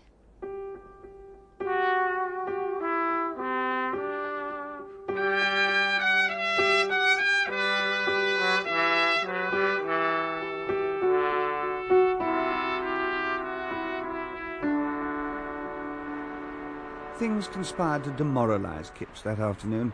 His mackintosh flapped round his legs, the rain stung his cheek, and then, quite abruptly, the weather changed. The sun shone, and there was Kipps in his mackintosh and squeaky leggings, looking like a fool.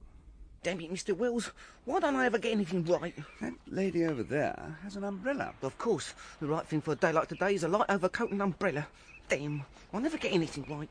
Look how the house is getting on, Kipps. There's no one here. It's just trenches for the wet concrete.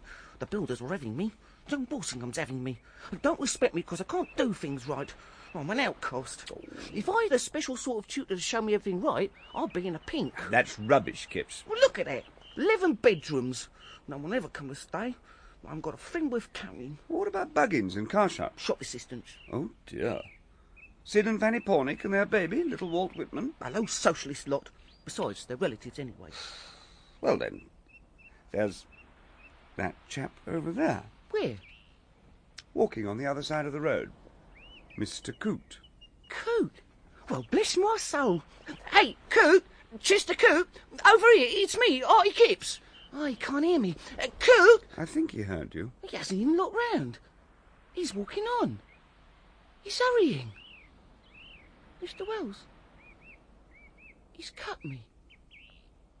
Chester Coote has cut me. That is the end. It really is. Well, perhaps I was wrong. Perhaps he didn't hear you. No. He heard me. And he cut me. Oh, Lord. There's nothing left. That's a little unfair. Oh, well, you tell me. Who else is there left? I'm surprised at you, Arthur Kipps. There's Anne. Oh, she's just Anne. Just Anne? Oh, well, I suppose she's all right. But she's been all tearful and moody lately. Has she now? What's that supposed to mean? It's supposed to mean, have you thought about why she's all tearful and moody? Well, to worry about the house, I suppose. Oh, come on, Kipps. Well, what else?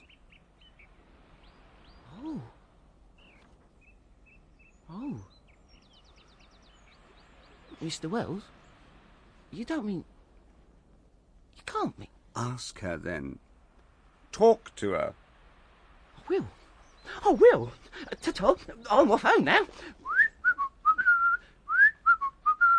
Although Kipps was hurrying home with some hopeful excitement in his heart, it must be confessed that the passing encounter with Coote, or rather the lack of encounter, had gone very deep. Coote, who had spoken to him of self-help. Coote, who had lent him books on the language of flowers and manners and etiquette. Coote, whose sister had spoken to him of the world's 100 best paintings. Coote, whom he had considered his friend, cutting him because he had married beneath his station. He was in a mental turmoil and in physical discomfort as his mackintosh swished against his leggings and his leggings piped and whistled over his boot tops.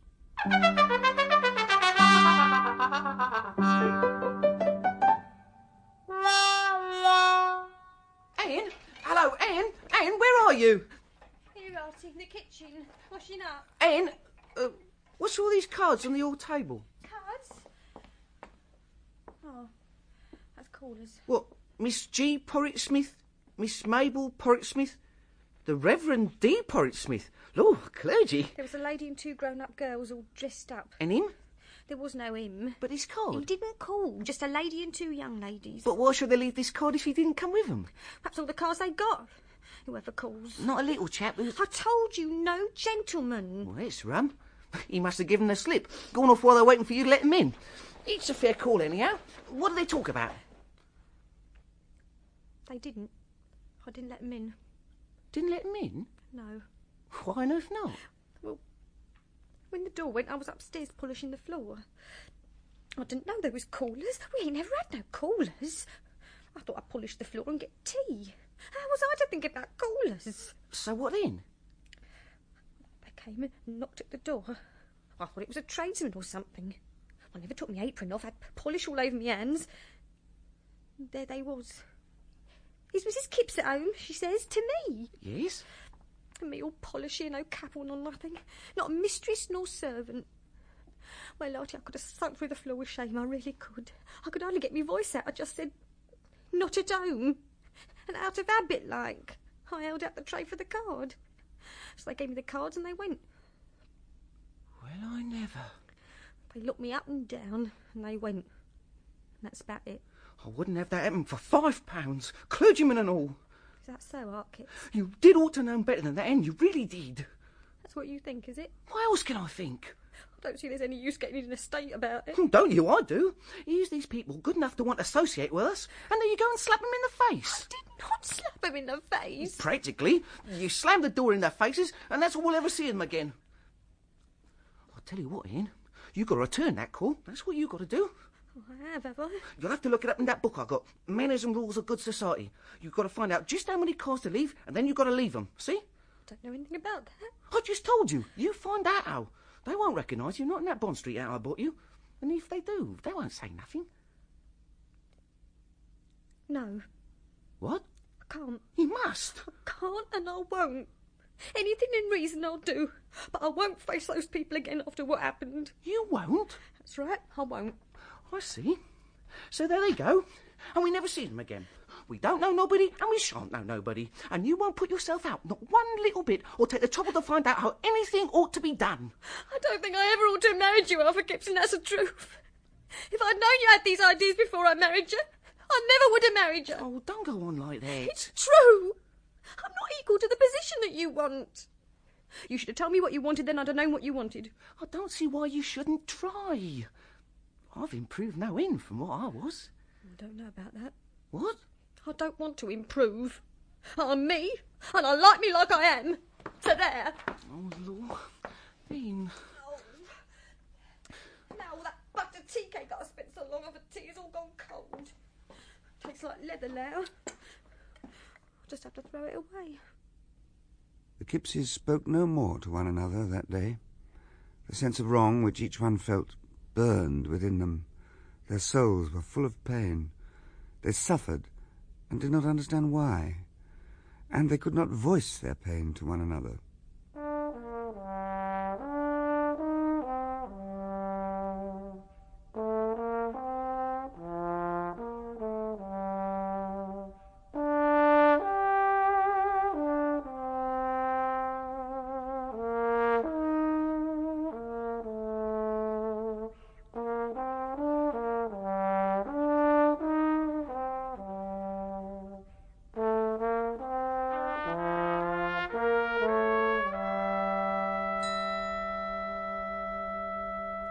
Next morning, Kipps received a telegram from his ex-fiancée, Helen Walsingham, summoning him to Folkestone urgently.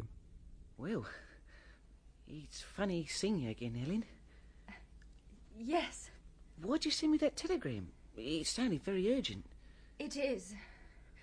I'm afraid I've got some rather bad news. Not your mother? Well, Mother is quite distraught. She's had to take to her bed. No, it's Henry. Oh, I've been trying to get hold of him. See, he's got I'm afraid you won't be able to find him. He's not lost, is he? Well, not exactly. He's gone away. Well, he'll be back, won't he? I don't think so. I'm horribly afraid, Arthur, that Henry is not all he should be. You see, he was always rather careless with money, pocket money, when he was a child, that sort of thing. But now, well, it's other people's money he's rather careless with. Oh, law. Yes, oh, law. And after all that Mother and I hoped for. Well, it is not to be. We shall not be able to move to London or anything. Well, never mind. You can stay here. It's worse than that, you see. I'm terribly afraid that he has embezzled, well, your money, among others. Well, that sounds very important. But it is important. It is quite shocking. Oh, I'm sure you'll get over it. Arthur, I don't think you quite understand. Do you know what embezzlement means? No. But I'm sure he knows what he's doing. Oh, I think he does. Look, perhaps we'd better go to a solicitor who can explain it to you. But I've got a solicitor. Your brother Henry, he's my solicitor. I think you will need another solicitor. Come, we can go now. Ellen, can I ask you something? The solicitor will be able to answer all your questions, Arthur. No, something personal. When I said I couldn't marry you, was he very angry? Well, not really. No. I think we would not have been ideally suited. So you're not mad at me? Oh, no, Arthur. How could I be? Oh. After having the word embezzled explained to him, his face was very white when he returned home to Anne, and so urgent was his news that he broke the silence between them. Anne, I've got something to tell you. What, Artie? He's gone. Young Walsingham. He's cleared off. I don't understand. He's gone for good. I saw Ellen, his sister. She sent me the telegram and she told me everything. He'd been speculating. He speculated our money and other people's money, and now he's slung his hook. You mean he's lost our money? Yes, all of it. Not a penny left. If I had him here, I'd wring his neck, I would. What turn up? He bought things dear and he sold them cheap. We're ruined. Oh, I don't know. Anne, I just told you. Oh, I don't mean to shout at you, but I'm so shook up. What did Ellen say? She told me to get another solicitor straight away and get him to help me. I think she always knew her brother wasn't reliable, but didn't like to say. So what do you do then? I went to old Bean, who was my solicitor, before I give all the money to young Walsingham. What did he say? Well, he couldn't tell me much till we got a few more facts. And there's the new house and heaven knows how many other debts. Oh, I don't think I shall mind it all that much. We was fools, Anne, and didn't know our benefits. And then there's Buggins.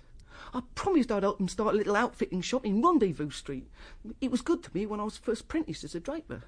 I think it might not be as bad as you think. We're bankrupt. I ought to have known. I don't mind so much for myself. But there's you, Anne. I don't think it's a disaster. But I don't mind working. I won't go back into service, that's out of the question now I'm married, and, well, there's other things. But I could do other jobs, like work in a shop. It'd be more company than cleaning a house on my own all day. Oh, I couldn't do all that again. Looking at advertisements and trying to find a good place. I fancy all that beginning again. Look, Artie, first, you should wait till you hear from old Bean. And second, we'll manage all right, honest. I don't know how you can think like that. It's the way I am. Oh, Anne, I've been so cross with you and a fool about them cards. I'm sorry. That was just silly. I nearly forgot about that already. I didn't really care whether or not you called on that clergyman. Of course you didn't. Now, you were so het up yesterday that I didn't get a chance to tell you something. And I had something to ask you and I clean forgot it. Well? Is it true? If it means what I think it does, then it is. I'm going to have a baby. We're going to have a baby. What? Really? Oh, Anne. Oh, Anne, how clever you are. Oh, no, Mr. Kipps, how clever you are. Well, anyway, we've got to celebrate. What shall we do? Shall we go for a walk? Go out to tea? Go out to a restaurant? Oh. Oh, no. Oh, dear. Are we going to manage with a baby? I said we'll manage. Now, we'll go for a walk, and then we'll come back, and we'll have hot buttered toast and tea, and then we'll go to bed.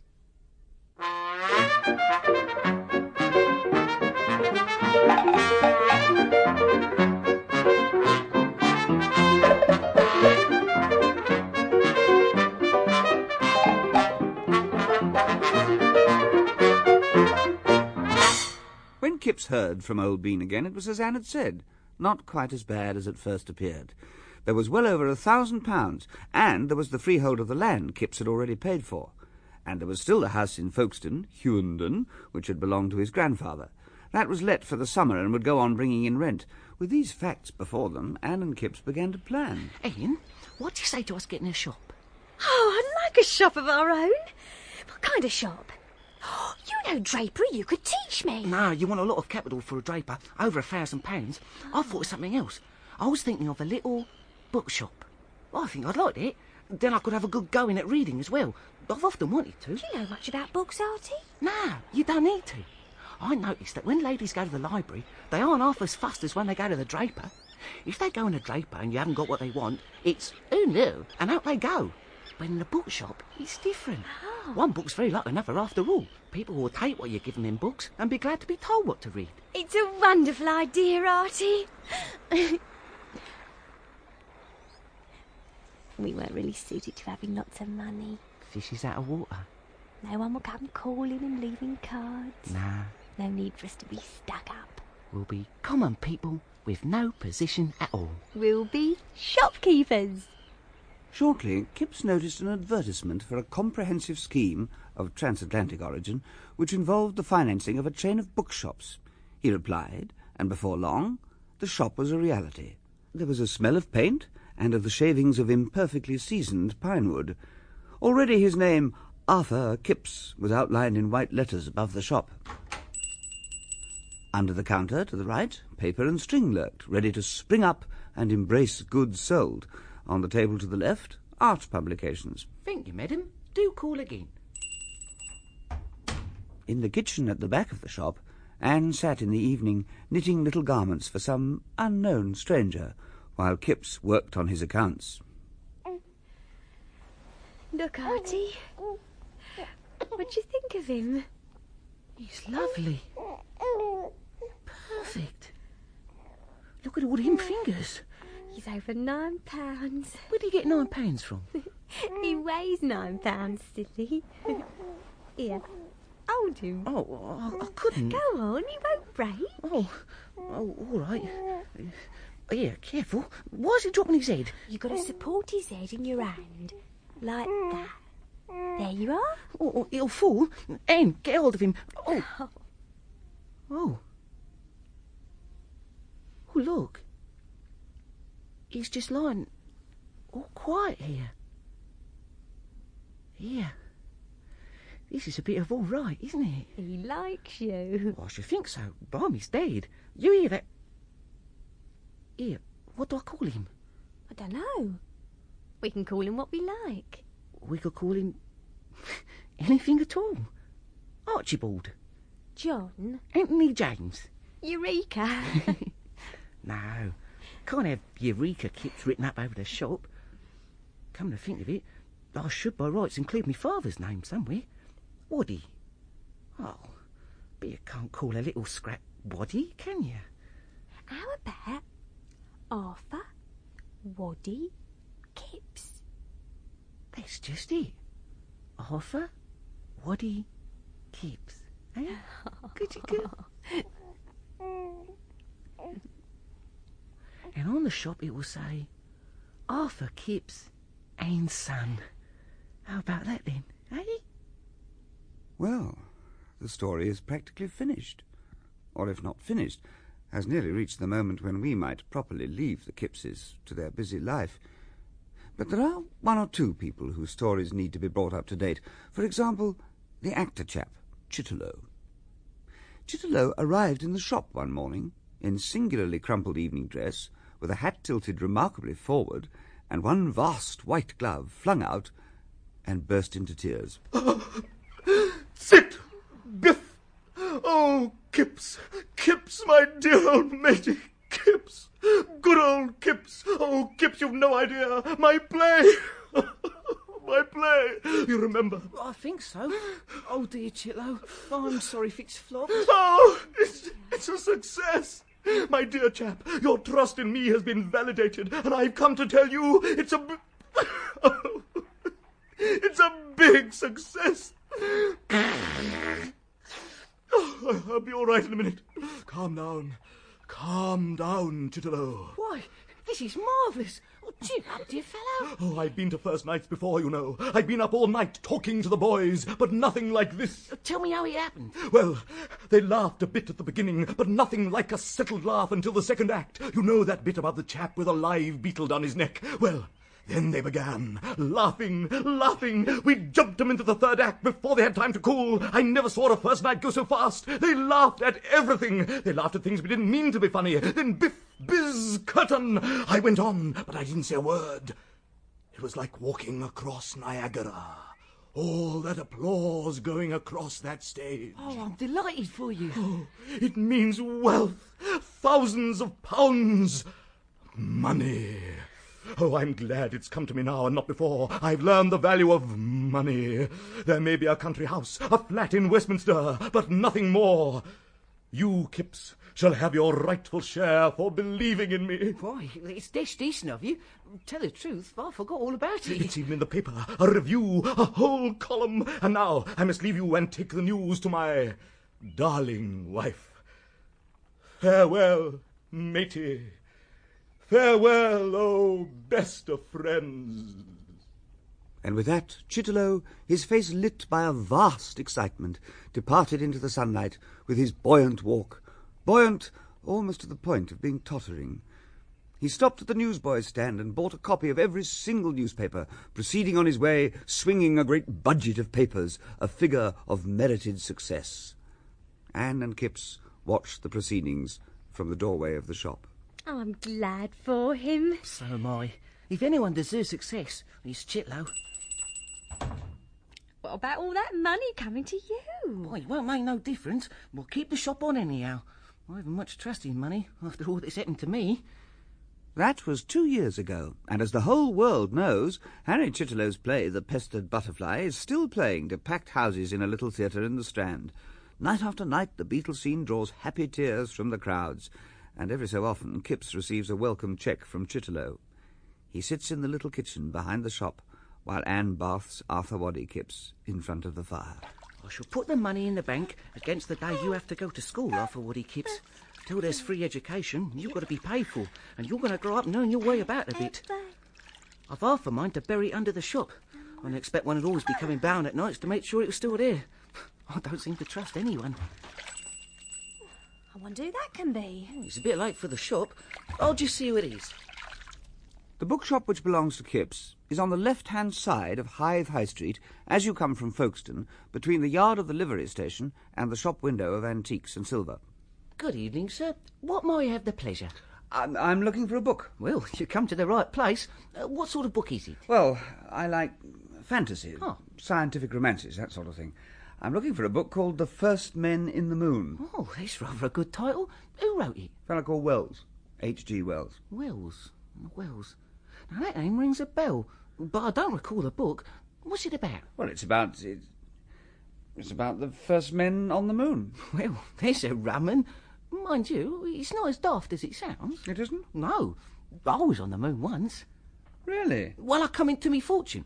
You may not believe it to look at me, but I inherited a fortune once. Did you? Oh, yes. Run through it. Then I got another, speculating in plays. I'd even keep this shop on if I didn't want to, you know. But it's something to do. And I'll get to meet gentlemen like yourself, what read books I never dream about. And write them, too. Pardon? Yeah, oh, nothing. Of course, I've seen some things. In my youth, of course. I could tell you a story or two. Well, everyone has a story to tell. That's just it. Now, I've wrote down the title of that book you wanted. Are you sure it's no trouble for you? No trouble, I assure you. I'll order it for you. Should be here in a couple of weeks. I'll call again. Please do. I'm always pleased to have a chat. You stopping here for your holidays? Yes, after a fashion.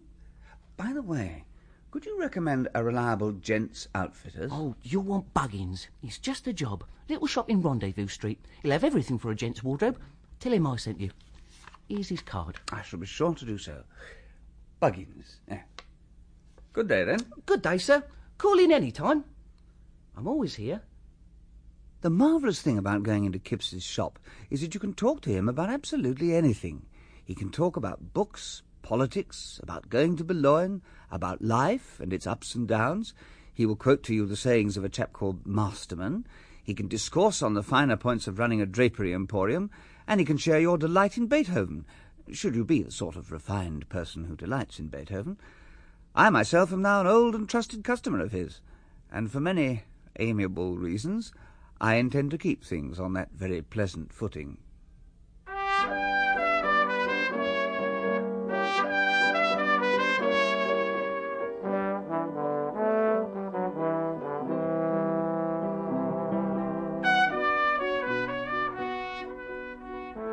One day, during that very beautiful summer, Kipps and Anne went for a row on the Hythe Canal. There was the water, shining bright, and the sky a deepening blue, and the great trees that dipped their boughs in the water. And out of the darkness of the water rose a question. The question of the wonder of the beauty, the purposeless, inconsecutive beauty that falls so strangely among the happenings and memories of life. The question, however, never quite reached the surface of Kipp's mind. It never took to itself substance or form. Artie? What, Anne? Penny for your thoughts, Artie. Oh, I don't think they're worth as much as that. I wasn't really thinking of anything at all. No. Not anything at all? Well, I suppose I was just thinking what a rum go everything is. I expect it was just something a bit like that. Funny old Artie. Ain't I, though? I don't suppose there was ever a chap quite like me before. No, I don't expect there was, Artie. And then again, I don't know. I just don't know. And if Kipps doesn't know, who am I to say whether there has ever been anyone quite like him?